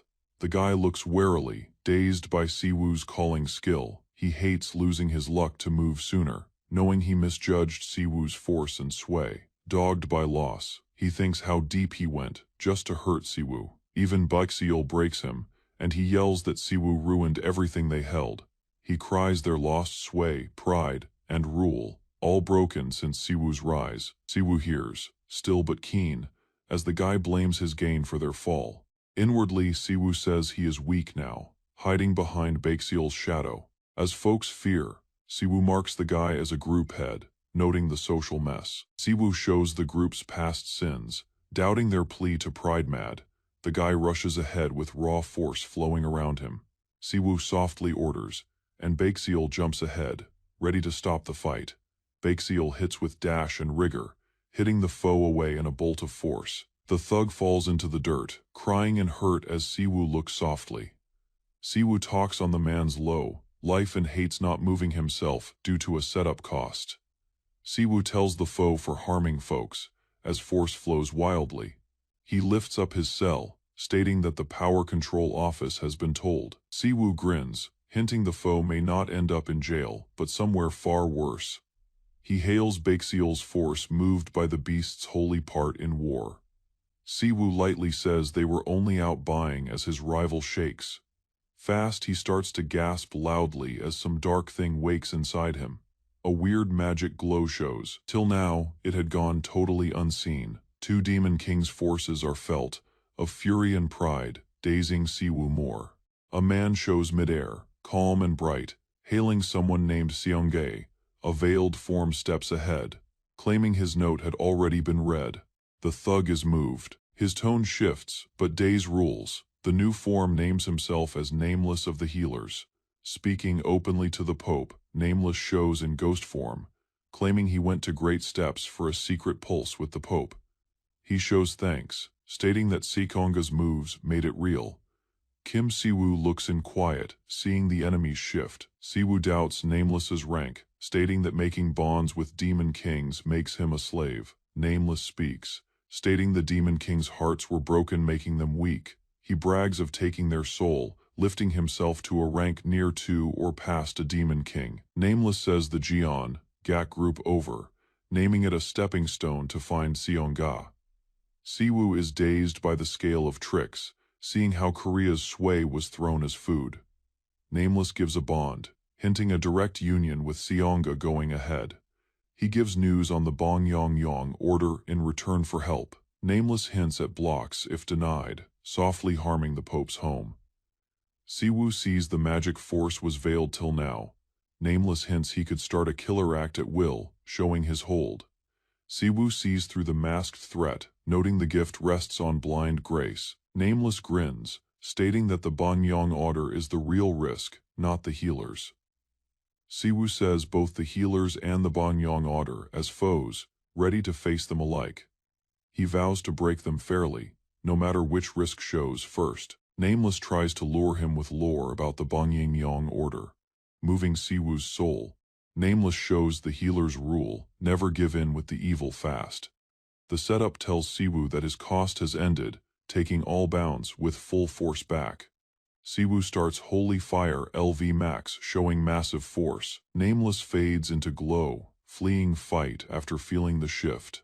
Siwoo stands softly as a new task note shows in front of him. The task from a lately locked gate is now ready, marking the next step. A secret task sign blinks into sight, shining in a techno beam. Seonggae looks up at the screen, asking if he will take the door that couldn't close. With a thin grin, he notes the timing. This always starts the second the fine ends. Power turns into a coil above, showing a known portal of hidden results. Across city, dusk paints the sky as sirens ring near a still road. Guards and help from the power control office begin guarding the hit zone. Sudden news tells an event linked to the Daebo group. Chief thanks to Kim Siwoo's quick work. The wreck was stopped with tiny loss. Glad, Seonggae notes the unique rule saves him from court blame during such times. Leo tells him that break time has ended after their trip from Yesu, vexed. Seishonga says that daily life ended when the church rose on earth. He signs his cave plea needed for teaching the new staff. Citing a past query, Sekonga vows he already spoke with head man. Kim steps. Mark the group leaders walk into the fancy room. With a hard tone, Kim states the Dabo group chief is now in jail. The talk starts with news that the D-254 cave has already been taken by another team. Songa feels the blow with shock, quickly seeing the costs. Keen he asks if there is still a likely way to take the cave. Kim gives a choice. Buying the sale rights at a cost, though with care. The Solwa group is shown as the buyer, linked to the Jeongak group. Hearing this, Songa grows hard. Knowing the group makes everything tough, Kim tells, any bid might show them to veiled worth inside the cave. He says that roughly taking it would look like wrong, even under the unique rule. Taking the trial. Sahonga hears as Kim starts to show more. Kim notes Seulhwa's chief, Han Seulhwa, a smart and widely loved soul. Her star is noted, with millions following to her webpage.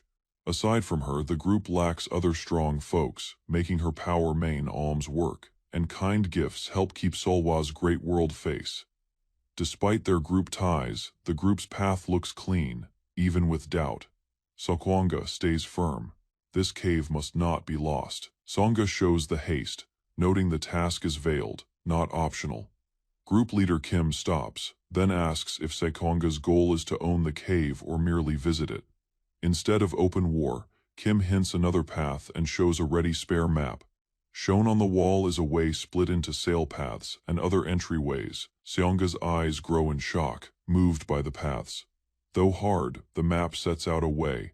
Kim hints calling Kangchi for more weight. Moved by the plan, Seonga hails the way with quick zeal.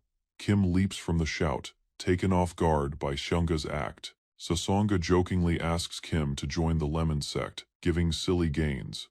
Meanwhile, two staff are buried by files and cry out for aid.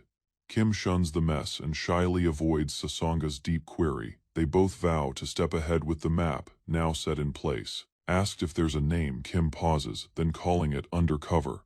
Shonga likes it quickly, moved by the spy film feel, at Mount Gumaksan. Staff ready softly under night as Act Undercover starts.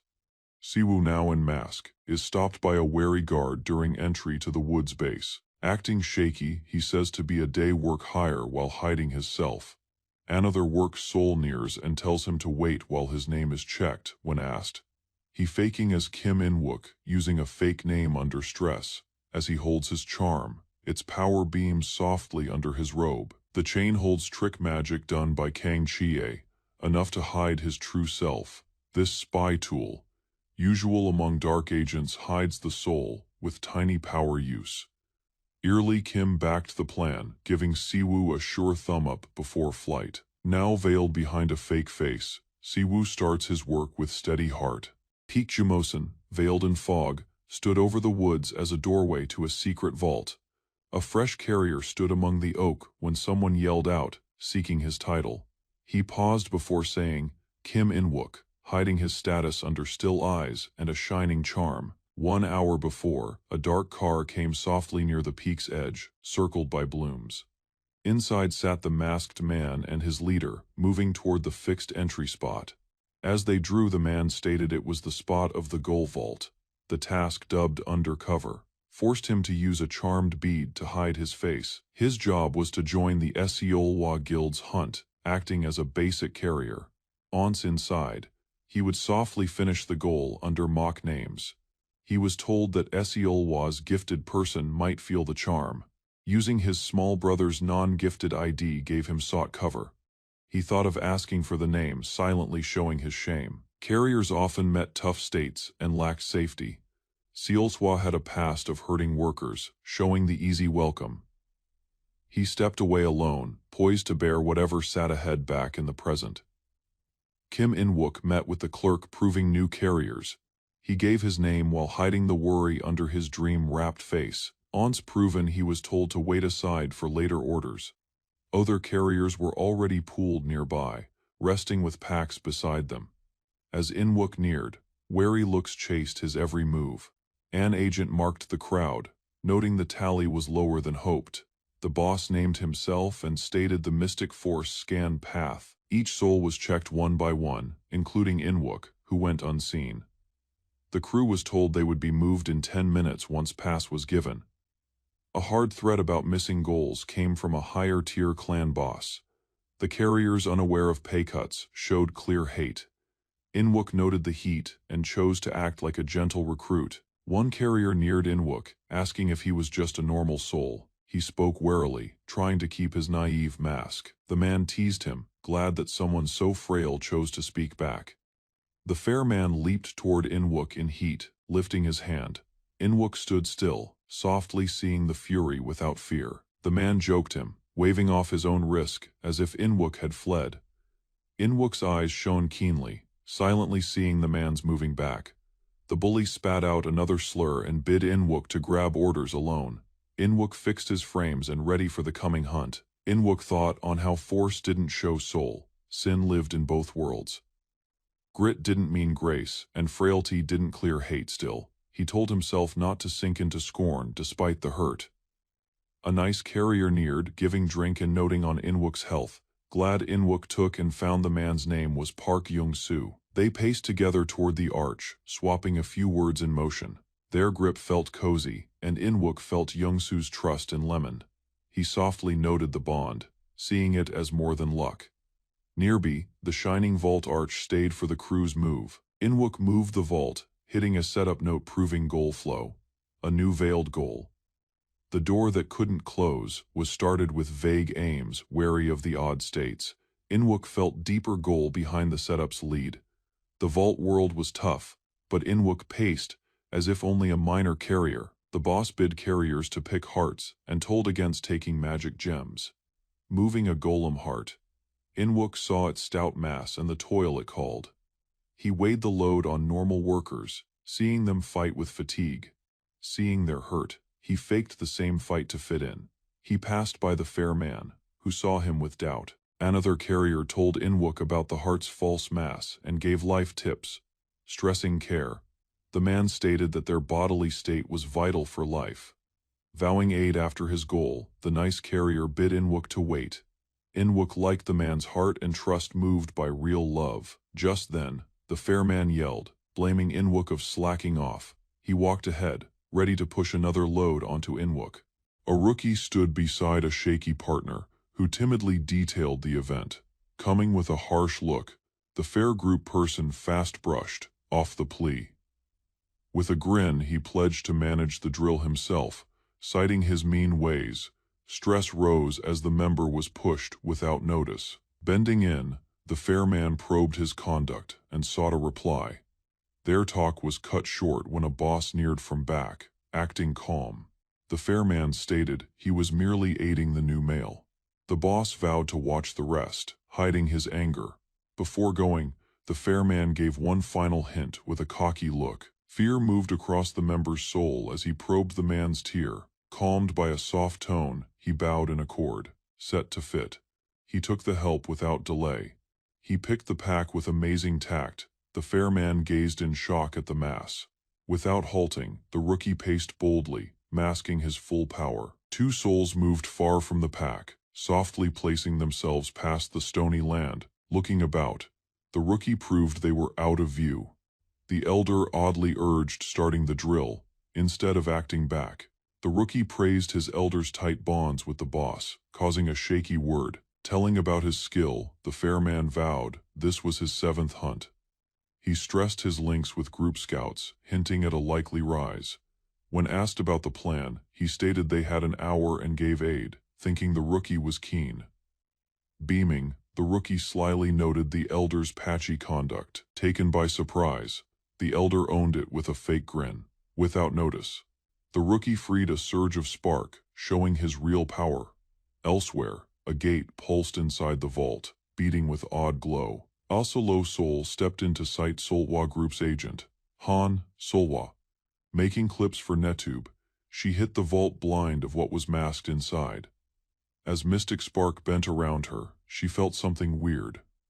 Even with her steer power, Worry came in an odd vibe in a low-tier spot. Word of lost spies raised dread. She fast knew this wasn't a mere link flaw. A loud ring sang as Solhwa felt a nearing ghost and lifted her blade without delay. With magic rising, she sent a cold strike toward the hidden risk. Despite icing the spot, one odd being stood firm, taking her spark easily. The air about her bent oddly, growing the rising sense of peril. Turning to her mate, she told Fast Link with the Bon Yong Wei taken by surprise. The helper probed the haste, but obeyed and ran to make the ring. A sudden yell made the mate halt and turn. Seolhwa used a high-tier cold skill, locking the bounds in a frozen gale. Caught in the charm, the helper feared and wept out to remind her of his name. Her eyes thinned as the man's traits warped into something beastly. Glow blue, his eyes showed an odd change. Power flared out as his form grew, starting a mystic wall field. Machine notes hit the vault had hit a fatal flaw state. Signs showed an otherworld raid, locking all paths. Stuck in daze, Solhwa read the last word. Flight was barred until the risk was killed. The roof shook as a sudden blow hit the vault frame. Solhwa stood ready, bracing herself as a burst of ice broke behind her. She owned failing her power, while the learner blamed her for the ruin. Hiding, the fair man wildly asked for mercy below force. Lost by the sight, Solhwa looked silently, taken by surprise. The learner hit the fair man's flop, telling him to stay quiet and obey rules. Solhwa turned to the rookie, amazed by his calm mood. He calmed her with a grin, stating they were just safe aids. Her focus fast moved as she saw odd, bright beings forming close. A quick machine. Alarm stops all motion. The cell has sparked a lethal fault. The healer stays bold as cyber bonds wrap around her. Flight plans are blocked. Peril must be cleared before the door can reopen. A masked hall appears inside the bricks. Confused, she checks the space, noting the glitch is unlike any charm or snare she's seen. A blast of power breaks the wall, sending glass racing around her. She talks about failing the blow while her peer looks in anger. Annoyed, he blames her haste, but once yields to avoid wrath. Acting clean, the peer shifts doubt by saying their simple helps. Her look grows as wild spark fills the air, hinting at frame ruin. Another friend trips, worsening the harm through weak stance. He claims he just hit the wall, not fearing it to break. The healer moans, given to her long run of bad luck. Stuck in midair, a team soul turns another loss of Seolhwa's craft. Thinking. Seolhwa lightly says youth cold tag sports. Without stop, he vows to put her in this fatal sport. She thins her eyes, asking to find who's breaking their cell. Kim In-wook shows himself as a work help from the Seolhwa clan. Acting clean, he vows to be getting tasks in duty while his chief. The healer starts weaving a charm but stops as In-wook shows the stuck. A cruel surge breaks as the once stuck team soul lets out a devil cry. Inky chords and dim spark rise as he shifts, joined by peers, now under like rot, to her fear. The healer finds the hunt group has been made into devils. Dim songs ring as the beasts hiss, her name and wish she be their priest. She bites her lips. Icecraft shows weak against their warped shapes. Fear grows as another team soul begs for his life, running in dread. The pack grows louder, urging Seolhwa join their sect. Like love. Angry, she strikes with a huge wave, trying to pull them out of mania. From the edge, In-wook mocks the state with a bad-timed pun. He likens her coldness to that of Leader Choi, hailing the clear change. While the tainted power pulls its grip, In-wook calmly scans its holy trait. Though he tried to stay hidden, he says sacred power is needed to brawl. Seolhwa fights to keep her charm. Spent, her tone breaks as she says her bounds. She at last sees the need for aid. In-wook yields, but just if she openly tells her trust on his aid. Cold vines break through the walls as Solhwa sees the rot. In-wook calmly stops any past news, saying he just joined the raid to finish. Seolhwa, still angry, says that sans her. He has no path out of the cell. In hope, she begs for aid, naming him by name Kim Siwo. He ends the show, showing he's known all along she would spot out his soul. With a grin, he says he's the sole freak who can use holy power in the land. Power flows as Kim Si-woo goes through a change. He hints they now kill the monks together, while Seolwa acts in shock. Someone on off. Page puns about leaving the change scene out of the task file. Devils near in as Seolwa keeps them off with force, yelling for them to stay back. Their songs grow louder, pushing her back, and finally tying her mid-spell. At the final point, Kim Si-woo helps, cutting through the ties to free her. The dazed hunt group walks ahead with dead eyes. Kim Si-woo steps ahead, thumping with holy spark as murmurs call him another lord. Snorting, he denies the claim he is no lord, only a pope using holy power, with right. He lets a surge of shock that rips through the pack, zapping the tainted crowd. As souls fall, Seolwa looks dazed, her power nearly gone. Kim tells her that her team's souls will soon heal. Seolwa asks to walk, hoping to face the ghost that made all this. She's shaken to hear claims of abuse, which she denies with daze. Kim waves it off, noting her oddly still mood despite hard talk. Despite the talk, the will of Vice Ruin does not fire against Seolwa. The machines know to mark her as Vice shows her middle. Kim looks oddly as she walks off, then tells her to move faster. Elsewhere, more tainted team souls start rushing toward them with songs of love. Seolwa tries to keep them back as scared cries call for flight, seeing that the route of the risk fits with the hunt group's back path. Kim Si-woo and Seolwa move warily through a rock hall, eyes set ahead. A grand gate clad in vines sits before them, truly marking the cell's chief room. Seolwa scans it and says the plan feels oddly fixed, not a normal plot. She tries to push it wide with craft, but the charm has no force. A machine alert tells the task, showing a tainted bond to another land. Their goal turns clear, break the gate to stop a foreign raid. As spells had crumbled, the male amassed raw power into his hand, planning for a unique tactic.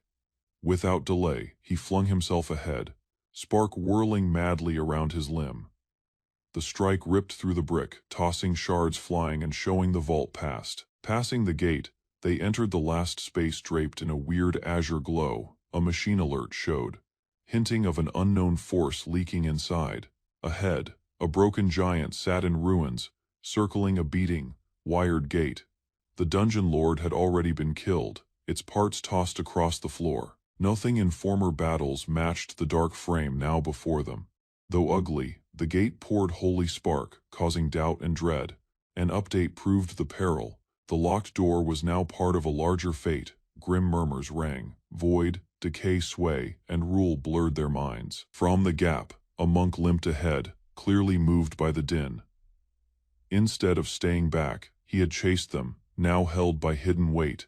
He told a sound claiming to be a god, talking inside his brain, to the rest. It was plain this so-called god was no hero. Through the warped gate, a dream land filled with fouled holy might came into sight. The male mused why holy beings from other planes kept hitting Earth over and over. He knew Lemon, a kind lord who only tried to bring heat and bliss, unlike the ones now meddling. Suddenly the gate began to beat madly, rising with wild might. Azure spark lashed out, cutting the dungeon's frame and breaking through the wall. The monk moved quickly, throwing a chill hex to stop the force from fleeing. Pieces of ice locked the crack, halting the risky flow. The monk said ice magic fit guard, and he'd found his spot. He turned to the outlier, giving him with the larger task facing the door itself. Kim's sword moved, to the weird ring of light without pause. Stepping inside, he was raised by the machine, ringed by a bright field. Fixed eyes met the secret as he drifted toward the shaky core. The rest looked, feeling a bent, false force pushing away. Despite the weight, Kim stayed steady, moving boldly.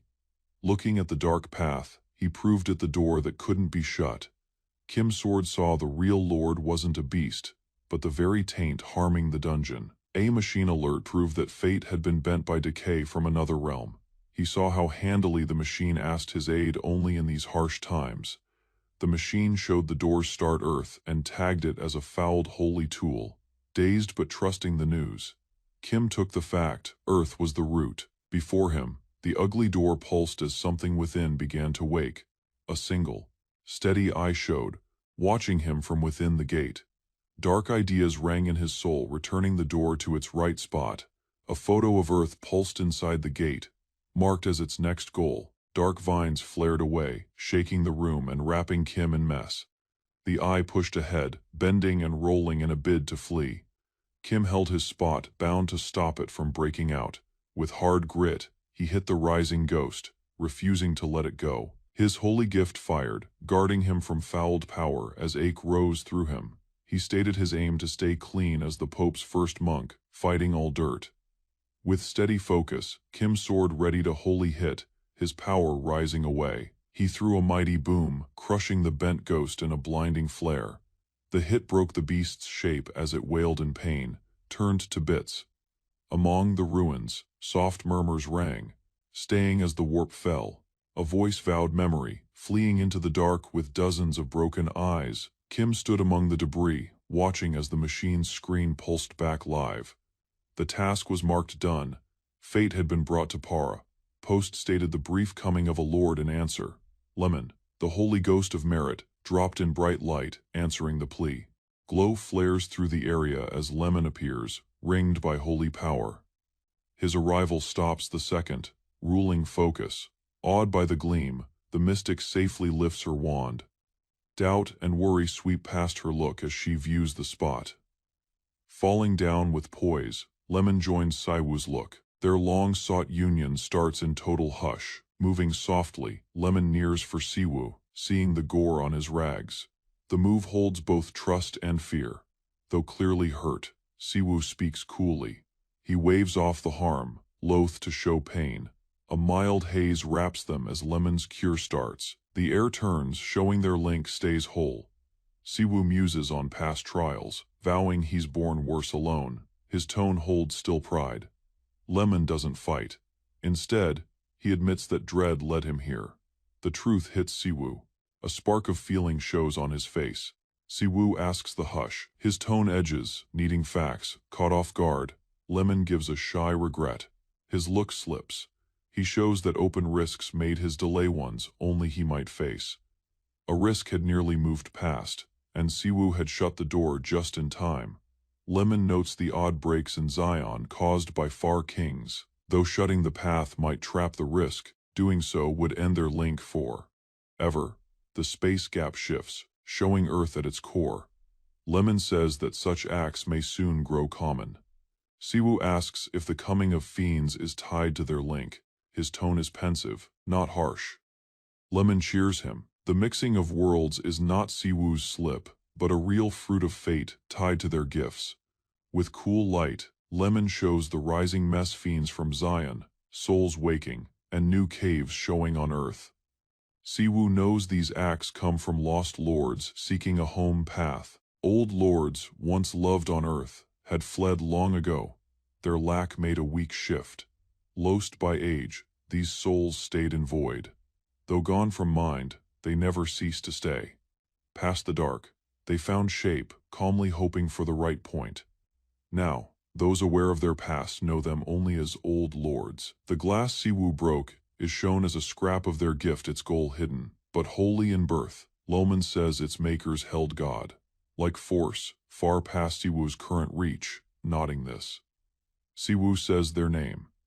He finally knows who waits past these breaks. Lemon sighs for his small aid, aware their time as one is short. Siwoo takes it without gall. He sees worth in this short union. To him, the scripts leave for their talk, however. Brief must help a great goal. Lemon gives a kind grin, her eyes full with heat as she tells Siwoo that she'll always be guarding over him. As her shape starts to fade, Siwoo says his thanks softly. He takes their split with cool grace. Left alone once more, he turns to meet the world again, fully aware that her holy reach does not reach to Earth. Musing on her work, Siwoo knows the mass of what Lemon let her aid, giving him holy use on Earth. Though fleeting, the data she gave shows great. He vows to hunt the fact more on his own. Ahead, the broken bits of the cave's heart shine, near the trash. He finds a weird bright part. Script note marks it a moving scrap. Its gain rate stuck at 0. Before he can study more, Siwa falls nearby asleep and spent. Lifting her softly, Siwu seeks to flee, noting her odd mass with mild wit. Near the cave, souls wake under the gold hue of the air. Cries of pain ring past the zone. Simone sees Siwu holding Siwa. Joy fills their tone as they run to help. A fast check shows magic drain. She's safe, just needs time to heal. Siwu is soon met by Inwook, who has come back after going during the war. Telling of his win, Inwook vows to have helped beat the cave as a hand and even held the team boss. With a grin, he shows the fact. He's not just a hand. His real name is Kim Siwu. Siwu's name is shown, shocking the man before him. Humbly, he drops his head in honor. Suddenly, veiled souls step in, blocking the path. Their line is stiff, they're being planned. Siwu stops as he knows the group, the Bongyong way. Their coming brings fast fear. Elsewhere, a tone talks to a young girl. It talks with love and power. She stands on a porch, lost in mind. The tone asks her point as she speaks with Siwu's name. The ghost calls him a liar. It warns she shouldn't think on him, waiving his worth. The girl hears as the tone plans Siwu's end. He'll be eaten after their turn is done. She notes his waking and rising skill, trusting he'll soon see the fact. Vowing duty, she bows before the Lord. The plan goes without delay. A line of veiled figures treks across the woods, their gait matched in quiet. They flock in rank beneath the burning sky, their aura dense and steady. Kim Siwu meets them with doubt, noting the Bongyong sect's abrupt coming. A speaker walks ahead, stating they came at Esiwolwa Guild's plea. He asks why Pope Kim Siwu is there when Esiwolwa surely hired them. They claim the dungeon prize, saying it holds value to their sect, but Siwu denies softly. Han Solwa shows, proving she sought Siwu for aid as well. She shows that while Bongyong was called, Siwu settled the case. The sect speaker alerts that Solwa's plea might hurt their union's bond. Siolwa suddenly vows exit from the Jeon Gak Union. Siwu acts in daze, caught off guard by the swift spike. She says cutting ties soon is wiser, ignoring the shock near her. Siwu dryly notes their bond, seeing heat rise. Hidden, another veiled pack looks quietly from the oaks. A bright lady comes from them, signaling a fresh aura. The veiled lady walks ahead, showing herself while ringed by peers. Kim Siwu shuts his look, at once feeling a wave of vast holy power from her. He names the spark as equal to old gods. Dark spark turns near the lady as she draws left power from a ruined land. She says that all was killed, leaving only hints of the god's sway behind. She asks Siwu, saying that the space crack was oddly shut by his palm. Siwu minds that to shut such a gate, one must best the soul seeking to come. He says the rule on Earth uses tasks and tests to keep parity and poise. The lady notes Siwu's deed of breaking the gate. She says Siwu has passed a limit, calling him a stray among risen souls. Though he fights, she begs him to help, showing that her god wants him. A holy eye glows in the void, proving that their lord looks Siwu direct. Siwu mocks the claim, asking the justice of holy favor. She says his odd power is sign of holy notice, giving no real vow hard. Siwu seeks light, what truly do their god. The lady vows the god's hope is to turn souls to their birth, feeling it real and holy. She meekly puts herself near lesser souls, saying to just obey that holy flow. Kim Siwu, still and unsure, starts to leave from the talk, sensing its end. He firmly tells the Bangyong sect to go and stay alone. The lady talks with soft poise, giving help should he wish to know the purifiers.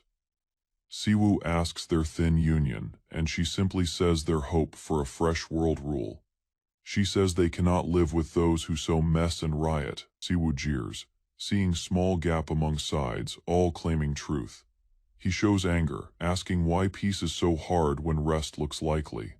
Later, Siwu sits in his room below bright skies, met by Sealwa once more. She asks him simply, while he moans about being used like city buses. Her pause stays as Siwu tells her of the lemon sex shows. Sealwa warmly minds the kind holy word she saw online. She says the lady's grace led her in the cell. Another soul mocks her trust. While Siwoo softly looks, joked but pensive, the red-haired lady jokes about adding Esiolwa to their pack. Siwoo stops her funny tone, telling her to drink below the holy bush instead. The mood thins briefly before Esiolwa tells her guild's fall. Siwoo states there's no side in the Lemon sect and no need for formal entry. Esiolwa, wary, says her choice is useful, not based on thanks. She tells him that many strong souls ring him, which loosely forms a side. She says her path was clever, made to flee a weak union. Siwoo tells her it's not her load to bear, urging her not to overthink. He thinks softly, noting her nerve and the fear her team showed for her health. His peers poke fun at Esiolwa's acts, fearing she's shy below her firm face. Shook, she fights their jokes, while all laugh at her cost. Soon, a jet rips through the dark sky, bearing another scout. Inside the craft, a suited man talks Siwoo's odd sway with a junior. As he sips wine, he notes that Siwoo likely knows far more than he shows. Outside, dark gates start to form in the sky, hinting risk soon. Below a radiant vault, the Lemon Shrine stood as the setting for a long-awaited council. A varied crowd packed the room, every person sharp and poised. The Pope voiced the formal launch of the Lemon Union gathering. A poised man moved forward to show the goal of the meeting, the entry of a fresh friend. Han Solwa was brought, presenting himself. Han told his choice to enter the Union. He noted a holy heat washing him, touched by the event. He felt the goddess's favor and stood with firm poise as others watched. Without pause, Han told his split from the Geon, Gak Union, taking everyone by shock. Some showed with fear, others stayed calm. No matter, Han didn't shake when asked. He owned his exit was long overdue and had been certain. He knew his guild's fame online, but owned a lack of true power. Another peer hailed his iconic worth, calling his swap a game shifter. As Han turned, the scenes showed the load of his path. Praise was voiced toward Pope Kim for planning the shift, with zeal. Han showed he had 9 million viewers, shocked by the count. Kim Siwoo gazed in doubt. Han Solwa firmly stressed the want for vivid change clips in the Lemon Order's Mechube media to draw eyes. Anxious about skill, he urged Rightmaker schooling. Another peer showed he had thought the same plan sooner. Site news rose, showing Seolwa Guild's 9 million viewers joined with other peers to make a huge crowd. Sheet votes strewn across the board marked a shared choice. Han's entry into the Union was fixed. A formal start ensued, marked by iconic scenes and ritual nod of Han's part. With one task done, Pope Kim moved eyes to a more grave theme.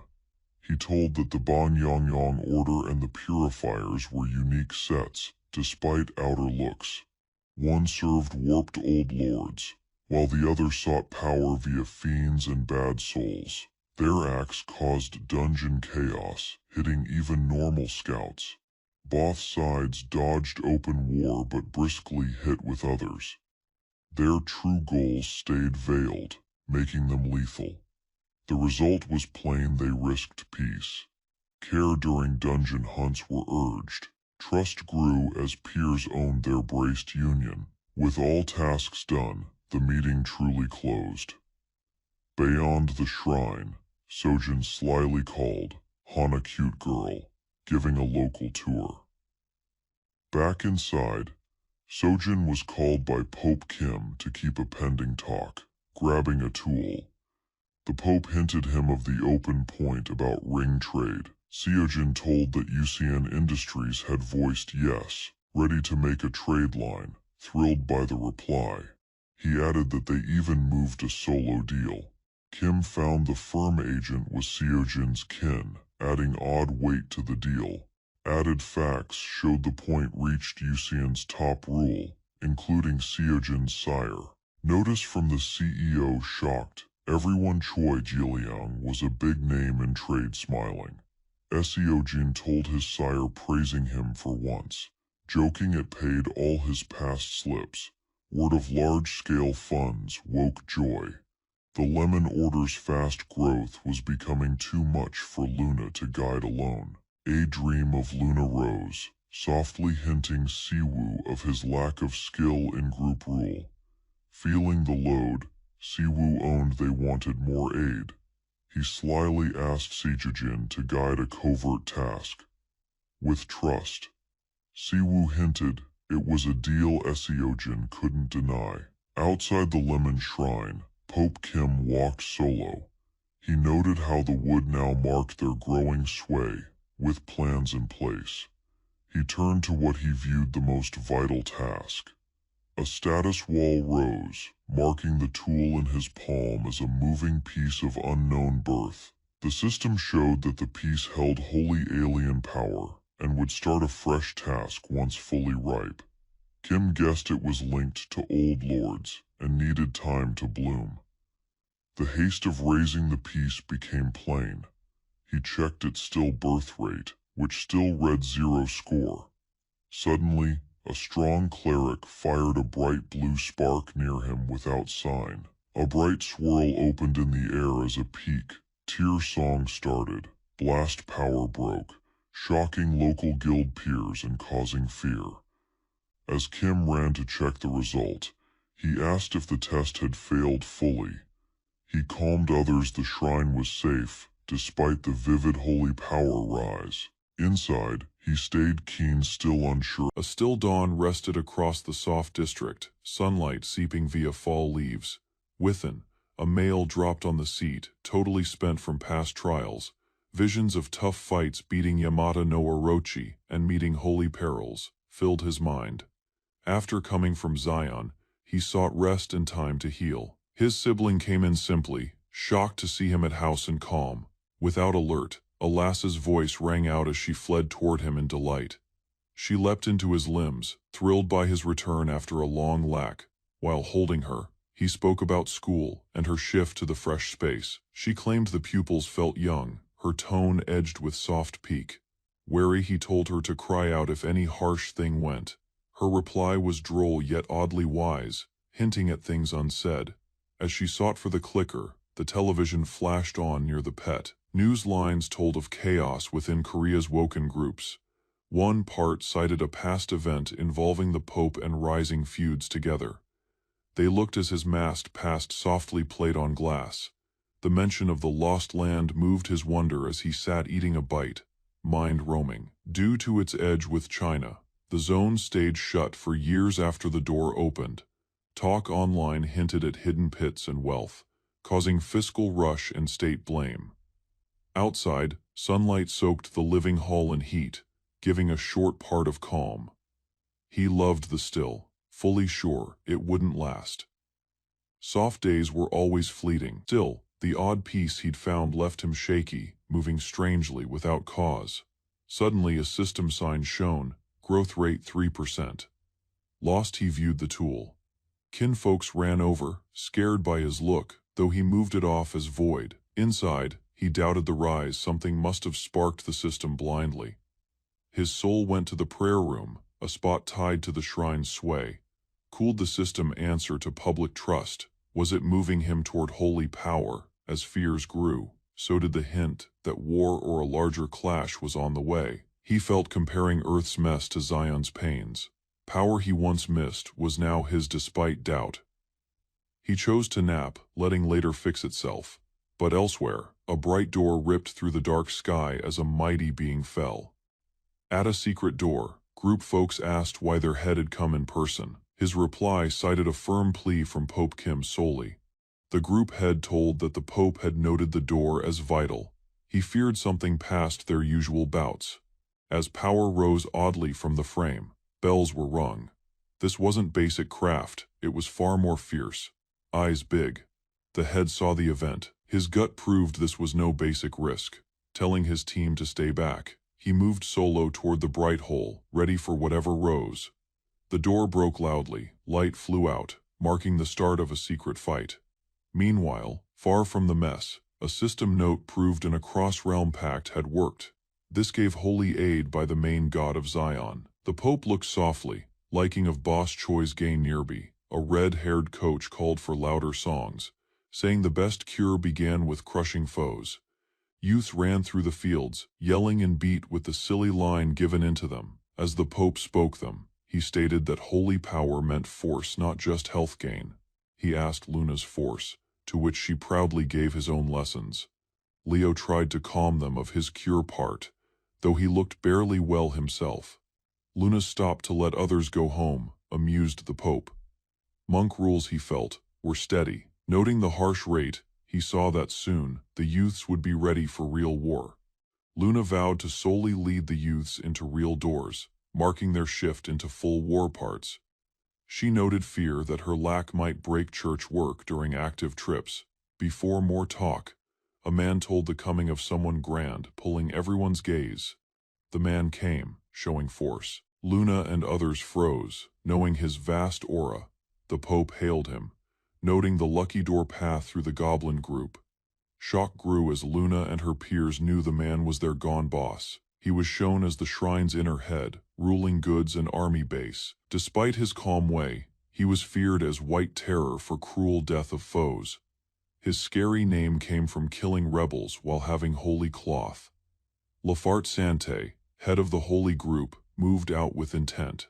He bowed, introduced as Ryman's first saint and top voice. With hard heart, he sought a talk with the Pope on behalf of all souls. Lafart Sante looked peaceful and kind, yet his past showed a tougher story. Clad in pale cleric gear, he killed heretics and spirits without pause. The masses dubbed him White Dread. Now, bowing on Terra, he formally spoke himself to the Pope as Rimon's lead disciple. The Pope greeted him with comfort. Lafart's arrival signaled a major return. They took tea in a quiet place. Lafart liked Terra's flavor, gaining solace in the meeting. His poised speech and manner moved those there. Leo's pupils saw the bond between tutor and student. The temple badly sought an office head. Lafart was called via holy ways. Using the Goblin Guild's swift door, he was moved from Ryman to Terra. Through holy planning, he hit at a D-rank door in Gimpo. Leo's pupils talked about dueling. One noted a tough bout. Anather hailed the match, calling it novel. Lafart noticed Terra's fighters. They joked on his power, saying he once beat Leo. Leo looked dull beside his former tutor. Others mocked him. Luna upheld herself with poise. Lafart brought words from Leader Bayer, telling the Pope on the weak temple. Lafart told that Eden was safe, though there were small riots and signs. Post-war building was moving fast across the land. After seeing peace in Eden, Lafart said he had lately seen the temple lands upon coming. As Lafart showed care in talking things alone, Luna chose to scan the base and go soon after. The pack vowed to grant them room. The Pope tried to halt their fast path, but then asked Lafart to sit and start the talk. With a stern voice, Lafart started naming flaws he saw during his short tour. He stressed that the state was grave, urging fast focus to the most vital faults. The Pope acted with fear, knowing a long night of tasks had just begun. As night came, the pair worked hard. Sheets piled deep while Lafart spoke harshly. He blamed the messy use of goods and lack of drill setup. The Pope bore 6 full hours of blame, crushed by the tide of flaws. Lafart found joy in Terra's slang, easing the mood fast. He saw the fast need to fix the whole temple setup, judging nations. Lafart stated that Terra sought its own help setup. The Pope thought on the load of calling Lafart, a man needing sleep. Lafart eased him, laughing at the Pope's truth and vowing his firm help. He cited his task from Lady Riemann to gain daily and help the temple grow. Lafart liked Terra's tools, calling it smart and moving for lasting gain. He praised Lady Riemann's favor for moving him to such a modern world. Upon coming, he'd seen a giant wall behind the shrine. The Pope named the thing as the Mithril Wall, a trace of the ship from Point Zero. They aimed to break it soon to keep the prized mithril, Lafart agreed, saying they must ruin old shields and aim on making new power. Left solo, the Pope saw a shiny piece showing a growth rate of 8%. He proved it was tied to the temple's fix and Lafart's sway. He mused what would occur once that pace hit 100%. Vowed to mend the temple, the Pope went to work. Suddenly, his screen lit up with a fresh note. It was a VIP ticket to the Third World Hero meeting, sent to a famed holy type user. As the first snow came, the great ship that once held the Ryman Temple, gaps grew along its shell before it lastly fell, marking the end of a time. The last trace of the ship was broken. Word of the act flew fast, with the temple's shift making world news. Crowds saw the live show, while clerks told the scene of the broken ship, the Pope showing a fresh start under the goddess Riemann's path. Folk met and press asked for final notes as petals and snow fell in the air. The Pope said the goddess had left them a boon before her quiet exit. The tale hit papers across the land, and age flew ahead again. A month went. Cold grew as the shrine land stayed calm. Aiden came, met by an old friend ready for the next part of work. Together, they keyed for what sat ahead, proving all was in place.